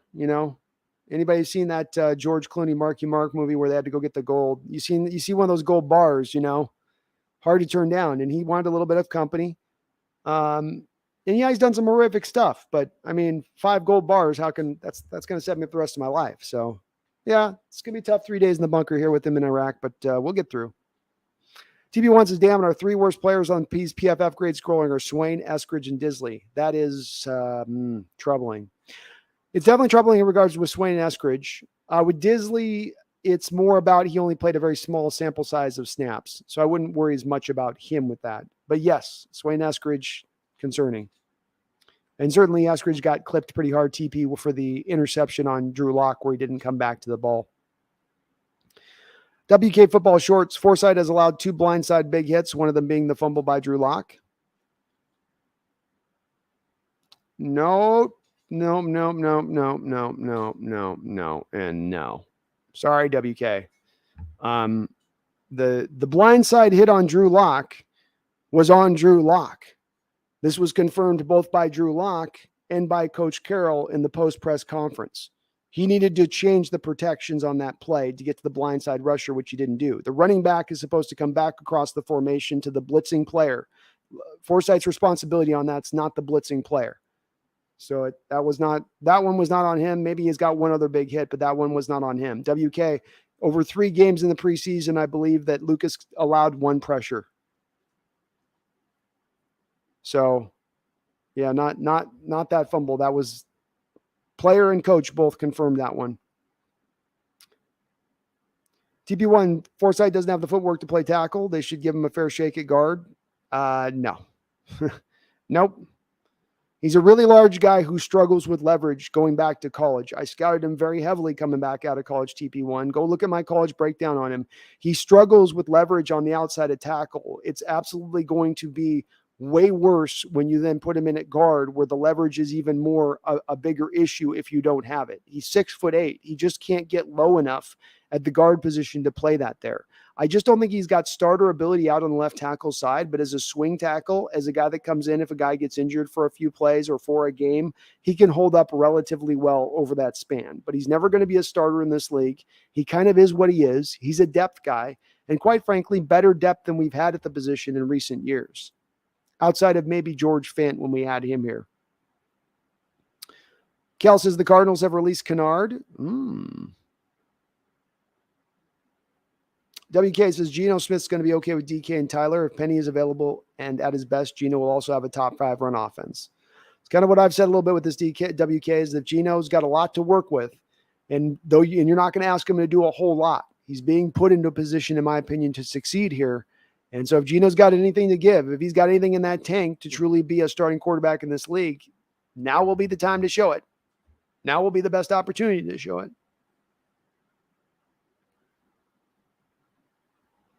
TB1 says, we badly need to pick up a linebacker off the waiver wire, and Devon Kennard would take snaps from Barton in about a week after learning our playbook.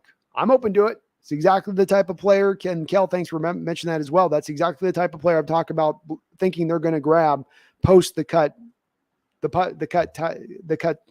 down.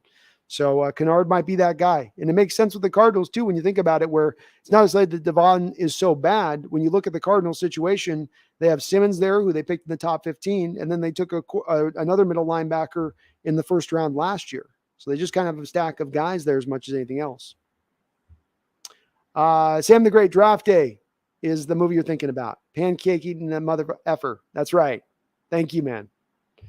It's a good line. It's a great line. Jordan Chivas says the Bills also traded twice to get Allen at 7. Did they? I thought they had just sat there and picked him. Okay. Well, there we go. Another success story. Robbie Red says the Jets GM allegedly called John Snyder a pancake-eating MNFer during the Adams trade. Maybe with all the assets he got back. TP says he definitely ate John's pancakes on that trade. Maybe syrup all over John's tweed jacket. Just a little bit. John had to throw that suit away. He had some chocolate chips in there too. Yeah. It wasn't good. Why do I have my biggest concern outside of injuries is the D-line not getting pressure. It looked good in the preseason, but those were bad offensive lines. Well, but also consider why you weren't running any of your pressure packages. So you're supposed to be running a lot more blitz looks, which will then help getting more of that pressure. You're supposed to be less reliant on needing the front 4 to do the work. Your whole preseason, you did nothing but play front 4 pretty much majority of the time. 95% of the snaps were front 4. MSR, Brandon, we will always have that Colts game from last year. 1 week in heaven, we actually ran the offense and it worked. Why Pete said we have to stop doing it after it worked made no sense. Me neither, man. You never ran anything as pure to the Waldron scheme as that first game, man. It was a wonder to behold. Izzy Johnson, how you doing? Good to see you. Why do I says, are you and Brandon going to do a game-by-game breakdown and win-loss for each game before the season starts? Are you doing any live game casts this season? I think I don't know if me and Brandon are going to be doing it that way, because we kind of did that with the schedule breakdown when we did it. When the schedule release came out, why do I? But we'll be doing some more. Me and him are talking about trying to do more of a 2-show a week thing, where we'll do a show on either person's channel. One will be a game prep, one will be a game, kind of like a post-game discussion thing, but it'll be a couple days later from the Sunday game. So something like that. And I'll be doing live game casts all season long, the exception of week 6, where I'm actually going to go to a game in person. A TB1 filler, when Lucas turns out to be better than Cross, but both make the Pro Bowl, I guess I'll be okay with it. Yeah, it'll be okay with me too, man. Can you imagine having two Pro Bowlers at the tackle position at the same time on rookie deals? Hey, Monster of the Midway, Johnny, thank you for becoming a member of the Hawks Nest. I appreciate you. Welcome aboard, man. Thank you for jumping in. Keep an eye out on your community posts for your channel, as I do articles and release a lot through that area of things for channel members. So thank you. Welcome, man. Good to have you aboard. Half Daddy, we cut our German guy, Donker. Dang, defensive end. Yeah, Donker just never got on the field. He was that guy you got over from Germany, and you were able to keep him on the roster last year for the international exemption thing, but he was never going to be anything. Why do I? Here's a poll for you, Brandon. Who do you think the fifth wide receiver will be? Young, Hart, or Melton? It's a good question. We can put it up. We can put it up for you here. Hold on. Let me get it set up. Let me get it set up here. Megan, I'm starting. Nope. Megan says I'm starting the night before, B. Hell yeah. All right, we'll put a poll up here.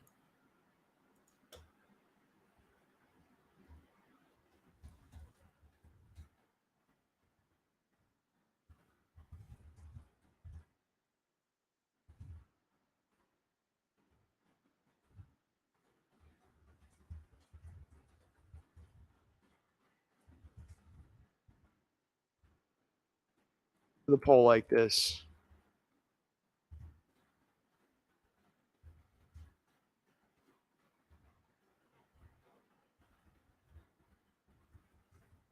Yeah.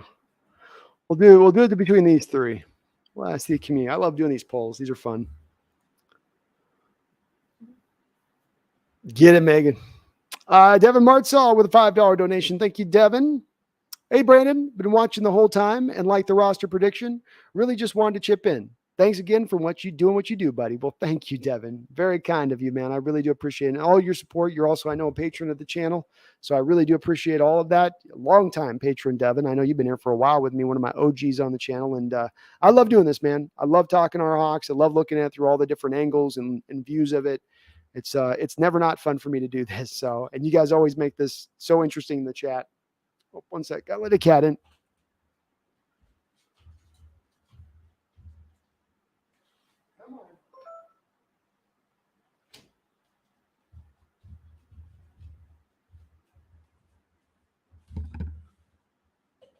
FU says Wilson's a fake person. Well, there's definitely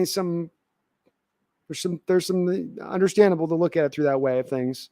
Always full on fake, but there's definitely some disingenuousness to him at times.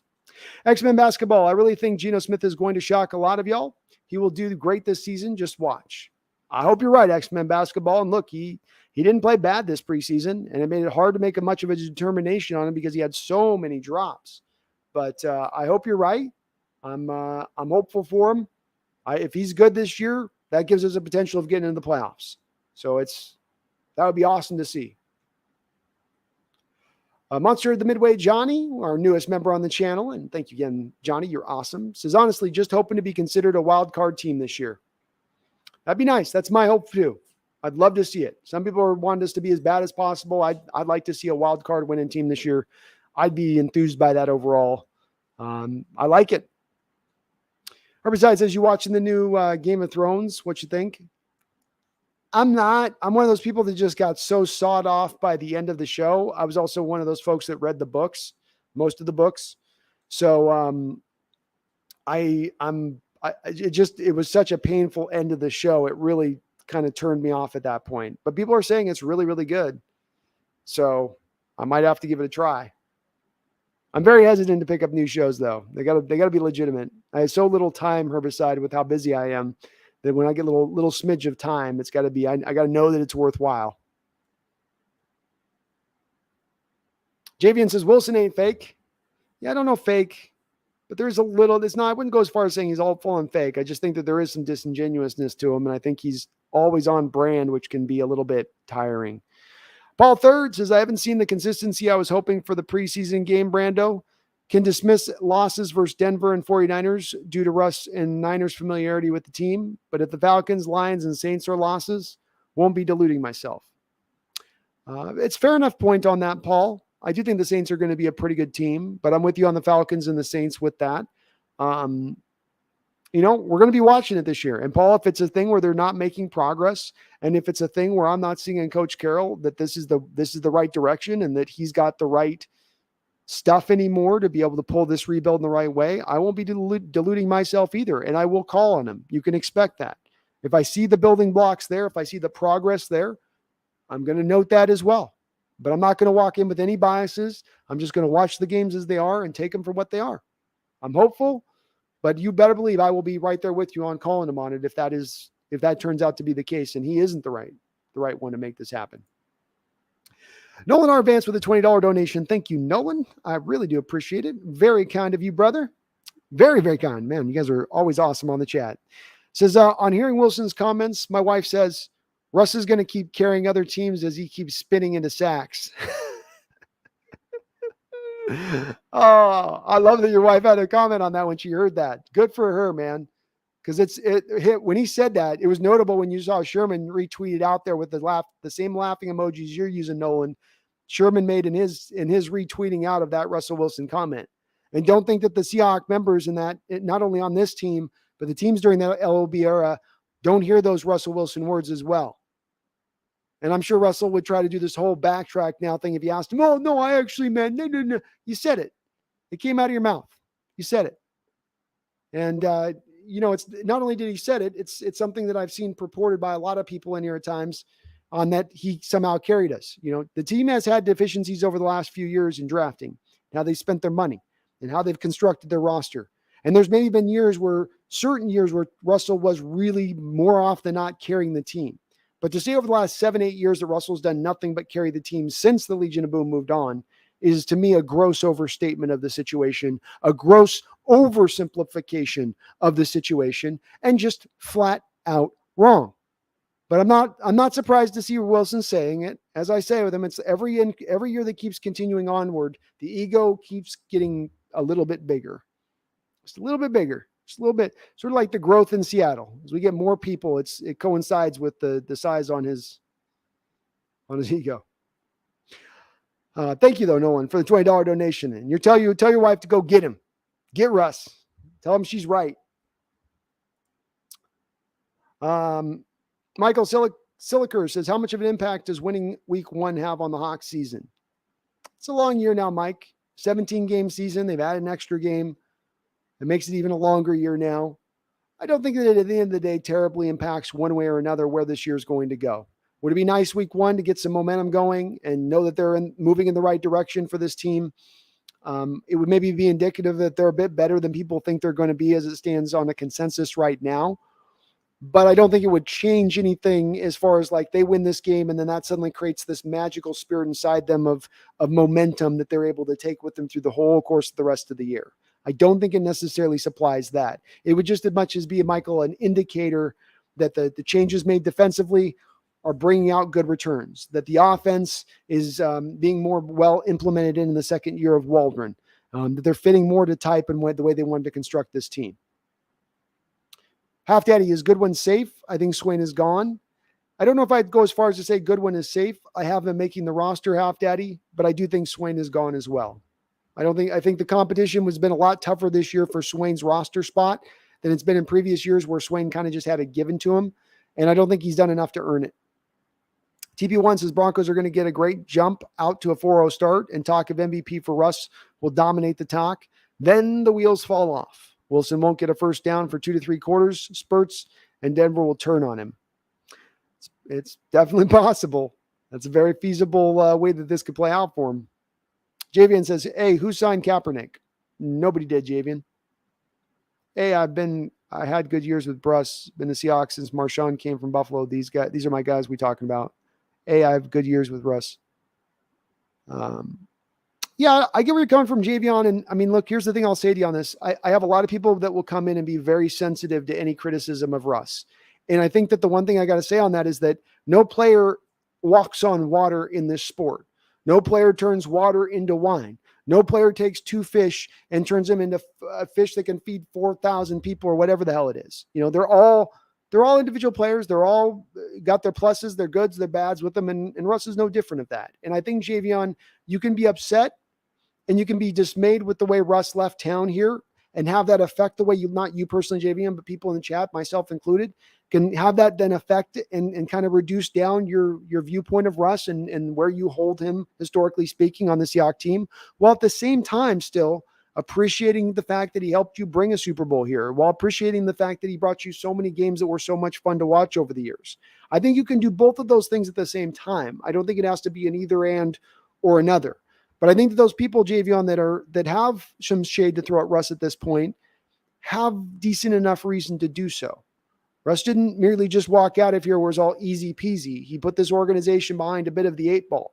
And if he had such a feeling of wanting to leave this town as he seemed to so strongly want to leave, then those feelings were there in the last contract negotiation in 2018. And he should have more pushed for it at that time rather than waiting at the worst possible time in his contract to where then it's going to hurt Seattle from a dead money standpoint to move off from him.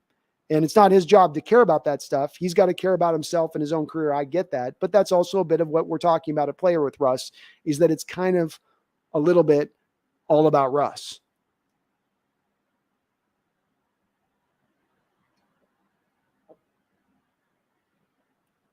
New phone, who dis? If Life gets injured, who do we have next in line at center? A man by the name of Kyle Fuller. Make of that what you will. Half Daddy, a Geno-led offense will be 70% run plays and 30% pass plays. My God, if they ran at that rate, that'd be insane. But hey, Half Daddy, I mean, maybe. I do think it's going to be more like 55-45. Run to pass. 70 would be the highest run to pass rate probably in the last 40 years of football. Javion, we went back to back. We did indeed. Tommy, is it possible that Geno has a weird spin to his ball? I've never seen so many drops. Sure, there are mostly backups, but damn, these guys have played college ball. It's just weird, all the drops. Well, I mean, I was seeing some of the drops with Eason too. I saw a couple drops with Drew Lock, so it was more with Geno than anybody else. And there is the whole, does he throw a catchable ball thing? That was one of Bill Walsh's main traits that he looked for in a quarterback, was a catchable ball. And with that is how the ball spins, how the ball arrives at the player. Geno throws a fairly tight spiral, so I don't think there's anything wonky in that in the way it comes to the players. But you may be onto something with it. How dare you drink water? Half Day, the lack of picks were due to the stone hands from some of the defense. Jamal Adams had a few go through his hands along with a few other players. A little bit. Is also the soft zones, and you made it easy on quarterbacks. If I, as a quarterback, drop back to throw, and I know there's a great chance I can complete an easy short pass that's going to be wide open, I'm not going to try as hard to press the ball up the football field and throw it into danger. I'm not going to try as hard as to throw into tight windows. I'm going to take what the defense is giving me. And that's been the book on Seattle for about the last 5 years. That's why Carroll's defense is having diminishing returns, is because that book has a very set style of way of playing this Coach Carroll defense if he's going to stay in cover 3, for instance, a predominant amount of the time. That should hopefully go out the window this year, but that's also what's made it very easy and more comfortable for quarterbacks to play us in recent years. Sam the Great says, I'm not going to boo. I care about the blue and green logo more than a player. It was a time to part ways. We saw it coming. We did indeed. What the Smell says, I hated A-Fraud as a kid. Yeah, I've never been a fan of A-Rod either. Same sort of situation where there's just this disingenuousness. You can raise your brand and your profile in football, baseball, any sport. You can do all that stuff without it having to come at the cost of being, not real with it and being fake with it and trying to manufacture everything. Because in the process of manufacturing everything, you come off in a certain way that's, again, not being real with it. What the Smell says, I'd boo the S out of Russ. Brian Myers, we talking about any recent releases, possible additions to the roster? I think Kennard's been the one that's jumped out, Brian, that we've spoken about here, as Cardinals have just released him. I think we're going to get more talk in the next day here as these final roster cuts come out. It's still a little early. Teams do try to wait till the end of the line, especially because you got to keep in mind, if it's a guy that's still got something to give, they're going to probably still try to sneak him onto the practice squad, and you'd want to wait as much as you could to do that. Nolan R. Vance with another $5 donation. Thank you, Nolan. Appreciate you, brother.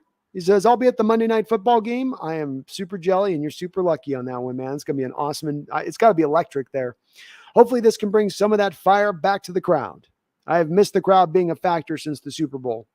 So one of the things, Nolan, I'm going to be paying attention to this year when I go into the stadium is that, to your point on that, there's been times that I've gone out. I've been meaning to do a channel video on this. It's probably going to come off a little bit cheesy, but just, again, beckoning forth our fellow 12s to remember the spirit by which that stadium lives upon, to remember the spirit by which your forefathers utilized going in that stadium, because now we have been old enough as an organization to say your grandfathers went in that stadium and gave their all and screamed their all and lost their voice every single time they went in that stadium. Your fathers and your mothers went in that stadium and did the same thing. Now, who are you as the child and as the grandchild of those parents and those grandparents to go in there now and to be quiet because you don't want to get your voice scratchy? I don't want my little voice to get hurt. No, you have a duty as a Seahawks fan when you walk in that stadium to lose your voice. It's been shown that you can have an absolute effect on that football game. We are the fan base that caused the NFL in the 80s to decide that they were going to throw flags on fans for being too loud. Remember that spirit. Remember it. And I know you don't have to remind you, Nolan, but there are times I've been at that stadium. Remember the time I went to a Chicago Bear game. Just about had to, it was like just trying to, felt like I had to start snapping in front of people's faces. Like, are you at an NFL game or are you watching a movie at home? It frustrated the hell out of me. So soft if you're going to walk in that stadium and just shut your mouth and be like, You're taking the seat of a person who would have gone in there and done their duty. So I'll be interested to hear what you guys say from that game, Nolan, about what you felt on that, if you were feeling a little bit of that spirit or not. I hope so. They can't get up for that Monday night game. Russell coming back to town, opening game of the year, Monday Night Football. Tommy says, what kind of beer is water? I'm confused. And JVN, I don't expect you to boo. Like I said, all I say with this, JVN, is I think, it was time to part. We saw it coming. Yeah, it reached the time of parting and coming, and he got to leave, and then we've got to then be left with the check. So again, that's going to leave some bitterment in some people. It does a little bit with me, JVN. He was trying to force his way out of town last year, so that it was going to cause us to eat $38 million of dead money instead of just the 26 it cost us this year. But, he pushed for the parting of ways. Maybe it was just time and it was just where it needed to go. I'm fine with it. But I also think, JVN, people have a right to boo if they want to boo. And if they look at the situation forward of saying, hey, this wasn't a clean breakup. This was you doing a little bit of double speaking and talking out of two sides of your mouth, and kind of doesn't sit well with us at the end of things. I can understand people saying I got a little bit of an issue with that, but I don't also say that everybody should be out there booing. I just think that everybody should be around whatever reaction they have, and that it's completely fine either way you want to roll. What's up, Maxwell? Daniel Bailey with a $5 donation. Thank you, Daniel. You're awesome, brother. Says a lot about Russ that we wouldn't even consider booing Wagner despite him playing for the Rams. But for us, it's 50-50. Yeah, because I maybe I'm giving a little bit of a measure of credit to the fan base that others aren't. But I give the credit to the fan base and that people were very aware of the situation and what caused both of those two partings. Bobby Wagner talked about wanting to restructure last year before the year ended, talked about wanting to remain a Seahawk, talked about willing to work with Seattle. And then we come to find out Seattle didn't even call Bobby Wagner to ask about a restructuring, that they didn't even tell him he was being released. He just found out. There was no forewarning just to let him know. There was an obvious lack of respect treated to Bobby Wagner when he was leaving versus Russell Wilson, who was kicking and screaming for the last year to be moved out of town. And so I think I give credit to the fan base and saying people recognize that difference. And that's why Bobby is going to be held in high esteem despite going to the Rams. And Russ is going to have some smattering of boos in that stadium. Mr. Isaac, laugh out loud. I'm glad everyone is on board with booing this man. I hope he looks like hot garbage with the Broncos, but also hope he stays healthy at the same time. Me too. And I would never boo Bobby Wagner either. Brian, how about adding Kenny Young or Jared Davis? Both are possibilities. I don't know what either has a whole lot to offer at this point, Brian, as far as where they are. I like Jared coming out of college, but both probably middling players. But you wouldn't surprise me if you told me that Jared Davis is a better linebacker than Cody Barton. And if he's better, then we should certainly pull that trigger. I'm not as well acquainted with Kenny Young. Sam the Great, if he wants to pay in the Rocky Mountains and get sacked all day by the AFC West opponents, then go ahead. Half Daddy, Three Kings was the name of that Mark Wahlberg movie, Clooney and Ice Cube. That's it, Three Kings. That's why I'm in the basement here with Uday.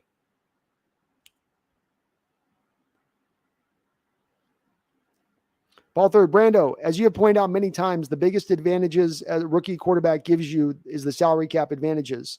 The less ownership the 49ers give Trey Lance of the team and not move him and not move on from him, not move on from Jimmy G, only waste the years where they have that advantage. The NFC West should be happy Jimmy G is still there.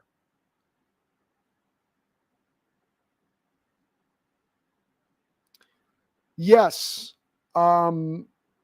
I agree with you on that's one of the biggest advantages, and it is. And again, it's not great on the Niners. You give up 3 first-round picks, and then you may not have a quarterback starting the first 2 years, or he starts very little in the second year because then you implement Jimmy G, and you're waiting until the third year. It's not advantageous to do this, Paul, from their standpoint. It isn't. I would say that. And I'd say this is a little bit, again, of why when picking a quarterback for a given team, where that team is at from a standpoint of how talented they are, how ready they are, all that factors in, and then what type of quarterback they should then be looking for. I don't know if the Niners should have been better to go after a Mac Jones who could be more ready to just execute the offense day one, if that was a better trek. But certainly even a Justin Fields probably was a little bit further ahead than where Trey Lance was, if Fields maybe doesn't have as much of the high end. But I get what you're saying, and I agree with you. It definitely works out best for us in the long term because they're going to have to pay the guy sooner than later after he balls out. Or they're going to pay him sooner, not later.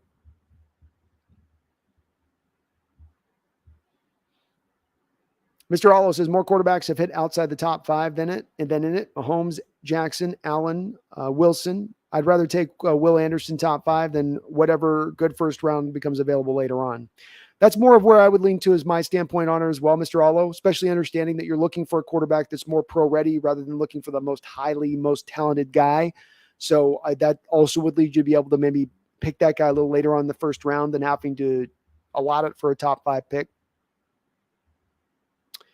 Kel says, speaking of Tariq, apparently KJ says he expects Tariq to start. All right, well, my prediction's looking pretty good on that one, Kelly. That's good to hear. Javian says 70% runs, 30% pass, Geno-led offense. Yeah, that would be hilarious. How's it, Brown? Pete is starting your rebuild, but you say you're going to fire him next year? Yeah, good luck. He is seeing this rebuild through, whether it floats or sinks. Next year, I didn't have him being fired next year. No, next year is 2023. I said that after this, so the way this works, House of Brown is as this. The Seahawks have to sell themselves. Jody Allen is dictated by the Paul G. Allen Trust to have to sell the team sooner than later. The team, if it sells before the spring of 2024, has to pay 10% of the proceeds back to the city of Seattle if there is a sale. So the team is going to wait until after 2024 to then sell the team. After the team is sold, House of Brown, do you think if you have a new owner coming in, that new owner is going to want to inherit the old head coach, or do you think he's going to want to go find his own head coach? And the only way he's going to be keeping Pete Carroll, essentially, is what I'm saying on this, is if Pete Carroll's balling out of control as a head coach. If he's showing more of what he showed recently, if the rebuild's not going well, then one of the first things that owner is going to do in taking over the ownership is to fire the new coach. Don't forget with these owners, House of Brown, when you have a new owner coming in, he's going to want credit for if that team goes and wins the Super Bowl title. He's going to want to be the guy that I'm the one who hired that coach, who then hired this guy and hired that. It's not going to be the guy who wants to inherit something and be like, oh yeah, you happen to own the team when they won the Super Bowl, but it was really the previous ownership that should really get a lot of the credit there, because that was them who had for the moves that were made that made you be good. So I would imagine that, yes, after 2024, Coach Carroll, after the spring of 2024, and once the Seahawks are sold, I do not think that Coach Carroll is going to remain as your starting head coach at that time. Tommy says, I don't care if it's 30% pass, 30% in first downs and touchdowns. Hey, whatever it takes, man. Whitey Weiss says, no quarterback of Russ's caliber has betrayed their city like Russ did. He's the only Super Bowl winning franchise caliber quarterback who worked his way out of town. It's never happened to a fan base before. Boo Russ into deafness. That's why I say I can't shake a finger at somebody who wants to boo him for that. He did force his way out of town. And we can say, well, the time was right. It was just time. It's saying it's just time, or that it's just the way it sort of then disregards all of what Russ did in the background to force his way out of town. It became time because Russ forced his way out of town. That's why it became time. It didn't become time because it just naturally, organically occurred. It became time because Russ submitted a list of 4 teams he was willing to be traded to last year.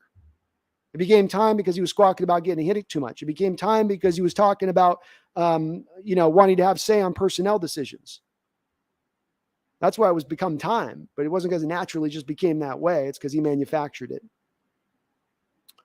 Or Puna's better than Stone? Yes, Puna is better than Stone Forsythe.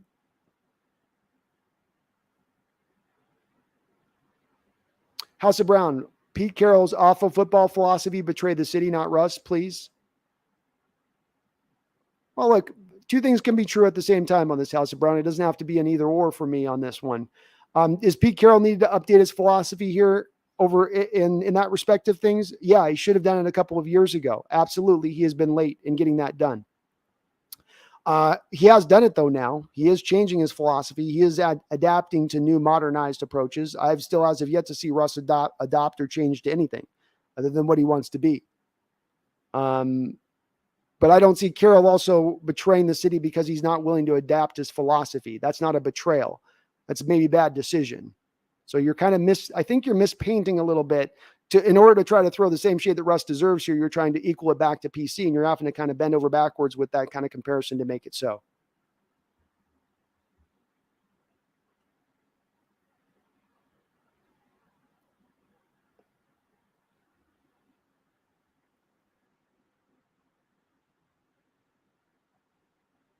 Hey, Brandon, Puna's Ford a better Stone Forsythe guard? Yeah, Stone Forsythe's not a guard, or he's a tackle. He's too tall, as they say, he's too tall for a guard. Half Daddy, Pete's bend but don't break mentality kills me sometimes. Well, that's again that adaptation we're supposed to see this year, and that he's supposed to be now implementing more of a defense that's going to have a little bit more of an aggressive nature. It's going to take a little bit more risks. You should see a little bit less bend but don't break, theoretically speaking. We've got to see if we got to watch the rubber meet the road, but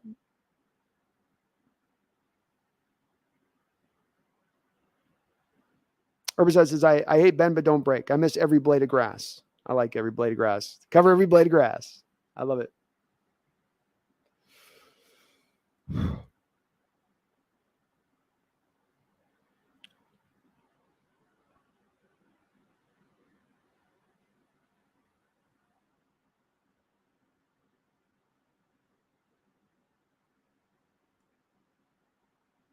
Why do I? Russ seems like a high character human in life as an NFL quarterback, great player, but with Russ, brand Russ comes before the team. Good way of putting it. I think too, is the shade I'm throwing at Russ is not to throw at Russ personally as anything he does in personal life. It's just simply to do with the football situation itself. Hawks fan, will Damian Lewis be ready week 1? I've heard that it's possible, but it's probably too early to tell. I'd say it's very early to have him come back from that injury in that way. I would expect them to maybe try to give him a week or 2 on that before they pull that trigger, but it's possible. He's trying. JP1 says Drake Young might have had a lot of drops, but he has a great size and speed and was wide open over and over this preseason. If he can hold on to the ball, watch out. Ton of potential, and TP1, I'm hearing he's going to make the roster. That's what I've heard.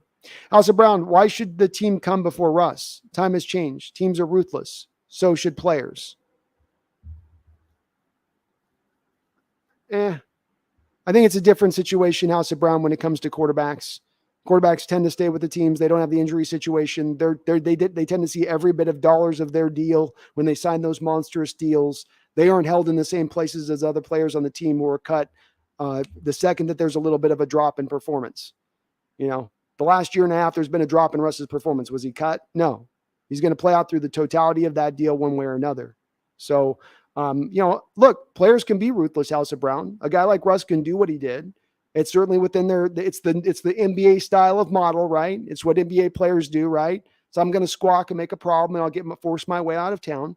You can do that, but for every action, there's a reaction. And if you're going to kind of spit in the fans' faces at that point, especially when you not a year prior had told them that you're planning on being the rest of your career, don't want to go anywhere else, well, then you're going to have to expect that there's going to be a reaction on the other side of that, where then there's going to be blowback from the fans not accepting that, not being happy by that.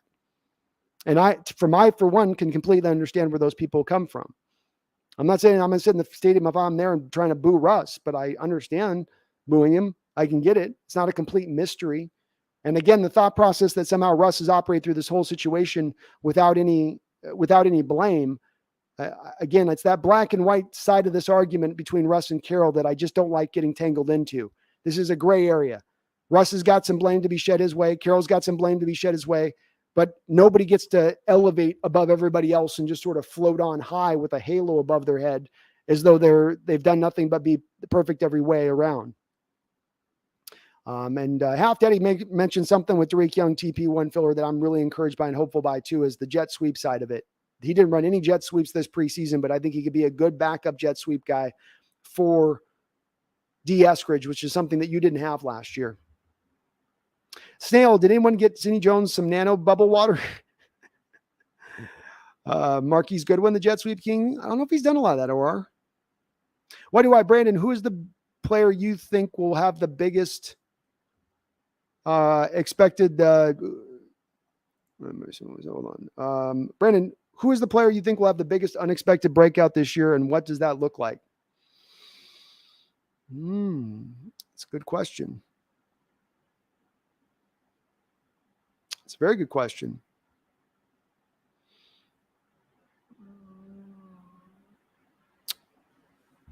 Who is the player of the biggest unexpected break? Tariq Woolen would be the guy to me, and where he's ascended to get to the starting unit. To be as where he was from a technique standpoint, so rough, to have now the coaching staff elevating him to the starting unit, to me says this guy might be able to pop from day one here. And so I'm getting more kind of enthused by him. If I was to go for an unexpected breakout outside of that, Uchenna Uwosu could be the breakout guy. He had a ton of pressures last year, just wasn't able to complete the deal to push his sack numbers up. But he's a guy 25 years old, really popped off the tape in the preseason film. Those would be my two guys, both defensively. That would be my unexpected breakouts for you. Probably more Uchenna than Tariq.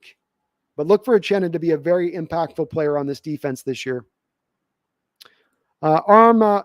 Malky says, I've seen people call Wilson a robot. He has a personality that you don't hate, but it can be annoying. It's a good way to put it. And I don't have as much a problem with the robotic stuff on him. That's not as much my issues with him personally. Javian says, I need that every blade of grass mentality. Don't we twist and tackle with hogs in the offseason? It shows every year on the defense. Yeah. Well, it's been more of that bend but don't break. That's for sure. Kel says, will we keep Jamal after this year? I do think we will, Kel. You still have about an $8 million dead money hit after this year if you try to move off from him, which is still fairly substantial. And if they're going to fit him more to the designs of what he does well, put him more in the role of where he's going to excel, then he's going to play up to type. He's going to fit to more of what you thought you were getting when you traded for him, which means you're going to then be likely to keep him. Jonathan Salazar says, what's our record, do you think? I'll go 7-10, Jonathan. I think there's a wide variance on where this team could end up, though. Wouldn't be the least bit surprised if we went 3 or 4 more wins up or down on that.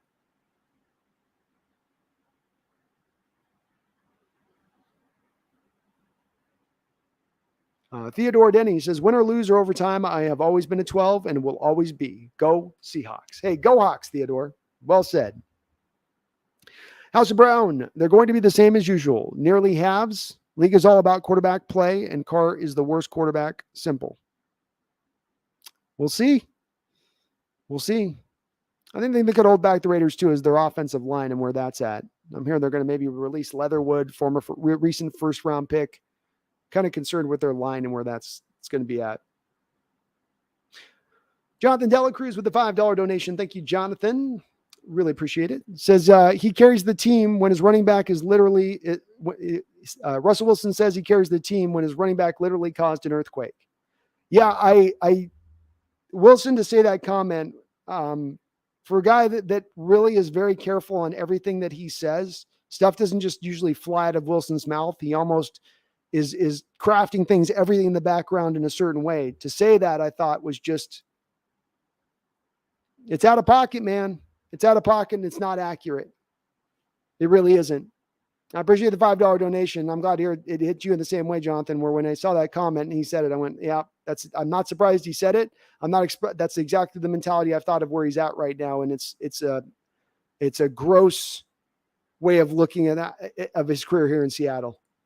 It really is. Thank you for the donation, though, Jonathan. William Price, do you think Rashad Penny will be good again or go back to the same old injury-prone player? I think he'll be good again, William. The Rashad confirmed a little bit of what I've talked about for the last couple of years in regards to his situation. He has had a broken hand and a torn ACL. He suffered the torn ACL at the end of the season. So it's no surprise that then it affected him through the whole course of the whole next year and even through the first part of last year, as sometimes that can take a little bit of time to recover from. And one of the normal things you see from those injuries, from those torn ACLs, is that you see these offsetting small tissue injuries that will then pop up after the injury that can then cause the player to take a little bit of time to get truly back to 100% or nearly 100% of what he once was. And Penny himself talked about this in an offseason interview. So this is just confirmed. I long had suspected it. It's confirmed. I know there's been a couple of little small, he had a hamstring injury to begin camp. He had COVID. But no, I do not think he's going to be an injury-prone player for you. I think he's going to go for 1,400 yards rushing this year. Half Daddy, as long as the Hawks beat the Broncos, sweep Niners, and win versus Cardinals, I'll be okay with it. Well said. Greg says, can't wait for us to cut Freddie Swain, only for the Broncos to sign him at Russell's request so he can be the wide receiver one there. I think what TP says on this one's right. I don't think he's going to be over Sutton, Judy, and I certainly don't think he's going to be over even Hamler.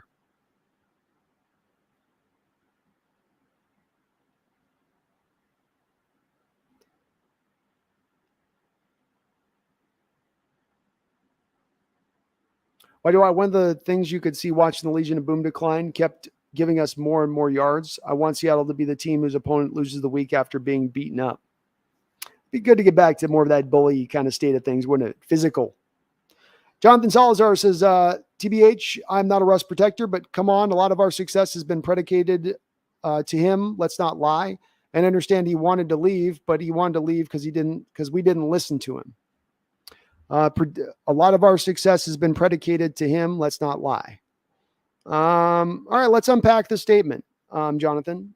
So for instance, if we go to a lot of our success has been predicated upon him, I don't think a lot of our success was predicated on him going to the Super Bowl in back-to-back years. I don't think it was in 2012. I think that he had a big hand in that, and he was very important on those teams.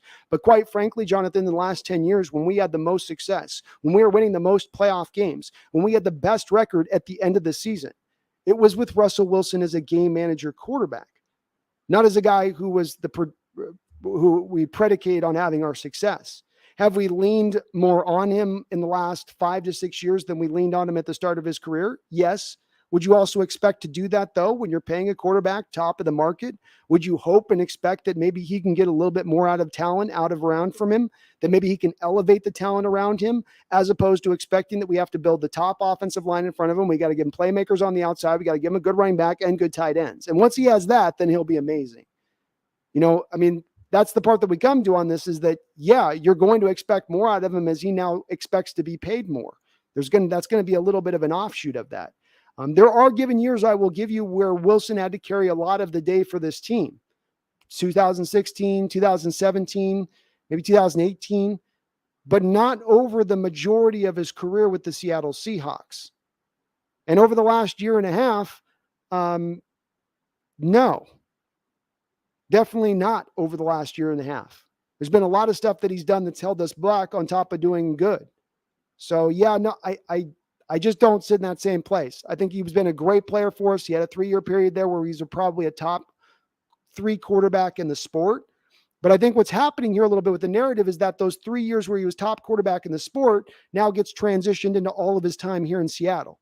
And I don't agree with that myself. As far as he wanted to leave and we didn't listen to him. What changed about the way that we were listening to him in 2018 to 2020 when he decided he wanted to leave at the end of that year? That was a 2-year time period. So he knew everything about how Coach Carroll operated, how he wanted to build his team at the time when he signed that contract extension in 2018. He didn't push for a trade at that time. He didn't ask for a trade at that time. He didn't show a disconnect with the way that Carroll wanted to win football games. So then a mere 2 years later, now he's suddenly done with it. That doesn't add up to me. And that's part of, again, why I have a little bit of a problem with it, because then he suddenly makes this sudden right turn to say, okay, I'm done with this way that this same coach who's been playing the same style for 10 years, I'm now suddenly done with it. And I'm done with it to where it's going to cost you guys $38 million to now offload me. That's to me where I go, you lose me there at that point, man. If he would come in 2018 and said, look, I want this built around me. They're not building it around me. I've had enough. I've given him the best years of my career. I want to go to a team that I'd have a lot more respect for him standing on and doing that. But to cut the slice halfway and to make sure that he was going to leave scorched earth behind him, at least for one given year, is a place where, again, I'm just not going to land in that zone of it. And no one can tell me we're better off without him then. I wouldn't say that we're better off without him, Jonathan. That's nothing that I'm saying on that. I'm not in that lane at all on that. Maybe somebody else in the chat saying that, but that's not what I'm saying.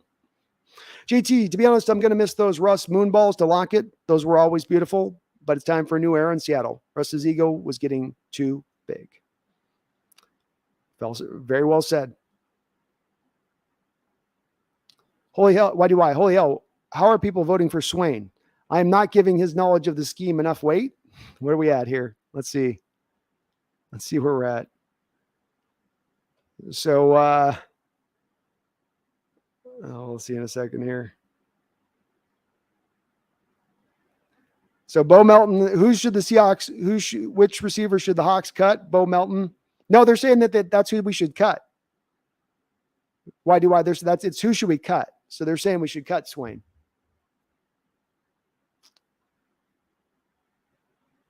Sorry, I worded it weird probably. Half Daddy would be a breath of fresh air if the defense starts early. They tend to turn up midseason. That would be nice. If we could not wait till halfway into the year to get good. Anyone see that Malcolm effing Butler got cut? Did he? Well, he's been right on the edge last couple of years. Did a Whiteside get cut yet? Not yet. Not yet. JT says, I noticed he was going to be a diva when I went to the VMAC for one of my high school camps, and he just showed up for a few seconds to throw a few balls while Patriots player Willie McGill stayed for the day. Yeah. That's lame.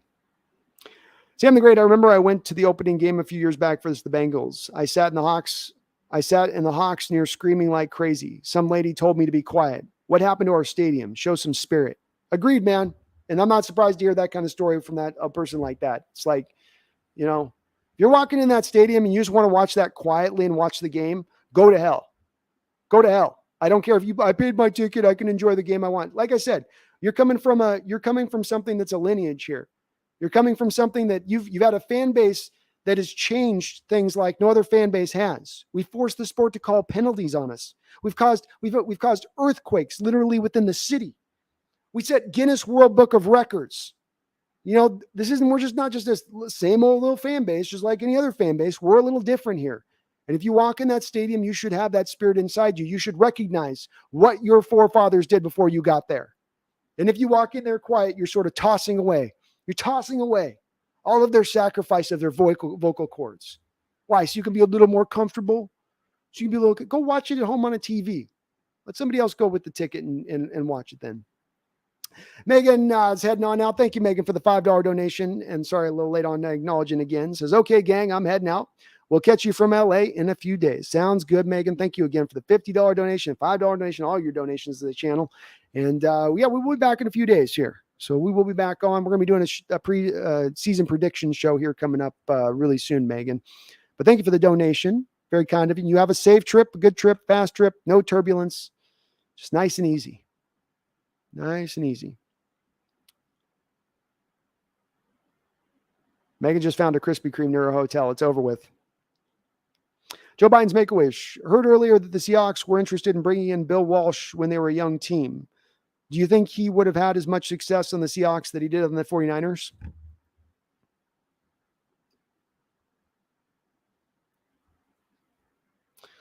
A big part of the Niners' success was a little bit of their willingness to pay guys at that time before the salary cap era. And I don't know if the owners would have had as open a purse strings. Walsh's offense would have worked really well in the Kingdom. Joe Biden's Make-A-Wish. His very precise West Coast offense on that field turf would have been very, very helpful. So does he get to where he got with the Niners, as high of heights? Probably not as high as heights, because he got a dynastic run. That's very hard to do and would be hard to replicate anywhere, even if you had the same brilliance of a coach you were bringing aboard. Could he have gotten us a Super Bowl of 2 just because he was that smart of a guy and that much of a trend center? Yeah, he could have. Again, too, especially since Joe Biden's Make-A-Wish, I think his offense would have worked really well within the confines of the kingdom. Maxwell says, can't wait to go to the Denver game. They will definitely be loud for that one. I hope so. Ethan Magnati says, we went back and watched the games Geno started in last year. He's definitely going to give us the best chance to win over Drew Lock. He makes a lot of his throws and is a great game manager. Very well said, Ethan. He has won the job here, no doubt about it. Can't deny it. It is the reality. Tom Eden says Russ lied and people died. Not really, but he did lie. He said Seahawks for life while he pushed to leave. Doesn't sit well with me. He got knocked down some notches on my favorite Seahawks list. Yeah. And again, it's not to swear. I think the people that hear the Russ criticism think this is somebody saying, I hate Russ, or now everything he's done is dead to me. No, it's not. Still the best quarterback in Seahawks history. Still has a place in the Ring of Honor. Still a guy that I hope retires as a Hawk when it's all said and done, even if it's on one of those one-day contracts. But has he soured the viewpoint on him in the way that he's left town? Yes, he has. Yes, he has. And I don't think it's outlandish for people thinking that. I can understand if you disagree, and I get where you're coming from, but I don't think it's outlandish. Megan says, you and I know full well, B, that I am screaming my lungs out at the Cardinals game, and I do not care what anyone says. I've traveled a damn long way, which scares the hell out of me. Hey, I'm going to be right there with you, Megan. Our voices will be done by the end of that game. You better believe it. I'll be doing my live stream show like this. It was a good game. We won this game against the Cardinals today on the back, getting after Kyler Murray. That's how I'm going to sound after that game. Believe it.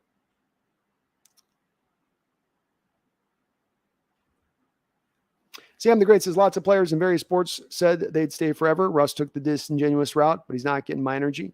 The 12th man, better than Russ. There you go, man. Snail says, the top 10 Seahawks all time, Marcus Trufant, number 1, Abe Lucas, number 2, Cortez Kennedy, number 3, Walter Jones. You have Steve Largent at 5, Snail. Come on. Marcus Trufant. You're capping with that list. You got to be trolling with that list. You got Trufant over Steve.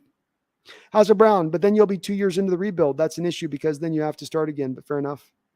As far as giving her the coach, yeah, it also depends a little bit, Hauser Brown, on how successful he's been on the rebuild at that point. If he's 2 years in the rebuild and he's being awesome with it and they look great, maybe the new owner will be open to keeping him. But I do tend to see that most owners who take over a new tend to then want to hire their new coach. They don't want to just inherit. That tends to be the standard. It could be different here, but it does tend to be the standard.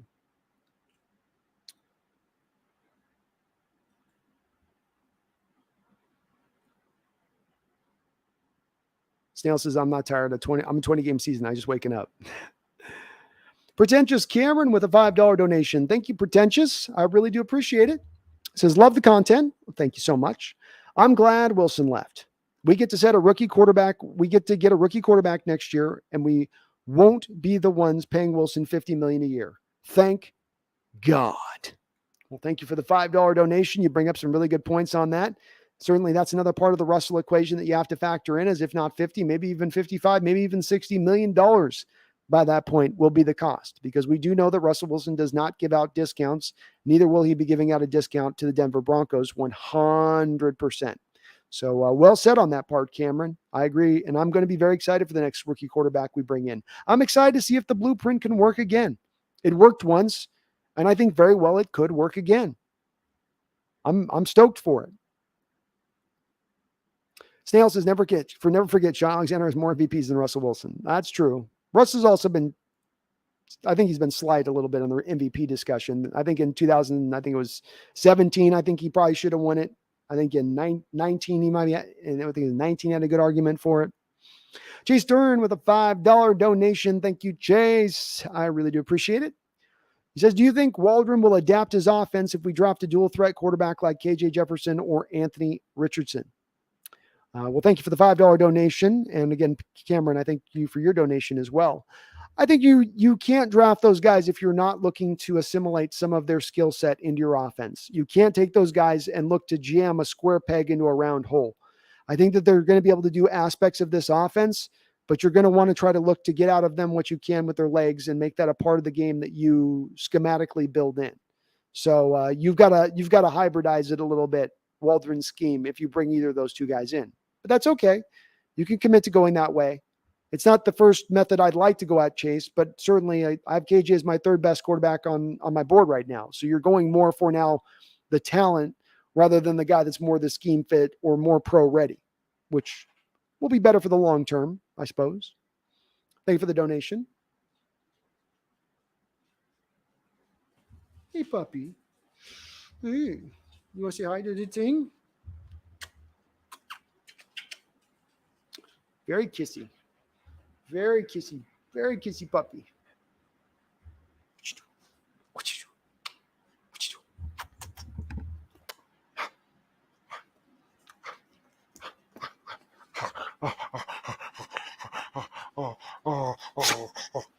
She's lovey.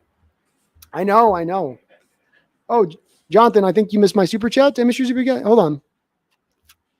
Thought I got it.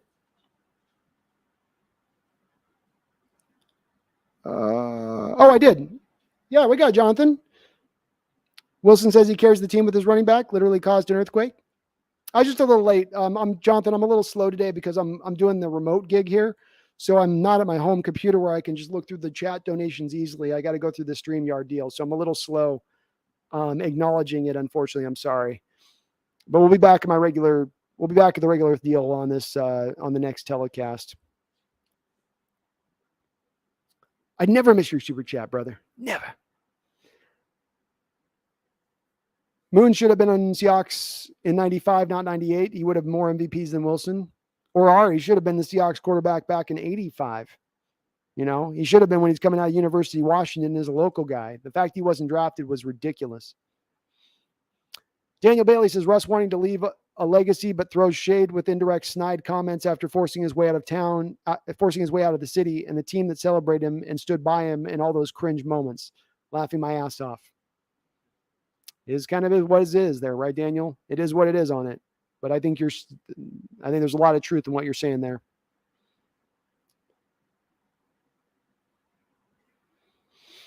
William Price, what do you think about Kobe Bryant's performance this preseason? Mostly good. Certainly had, for the most part, looked good in coverage, but did get beat, of course, by George Pickens. This last game gave up a couple of completions. He did have a little bit of some struggles at times, William, in his tackling, but he also had a nice breakup down on a fade route almost effortlessly in one of the games. Had some other moments where he looked pretty solid in coverage, almost made a play on a ball for an interception in one of the games. So a little bit up and down. Snail says, I'm not sure if Moon could have saved that 92 team. Probably not. But hell, you would have given him a great defense at least. So Moon would have been a vastly better player than Rick Meyer. A rookie Rick Meyer, by the way. Megan, I'm a Coach Carroll fan, as you know, and he was not totally blameless in the whole Russ saga. The amount of crap he got from some 12s blaming him for Russ leaving annoyed the hell out of me. Yeah, I mean, and that's again, Megan, where it comes from me on the standpoint of this is where you got to dole out a little bit of the proper assessment. Like you said, not totally blameless, but where you put the blame and whatnot. And again, with Carroll, Wilson had a contract renegotiation come up in 2018 that was pushed very much to the brink. He knew by that point, 8 years into his career, who Coach Carroll was, or 6 years into his career, who Coach Carroll was, how he wanted to win football games, and how he wanted to play football games. For Wilson to reverse course 2 years later and act like he wasn't aware of that at the time he signed that contract is, again, that would be disingenuous. Brian Meyer says, Moon not coming here is rumored to be based on something about cookie franchises. Cookie franchises? What am I missing on that, Brian? K3YS says, Bo or Derek could be a very good wide receiver 3. We've seen a lot from Freddie, and he hasn't shown much. Agreed. And the poll is definitely bearing this out, as 72% of you are saying we should let Freddie Swain go. Snail says, fair enough. I would have felt better for Coach Esther. That poor guy gave all for 2 wins. He did, man. To win Defensive Player of the Year on a 2-win team, you have to be awfully dominating.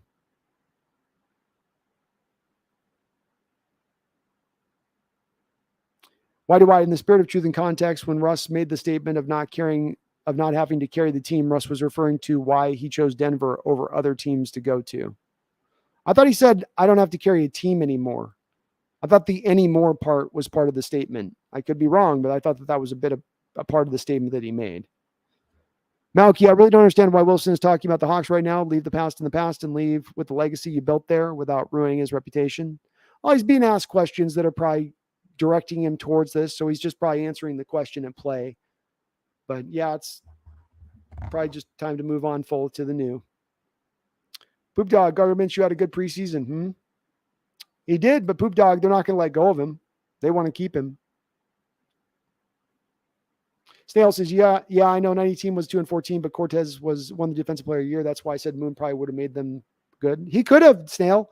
As good as that defense was, you did have, I think, Chris Warren there. Give Chris Warren to Moon, and you have still, I think, Brian Blades at that time on the outside to throw to. It's possible. He could have gotten him up a little bit higher. Russell Marquis says, how could Russ say something like that when at times in the last year and a half, he would look like a bottom 5 starting quarterback? Because Russell doesn't agree with that assessment of things, even if I agree with you on that assessment of things, Russell Marquis. The thing with Russell, and this is my own theory with this, but the whole maintaining the neutral mind state, power of positivity, secret, I operate off of manifesting my reality stuff. There's some good sides to that. There's some scientifically proven aspects to that being beneficial to not only players, but just people in their regular life. But when you take it to an extreme level, it then leads you into a direction of not paying attention to your faults or the things that you're doing bad. And everything you do is great. You only walk on water. All you do is awesome. So Russell does this at times. You can hear him in press conferences in recent years, where when at the times he actually takes responsibility in making mistakes, where he will be asked on something, let's say, Russ gets asked by a reporter about holding on to the ball too long. And what you'll hear him say is, yeah, I probably held on to the ball a little bit too long today, but a lot of great things happen too when I hold on to the ball too long. We get a lot of big plays from me holding on to the ball too long too.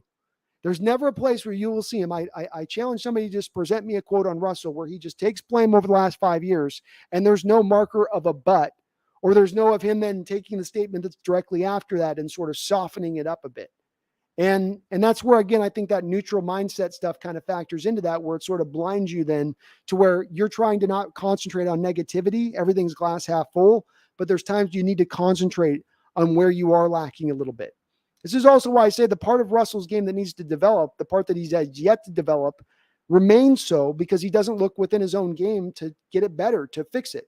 Getting better pre-snap, getting better against the blitz, throwing with better anticipation, hitting his flat route to the running backs from time to time, taking his check down, knowing where his hot read is off of a blitz, understanding where the blitz is coming from. These are all things that Hall of Fame quarterbacks 10 years into their career usually have mastered, but yet Russell has not yet mastered. And my theory on this is it's not a matter of a lack of willing to work. It's just more of a little bit of a lack of willing to take the responsibility for the faults in your game, for what you need to improve upon.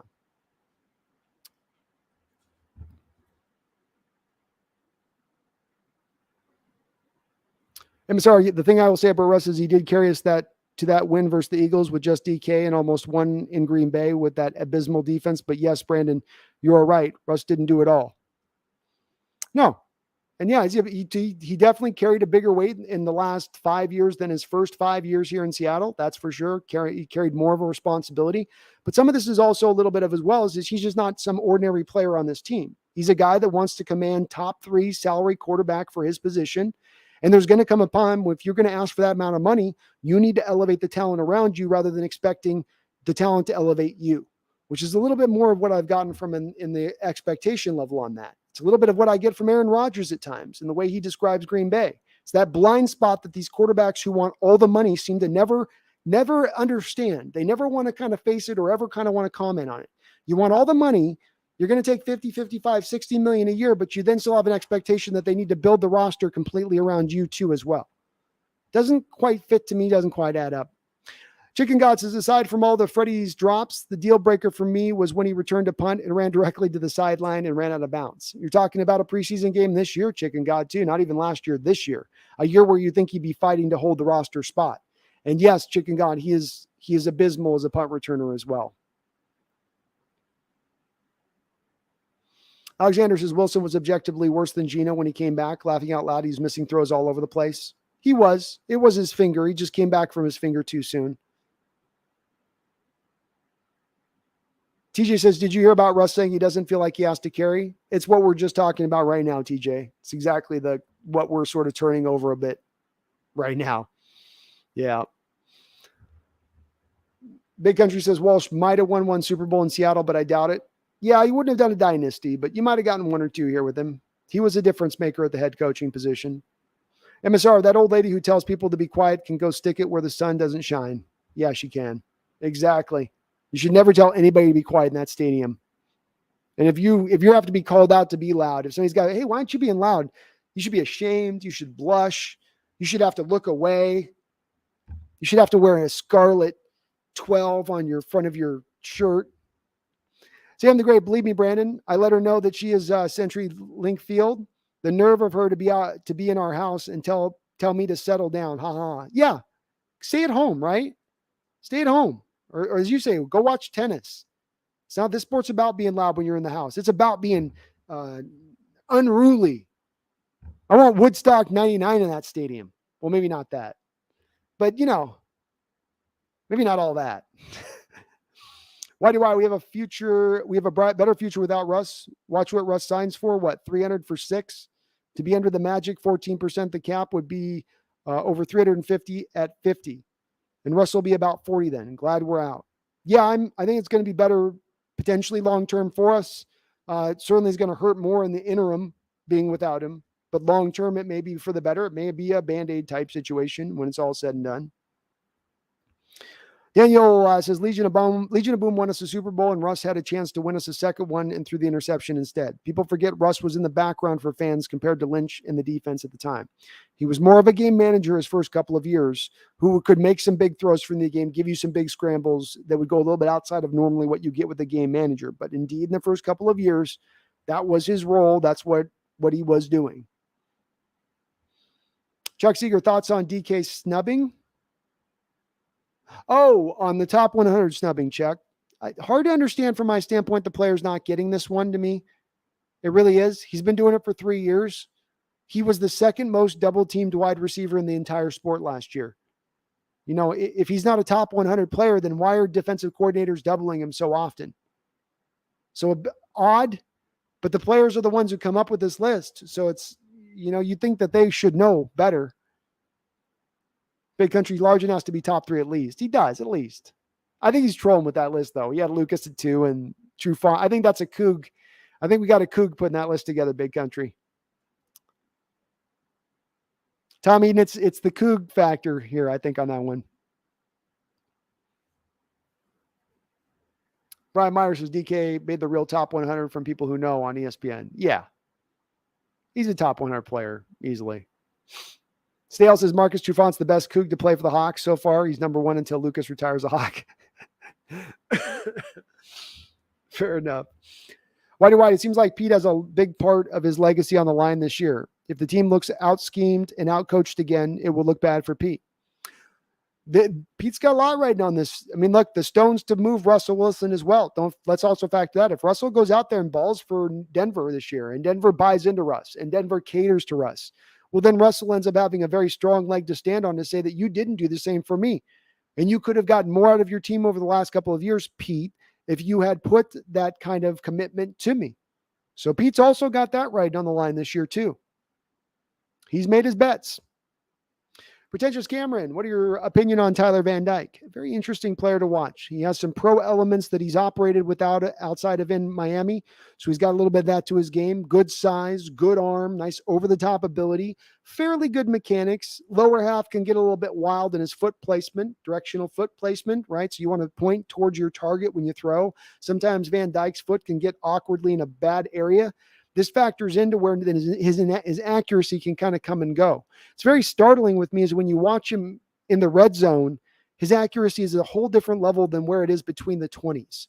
Between the 20s, he can sometimes be all over the map, even on short throws, but you get him in the red zone and he is deadly. I mean, just pinpoint in the red zone. And on every kind of throw, he can throw the fade route. He can put it on a line. He can zip it in. Mobility is a little bit average, but arm strength's good. I like how he processes. I like how he commands the offense. He's in control out there. He's running things. And I'm very excited to see how he can build on this now in this next year. This next year's tape is going to factor very largely in with him. Currently right now, Cameron, I have him as my number 5 quarterback on my board. He sits 5. Greg, I can't believe DK Metcalf and Jamal Adams have become underrated. Can't wait for them to prove everyone wrong this year. I can't either. I can understand on Jamal, but DK I can't. Jamal, at least at the injuries, you can see why that set him back a little bit. Brian Myers, anybody thinking there are some recent cuts that could help the team? I was trying to study a little bit on this, Brian, on anybody that jumped out to me as far as potential notable cuts, and nobody was really popping out to me that made a lot of sense from what people are forecasting. So there may be something that comes out on this, but nothing that I saw that was jumping out to me. Tom Eden says, breaking news. Russ put on the PUP. Back spasms from carrying the team for 9 years. Nike 911 says apparently Russ was misquoted. He was talking about other teams he could have gotten traded to. Was it that he got misquoted, Nike 11, or did he start to hear the blowback and see the Richard Sherman quote tweeting him on what he had said, and then suddenly he walked back the statement and said, "Oh no, I didn't mean it that way. I didn't mean that. I didn't mean it that way. I meant it this other way." I mean, maybe on it. Crazy Willie Mullins, we are doomed. They should have took Baker. Bad coaching. And front from John, what's his name? Schneider. Front office from John Schneider. We'll see, man. It's a rebuilding year, Crazy Willie. Rebuilding years where you're eating $40 million of dead money. It's kind of hard to sometimes compete in years like that. So it's a turnaround year. Justin Coleman punt. Oh, geez.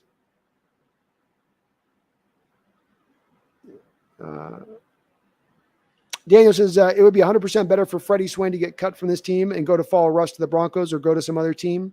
He probably won't do much in this year's offense on a contract year. Yeah. Why do I? Russell said one of the things that appealed to him about Denver was that he didn't have to carry the team on his shoulders alone. He still might have been throwing shade, but it was not direct. That's fair enough. I mean, it's still a little bit again. Yeah. I think a little bit of there's the blowback came on that quote, and then he's like, no, that's not what I meant. I meant like I meant like this. That's how I actually really meant like this. MSR, I'm rewatching the Steelers-Seahawks game from last year. Trey Brown's technique is flawless. When he gets up under the opposing wide receiver and cuts them off, he's going to start. When he comes back, watch out. I could say I see it. That's his special skill, MSR Rook, is that he is impossible to stack. And not because he's super fast, but because he does such a good job of positioning himself in front of the receiver. He essentially doesn't give them a route to get around him. And if they do, they're going to have to go sideways to make it happen. Well said. It's very notable. Daniel, the thing is the players don't know better for our top 100 list because they can't watch other players. They're so focused during the season on their offense, defensive scheme versus they have no time. Yeah. Carl Nearney says, can you give me 3 reasons why 2022 Pete should remain the head coach for the foreseeable future? I can't.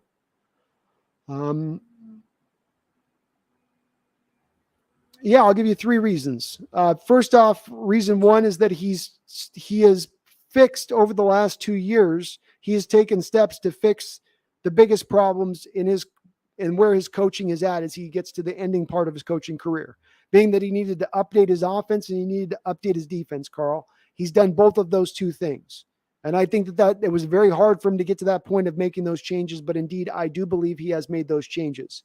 My other reason would be that Coach Carroll tends to get the most out of young teams. You could make the argument that it's better to have him on a young up-and-coming team as opposed to then having him coaching a team that's now got more veterans on the roster. So I would give you that's also a place where I would say that's a reason why. As far as a third reason, I'll just give you, Carl, that the offense and defense updates and then that he does well with young teams. Those are my 3 reasons for you. I'm certainly not going to put how he uses timeouts or game management.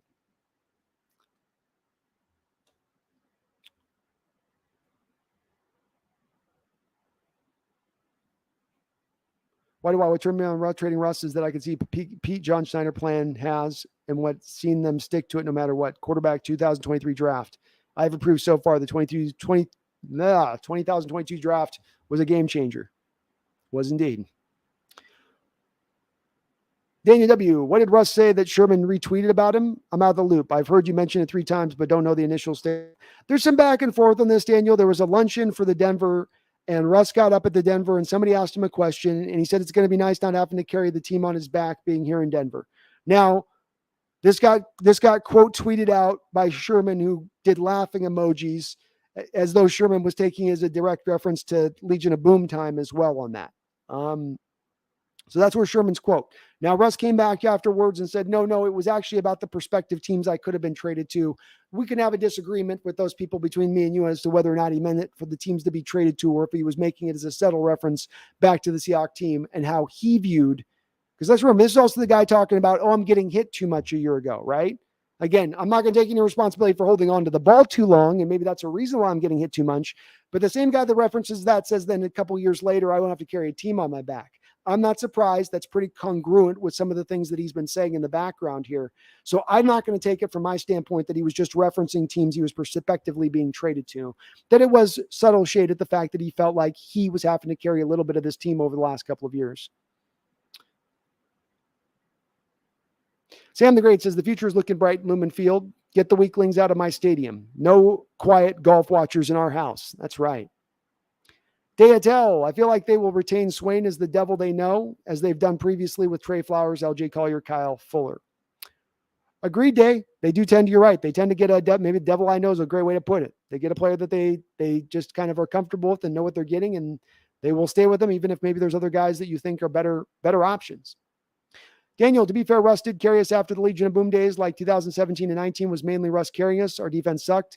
We had no elite offensive players, maybe Lockett. That's been a part where I've been willing to give a little bit of ground in this argument, Daniel, is to say 17, 18, 19, you can maybe sign me up on that. But Russ was here, 11 years? So there were way more of the majority of those years he wasn't carrying us off of the 3 years he was. The Snail says Cam Chancellor, Kenny Easley, or Jamal Adams. Kenny Easley is the best of those 3, Snail. Carl Nerney, thanks, Brandon. Laughing my ass off. Hey, I'm being real with it too. I'm not trying to dress it up on that, Carl. And will he commit to the changes on the offense and defensive side of the ball? That's going to be a valid question. Does he allow Waldron to implement his full scheme whole hog because he didn't last year? Does he allow Clint Hurt and Sean Desai to implement the cover 2 shell, to be more blitz heavy, to be more aggressive because they didn't do it last year and they didn't do it in the preseason. So there still comes a part here, Carl, where he has to show, it's like he's done it in spirit. Now he has to do it in reality. Now it's to show that he's going to implement these things. And if he does, Tommy, then Carl, then I'm going to have a lot more confidence in this and him being able to pull this rebuild off.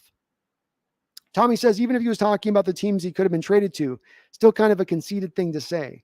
Russ used to be humble. Agreed. Yeah. I'm sure somebody in chat will go, well, that's just confidence. You need to have a lot of confidence in the quarterback position. Yeah. But this is also a little bit of the problem. Again, this is a little bit more than just him saying the statement. Remember, too, there was a little bit of a click and a rift at the time between the Legion of Boom and Russell Wilson when he was here near the end of things. The rift being of, we're held to a different standard than he is. When we have to have this perfect standard defensively that we're held to, and when Russ makes mistakes, everything's all good. It's okay. He's not held to that same standard. That was part of why those cliques developed in that locker room at times. Part of what I talk about here in the lack of taking responsibility, even when it went back to those times. And that's why I think it is notable. Big Country says easily. Even though Cam is underrated. Yeah, agreed on that. Easily was just so good. Corso D. Gutierrez, does Bo Melton make the team? I do think he does make the team. I've got him holding on to 6 receivers right now, which may be one too many, but I have him as the 6th guy making the roster. Deadly says, hot take, I'm very disappointed in Bo Melton, and he should be cut for the practice squad. Way too many drops. Well, if he does not make the roster, Deadly, and if he is one of those guys cut after this roster cut comes tomorrow, you can bet your bottom dollar that it's because of the drops. Grug says, "What was your favorite decade of football?" My favorite was the early 2010s. Not a decade, but it had my favorite moments, not only as a Seahawks fan, but as a football fan. Well, I guess if I have to go with a decade, I'd go from 2004 to 2015 or 2005 to 2015. That might be my 10-year period, even though there's a couple of years in there that are bad. It would encompass your time for sure, Grug. But those were fun. That was a fun Super Bowl team there with Holmgren and company too, and especially being that was our first run in a Super Bowl. How excited the town was.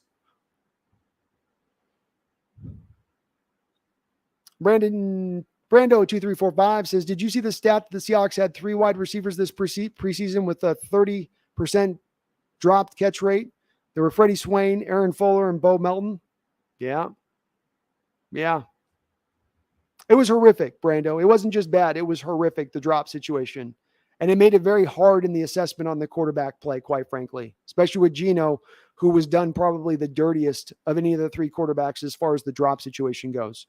And Aaron Fuller, boy, you had your chance, man. They gave him some shots out there. He just wasn't able to hold up.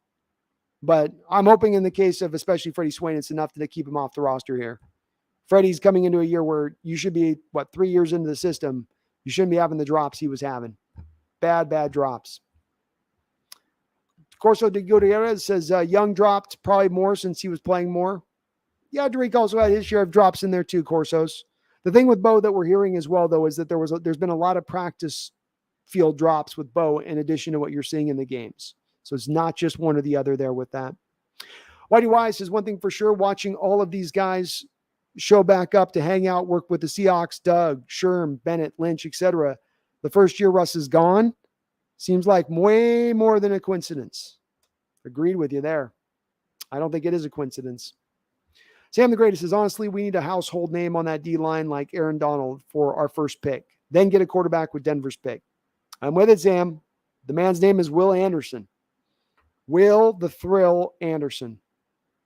Tommy Eden, didn't Melton show up to OTA out of shape? Plus the drops? Yeah, I think he should be lucky to make the team. He's on the bubble, man. I think he's on the bubble. Dale says, "Looking back at the draft, I wish we would have taken another linebacker in the later rounds. Grabbing a guy like Bo Melton was a weird, seeing how we already were deep with second and third string wide receivers."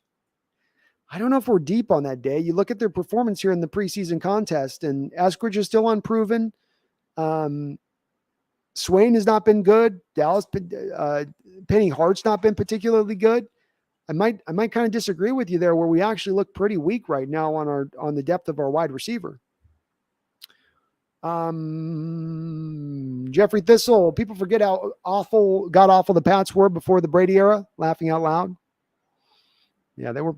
Well, I mean, I don't know. I mean, they were bad, kind of. I think Belichick had one bad year there, but before that, Carroll had them at a middling seasons for 2 years. And then before that, they had Bill Parcells there. He got them to a Super Bowl.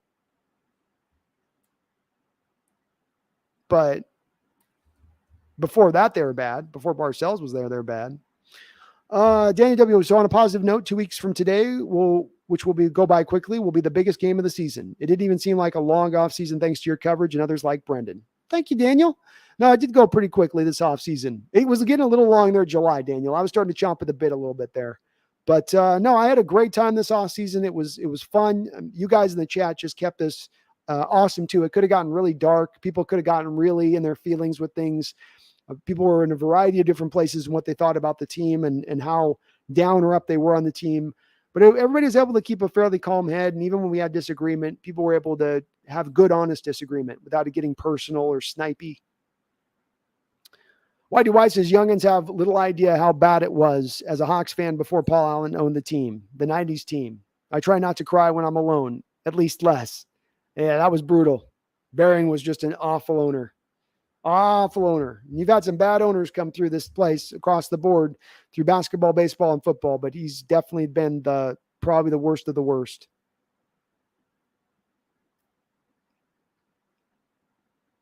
Daniel W., are you going to talk later this week, Thursday, with Brendan about our finalized roster? Yes. We will definitely be doing a show later this week. I think he's on my side this week, Daniel. So he'll be on my channel this week. That might be a good, because we may add 1 to 2 guys from other teams as well at that period. I'm anticipating that will be the case, Daniel. And yeah, we're going to definitely have some things to talk about at that time to discuss. So yeah, we're back onto our normal schedule now. We'll be doing we might be doing 2 shows a week this year too, Daniel. We're talking about trying to pull that off. We do like a Tuesday and a Thursday show, a game look back and then a game prep. Dan Sam Grader says, whoever can terrorize other quarterbacks. Well, there'll be other guys too, other than Will Anderson. So there's a couple guys that are going to be very notable names in this draft that are what you're talking about, I think, Sam. And I'm with it. The other thing, Sam, is remember is that you're open the door to be able to do this because you don't need necessarily the star quarterback. You need the guy that's pro ready and can do the game manager stuff and do it very proficiently, which means maybe you can get that a little bit later in the draft, a little bit later in that first round. Snail says best decade depends as a Seahawks fan or a football fan. Seahawks fan. Corso says, why do I feel like we are better off with Locke than Geno? I don't know, man. I mean, I think because you're seeing Locke definitely has maybe a little more potential to him. You know what you have in Geno, and you're a little limited on the upside and what Geno brings. But I think the Locke's got more trap doors that open up underneath you too often. And you can't have the trap doors constantly getting triggered. Doesn't matter how far he's taking you along the path if you're just going to drop through the floor at any given random moment. So I know where you're coming from on that, but you had to let the best man win the job, and Geno won the job. Cameron, I remember being a freshman in high school in 2010 and being so happy when I got the notification that Jim Mora was fired. Had such a huge smile on my face during lunch. Me too, Cameron. That was obviously a situation that wasn't going to work. The longer it gone along there with Mora, the more it was just this wasn't going to be a fit. And, Mora was a very talented coach. It's weird how it's kind of gone for him with his career in that respect and how he's bounced around a bit, but it was the appropriate right decision to make. I'm going to go be right back here, folks. Let's get into we'll get the last kind of comments and stuff in the chat here, and then we'll kind of put a bow on this. So I will be back in just a couple of minutes here. Please do bear with me.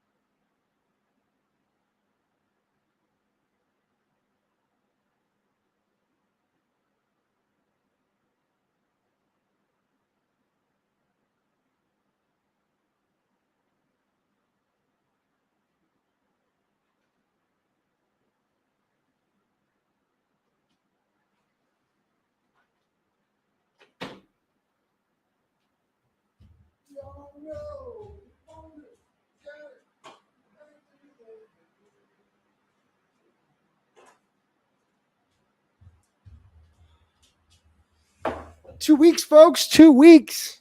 We got ourselves a game coming. As somebody said, biggest game of the season is on deck. It's in the queue.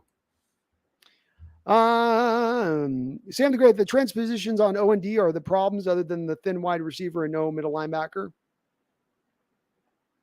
A little bit, Sam. A little bit better on the offensive line than the defensive line. I'm with it. King Bomber, have they had any cuts yet? You got, I think the Williams guy you cut. You've had a couple guys that weren't going to have any chance of making the roster that have been snipped. But nobody notable yet. And Sam, I would expect them to definitely look at center and guard, especially on the interior transpositions into the next draft. I think they were looking at Linderbaum in this last draft, the really talented center that went. They just couldn't trade up to get him. They tried to get a couple deals going and just couldn't make it happen.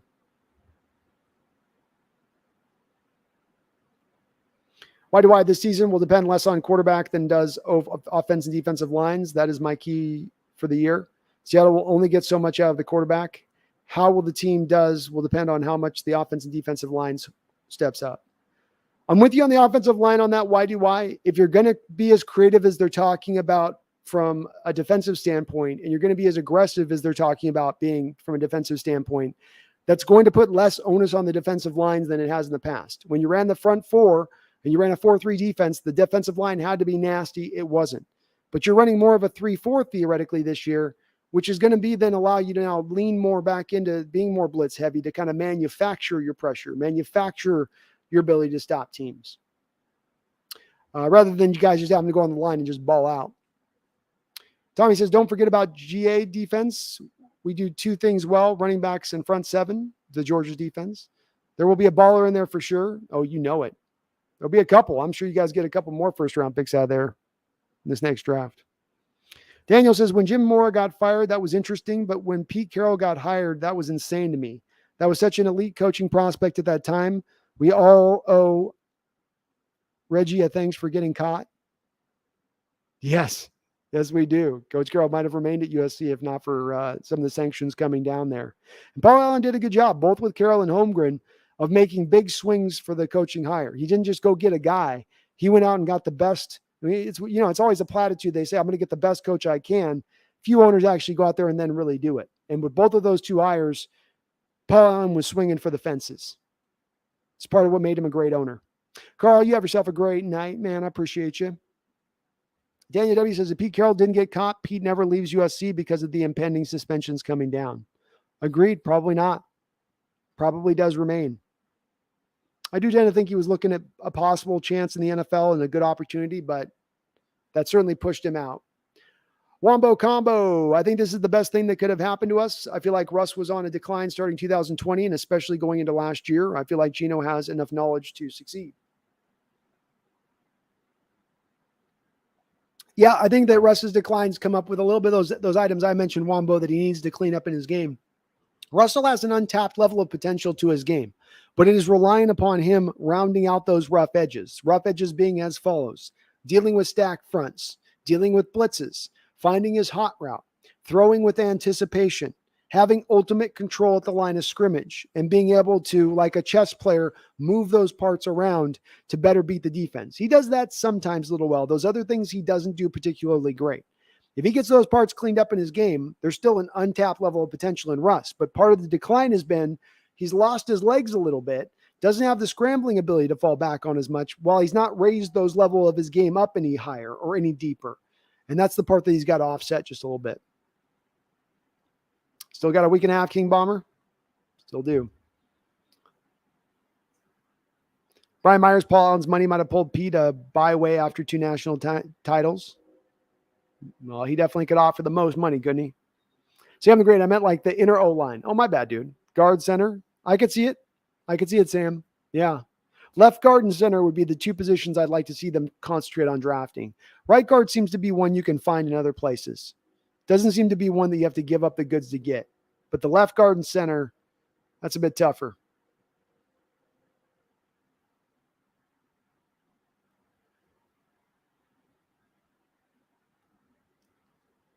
Whitey White says, I guess I'm meaning the front seven more than the D-line. Oh, okay. Fair enough. Then, yeah, that's valid. 3-4 defenses are going to be more front seven based, I think. King, they have to go quarterback, left linebacker, center guard, 3 tech with the first 4 picks. Sounds good to me. That would work for me, man. Stale says, Seahawks fan, Brandon is correct. Football in general, 90s, as sad as it was for the Hawks, the NFL was faster and more hard-nosed in the 90s. The VHS biggest hits were the greatest. They were the greatest. Poor guys were getting brain damage to all hell out there, but it was fun to watch. Jacob Davis, I'm in the minority on voting for Bo Melton to be cut. Freddie Swain can still develop and be a solid backup in case either DK or Tyler get injured. Both the NFL and especially NBA were peak form in the 90s. Definitely NBA for sure with you on that one. Maybe the NFL too, maybe, but definitely the NBA. I mean, it's fair. I would kind of say, Jacob, I feel like 3 years in at this point, Freddie Swain kind of is what he is. I don't know if there's a lot of more development left to go at this point. One point last year, Jacob, he was rated 110 out of 120 wide receivers by Pro Football Focus in his rating. And I still have not seen any continued development this year into the preseason, whereas Bo Melton certainly has had his share of drops. You at least like the upside there. And he is a rookie.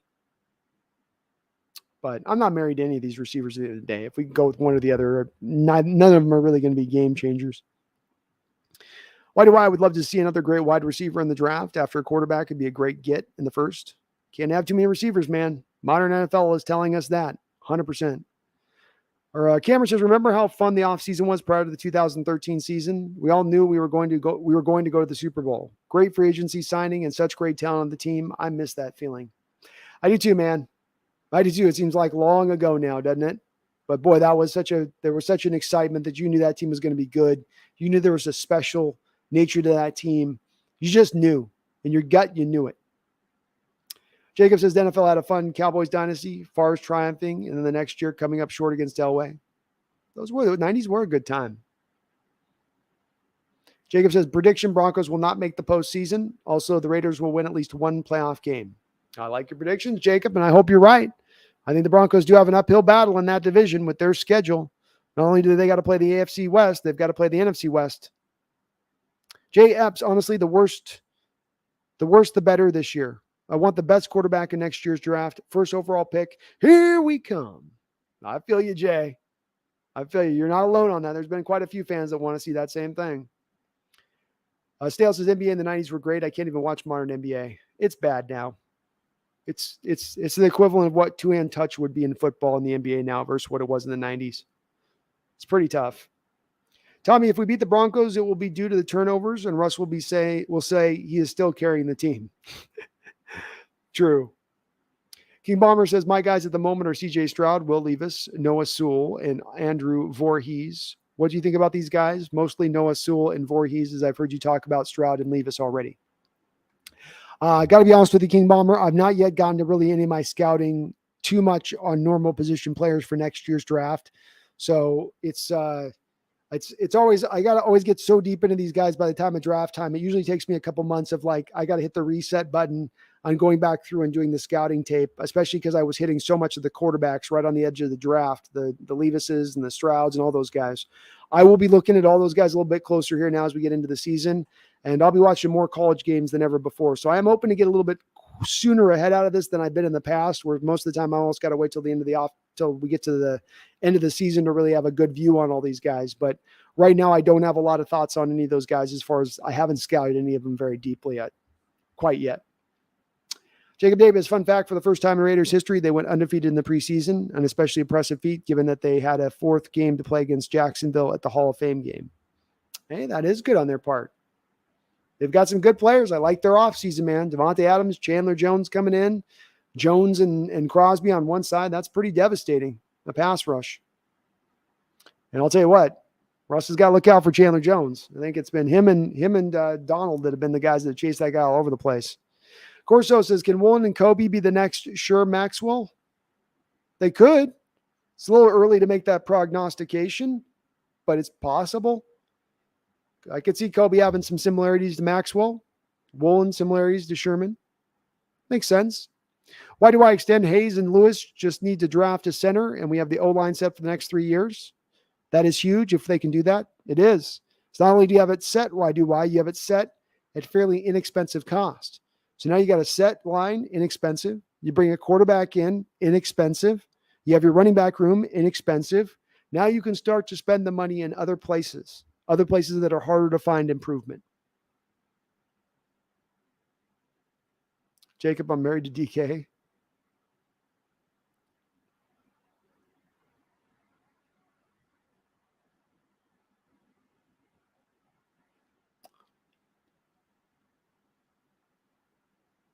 Oh, extend Haynes. I didn't see the extend Hayes. Yeah, I don't know if I'm extending either of those guys. I don't know if from an athletic standpoint, there's much a pure scheme fit for what Waldron wants to do. Snail says, check out Anthony Richardson to King. I will. Oh, I will. He's on my fringe list too. He just has only 47 attempts off last year. So I just want to see him from a full game commanding the position. MSR says, Brandon, what are the downsides of Levis and the kid who just transferred, Cameron Ward? Is it just me, or is Bryce Young just looks like he's going to be a lion all the way? The downsides of Levis would be, I guess, maybe he doesn't have a cannon for an arm. You would worry about his decision-making. Was 13 interceptions last year, though again, you're running a pro-style offense. You're going to expect more interceptions to come from that quarterback in college running that versus the spread concepts that are more proliferated throughout college football. Cameron Ward's a little bit of a tough guy to make an assessment on the downsides of him. Maybe not as much mobility as you get from some of the other quarterbacks at the top end of this draft. Got a gunslinger, a great arm, but he's also playing for a really small college on the tape you're watching, so it's tough to make much of an assessment. It's almost like watching high school tape with Cameron Ward. So hard to say. And Bryce Young looks okay to me. He's going to maybe drop a little bit on my list as we go through this year, unless there's going to be some problems for me with him. I don't like his delivery. He's got a little bit of this like build up to his delivery because he's small. It's a little bit like a reference to the Tim Lincecum who pitched in the major leagues. It's like he's got to use his whole body to build up the energy to get the velocity on the ball, to get the throw he wants to get it. I like Bryce, but I sure would like to look somewhere else than that. Daniel says, I've liked Kobe's tackling in the slot, but his coverage out of the slot specifically has seemed like he gives up a lot of passes. He's a rookie, but I wonder if a slot is best used for him. Well, he is 6'1". It is a little bit bigger than what you normally want in the slot, Daniel. I think his better position is on the outside at the end of the day. He has good lateral agility, good lateral explosion, but that he is a little tall for what you'd want to see out there. King Bomber says, I'll look at him. I like Stroud and Levis a lot so far. They're good. That's my 1-2. But it's early, man. Brian Myers, I think Curran would be a better at guard than Haynes long-term. I don't know, man. Curran was in the games that they tried to put him at guard last year. He had his worst rated games by far than what he was at right tackle. I think he's just a pure right tackle at the end of the day. Danny W. So does Artie Burns get cut and we retain Michael Jackson instead, or due to the Trey Brown IR, we'll keep both of them until Trey Brown returns and then maybe cut Artie? The latter scenario you talked about is what will happen. So you're going to retain all of them. Artie and Michael Jackson make the roster, but then because Trey doesn't count on the roster when he's on IR, then he comes back off IR, then you'll probably move on from somebody. Maybe one of those two guys, maybe somewhere else on the roster you can look, but you don't have to make that choice until you get to that spot. K3 says we need a vet in the cornerback room. You got vets, man. You got Sidney Jones, Artie Burns. Why do I Haynes? You got Justin Coleman. Why do I Hayes is balled out every time he's got a chance. Only health has held him back. When Pete, he's playing like a starter, he was correct. He'll be cheap too. We'll see on that. He's going to get a chance, I think, out the early part of this year.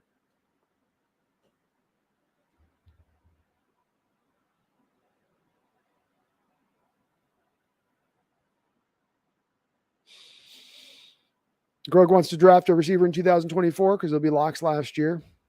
Makes sense. Jacob says the Raiders getting Devontae Adams was honestly a bigger deal than the Broncos getting Wilson. Is the Broncos O-line really that elite? Not in pass protection, Jacob.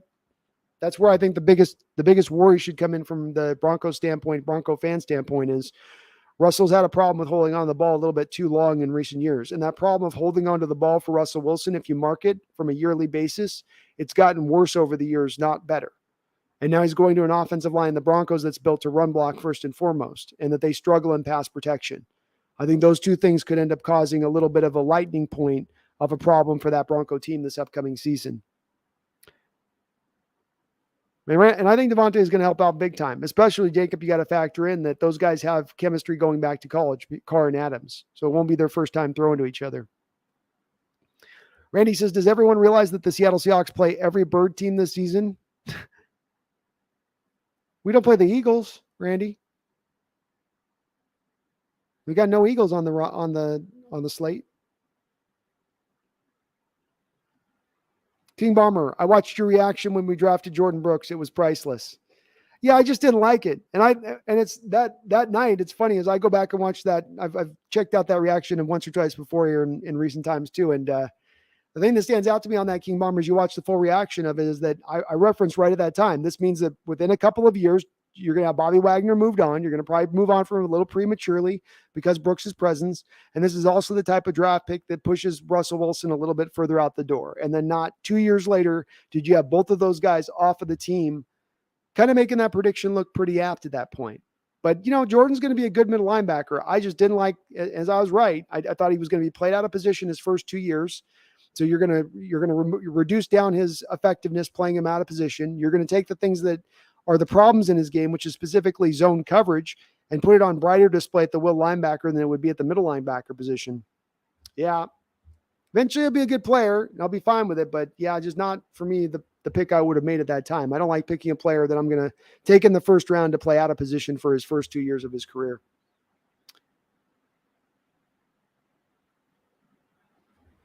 White White says weed has come over.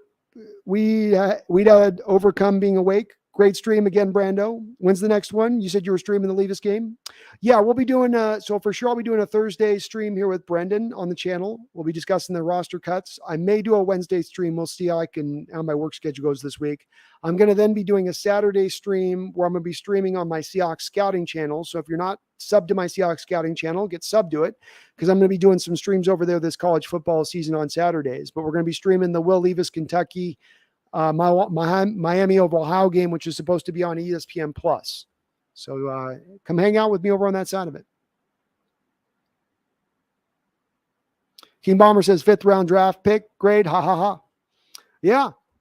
And I still stand by that because again, the modern NFL, if I'm drafting a linebacker and I've got to worry about his struggles in coverage, as I said on the draft thing, what's the value of a run defending middle linebacker in the sport right now who's got problems in coverage? And that's the question you got to ask. And again, as it bears out, last year, no linebacker in the sport, King Bomber, gave up more yards in the air than Jordan Brooks. He was number one by a wide margin. Almost 1,000 yards Jordan Brooks gave up in the air from the linebacker spot. He's a hammer. He's great in the run game. He's fast as hell. He's rangy. He's sideline to sideline. But there is a reduction in value on a player like that that's got those kind of limitations to his game. Jacob, I'm honestly worried the NFL is going to somehow rig it for Brady to win his 8th ring and retire a champion. Since the 2014-15 season, he has won a ring every other year, but not back-to-back. Strange. I hope you're wrong, but it's possible, man. Austin, why bobble hands Melton over Swain? Because of Bobo Eskridge? Well, Swain's hands aren't any better. Swain had his share of drops in this preseason too. So, yeah, Swain's had a couple more years to get his hands right. Melton at least has a rookie excuse. What's Swain's excuse at this point? What's Swain's excuse for alligating or arming that 3rd down throw that Swain had to him a couple weeks ago? I thought that was as key a moment and as key a reason why I'm out on Swain as anything else. He's there. The ball's right there in his hands. He's worried about getting hit. Not very tough from the wide receiver position, and it causes the drop. I'm really down on Swain as a receiver. And again, Austin, he was rated 110 out of 120 rated receivers by Pro Football Focus last year. He's in the 98th percentile of the worst receivers in the sport, rated by the advanced analytic folks. You want to keep that guy? I'm just kind of out myself on that. Guys, Tyler hasn't turned 30 yet. Yeah, Tyler's going to be here for the foreseeable future. He's not going anywhere for a while now.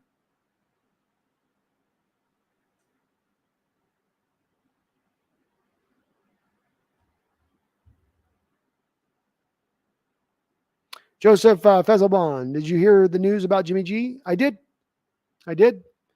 Niners are obviously wanting a little insurance for Trey Lance, and they wanted to make sure that he didn't come to the Seattle Seahawks. Jacob Davis, a friendly and gently reminder, then in the Seahawks 3 preseason losses, their defense failed to hold opposing teams to less than 27 points. We're in trouble. Clint Hurt better right this ship soon. Jacob, they didn't run any of the schematic adjustments that they're making this offseason. So let's wait until we get to the regular season to make that determination. They ran a vanilla defense. They ran the most vanilla defense you could possibly imagine this preseason.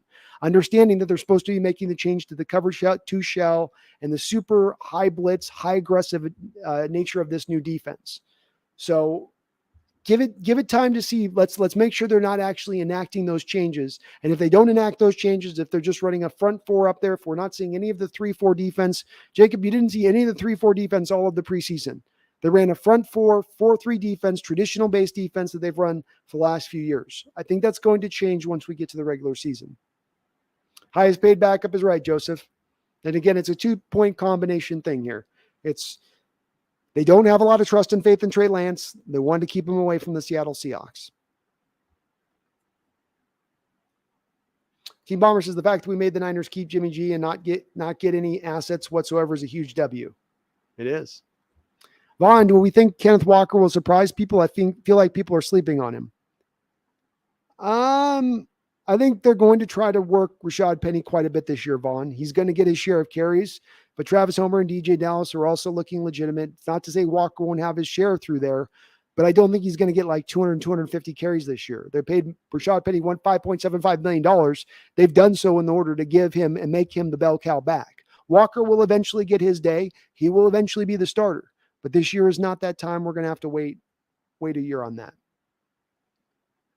All right. So folks, you guys are keep coming with the questions in chat here. I'm 5.5 hours in. My voice is definitely tapping out. I'm going to check through here for some last couple of questions on this, but I can't go 7-8 tonight. I got to go work tomorrow. So we're going to have to kind of wrap this up here, whether I can get to the end of this chat or not.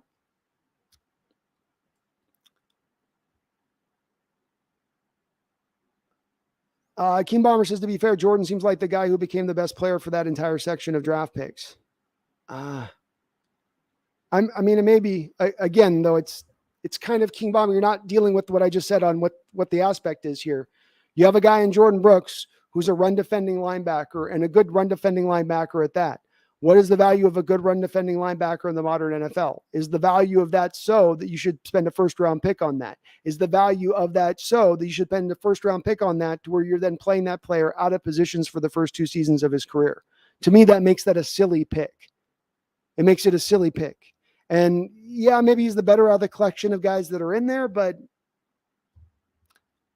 I still don't think it's an example of a good way to run a draft. It's still not a good value for a draft pick. If you're going to take a middle linebacker in the first round, it should be a guy like Devin Lloyd this last draft, who is absolutely fantastic in coverage. That should be his prerequisite that he has. If he's a good run defender as well, great, but he's got to be able to coverage too. And remember with Jordan, he's only 6 feet tall. So there's times where when he's matched up on, a tight end, even in man-on-man coverage, which he can do pretty well in man-on-man, he's still going to get beat in those situations where the guy's just got more size and length to him, just better ball skills. And that's been proven out a couple times as well. So it's not that he's a bad player. And like I said, I'm prognosticating that he'll be a probably second-team All-Pro this year, mainly based upon the fact of what he does as a run defender and how fast he is. But the coverage stuff is still legitimate there.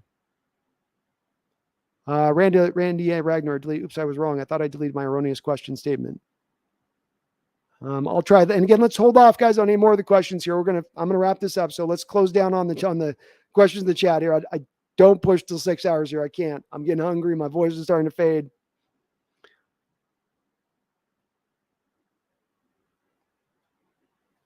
Jacob, the story with the thankfully now cut rookie Bills punter is insanely disturbing, creepier than any horror movie. I believe the accuser in this case. Way to waste a 6th round pick up low.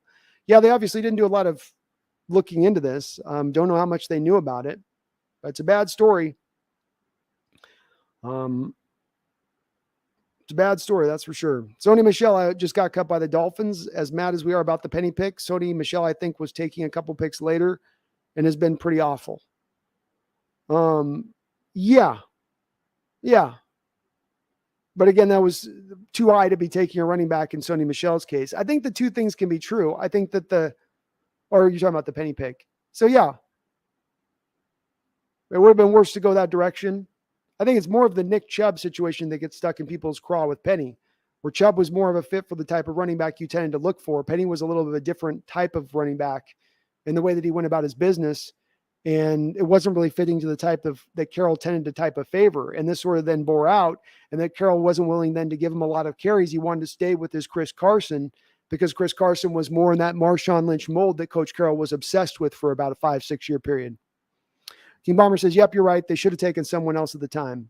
Yeah. And I mean, I don't know which is the guy that, you had to go with. I mean, King Bomber, look, to give a little ground on this, I was wrong at the time. I would have gone with an Isaiah Wilson in that pick, and Isaiah Wilson didn't even play in this league. But teams also, based on what I heard, couldn't really anticipate what happened with Isaiah Wilson, what was going to happen. He seemed to be a guy that had a lot of good interviews, seemed to be all about ball, and then just went out right off the rails from the second he was drafted. But yeah, just it's about the right value, not reaching, not got it going for a guy who you're talking about his limitations first thing in a first round. You should be talking about the pluses, the bonuses, the benefits that he brings to your team. Jacob says, I respect your reasoning for Swain. A lack of stamina and mental conditioning is to blame for that drop. I mean, maybe it was early on in the game. It was the very first series of the game, Jacob. So if he's out of stamina on the very first series of the game, then that definitely speaks to a lack of conditioning at that point. But I've paid very close attention to Swain over the last few years, and there's a lot of people, Jacob, that have been very high on him in the Seahawks fan base. I don't quite understand why. He's got some broken play touchdowns where teams basically stopped guarding him because they were double teaming both DK and Tyler, sometimes at the same time on the same play. Both of those two guys, leaving him butt naked wide open. He'd make the catch and run it in for a touchdown. But route running, an ability to catch with guys hanging off of him, ability as a contested catcher, a large catch radius, I think he's very deficient down the line on that from my standpoint. Brian Meyer says, Brandon, last visit for a month while I'm out of the country. Hope to watch games somehow. Well, thank you, Brian. I mean, hope we'll get you back in here soon enough. Maybe you're out hopefully having some fun out there. YDY says, Brooks can drop in zone and react with quickness. You ask him to cover tight ends in the seam and carry them down the field in man coverage. He was very bad at that. Now back at middle linebacker, back to zone drops. See, I'm in a bit of a disagreement on this. I think that he's very good, and I think he's actually pretty good in man. He doesn't have size or length to be able to handle contested catch situations. So if you get a 6-foot Jordan Brooks matched up with a 6'5" tight end in man coverage, that guy can still just out-muscle him for the ball, and there's not a lot Jordan can do for it. But I think he has a very big problem with zone drops, and mainly what the problems come out of is that he wants to take the cheese in the running game. So when a team does a play action, he's going to want to really bite on that play action because he's a run-stuffing linebacker. He knows what he is. He wants to lean into his strength. So he'll take those false step forwards, and then he gets beaten in coverage on the back end. This really stood out to me in watching his scouting tape in college when you watched the game against West Virginia. And he had this game where Gary Jennings, the guy that was cut by our Seahawks after being drafted in the 4th round, beat him on back-to-back plays, which was off play-action pass where he was taking that false step off the play-action pass and then getting beat a simple 1.5 yards over the top. That false step was what he then got beat on in the back end. I've seen the same thing with him in coverage and zone coverage with the Seahawks, where he'll take that one bad step, and it's enough of that bad step to create that then space for the quarterback to get that ball in there in zone. So I tend to lean and feel like he's a little bit worse in zone than he is in man. And then in man, he just doesn't have the length.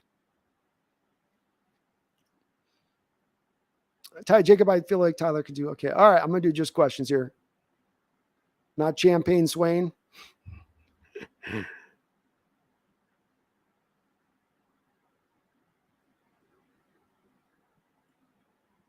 Still live? We're just about to close it off here. Just wrapping it up. Joseph says it was great to hear you take on my Hawks today. Go get some sleep. Well, thanks, man. Yeah, I got to get some food. My stomach's growling. Randy, I'm glad the Niners extended Jimmy G. The tease is over. I don't think he would have been a good fit for the Hawks. Randy, I agree with you 100%. Well said. I've said the Seahawks have had to walk through a minefield, tiptoe their way through a minefield of bad quarterbacks this year.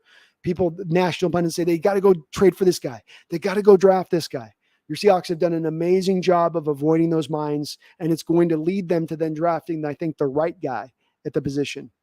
King Bomber, 1/4 actually played. Didn't hear that much to have bad stuff from him. 2/6 of your D-line played about a quarter. All of your linebackers, like Jordan played, 4/6 your corner played.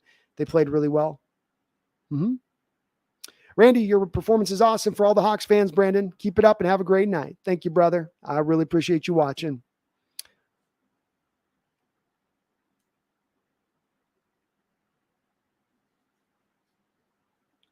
King Bomber, if the defense sucks this year, it means Jordan Brooks got injured. Cody Barton sucks or both. Yep. Middle linebacker could be an undoing of this defense for sure.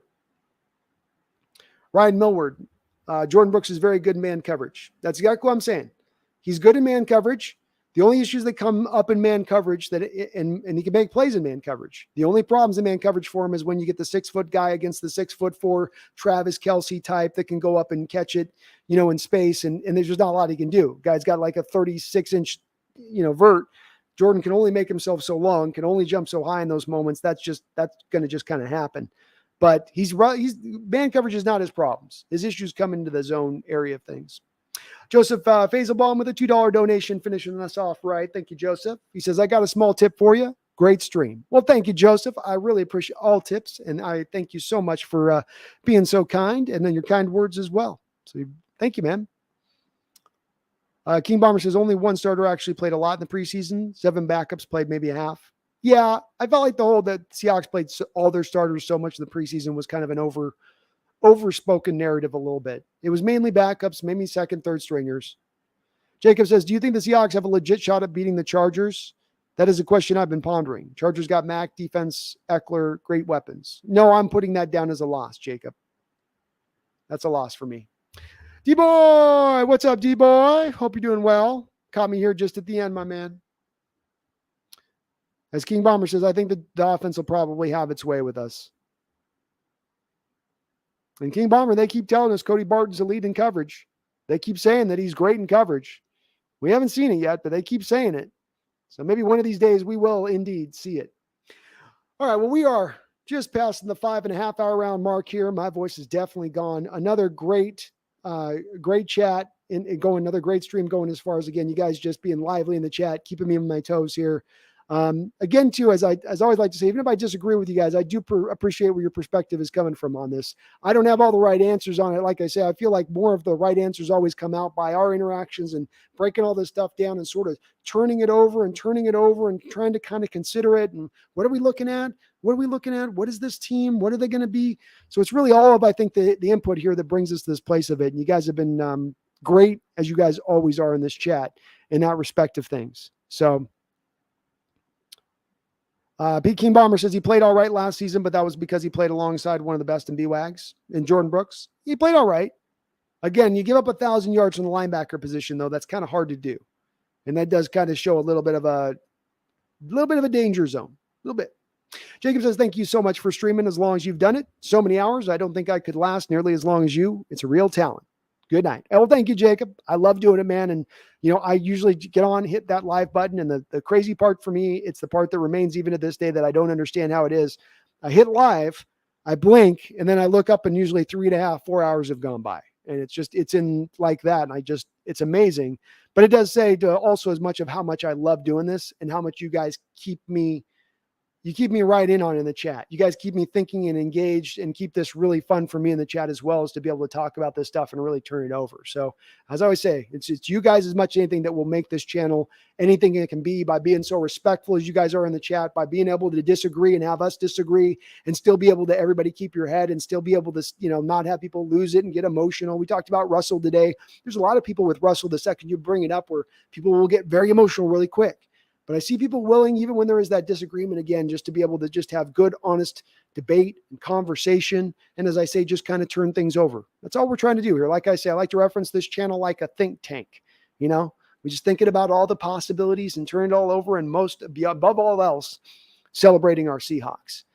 Thank you guys, King Bomber, Sam the Great, Jacob Davis. Thank you so much. You guys have been awesome in the chat tonight. Appreciate you, everybody, on all the donations. Too many to name. Oh, so many donations. You guys are, again, more bang for buck here than any channel, I think, on YouTube as far as the donations and support. You guys are amazing in that respect, and you're unfailingly amazing. Every stream, you guys always show up in every single way. If you like what you're listening to, do me a favor, please, here. Hit that like button for me. It helps the channel grow. It's a big, big thing. You guys do a great job of it. It's helped this growth continue on. And if you're not subscribed, get subscribed. We're trying to get to 10,000. We just rounded 8,000. We're already up to like 8,032. We're well on our mark here to get into 10,000, which is my goal here before the start of the season. So please do become subscribed if you can for me, please. That also, of course, does help this channel out tremendously. We are 2 weeks away, folks. 2 weeks away. And then we will learn the reality of the situation. Was Russell held back all these years? Is this team better with him gone? Is this team going to be bad this year?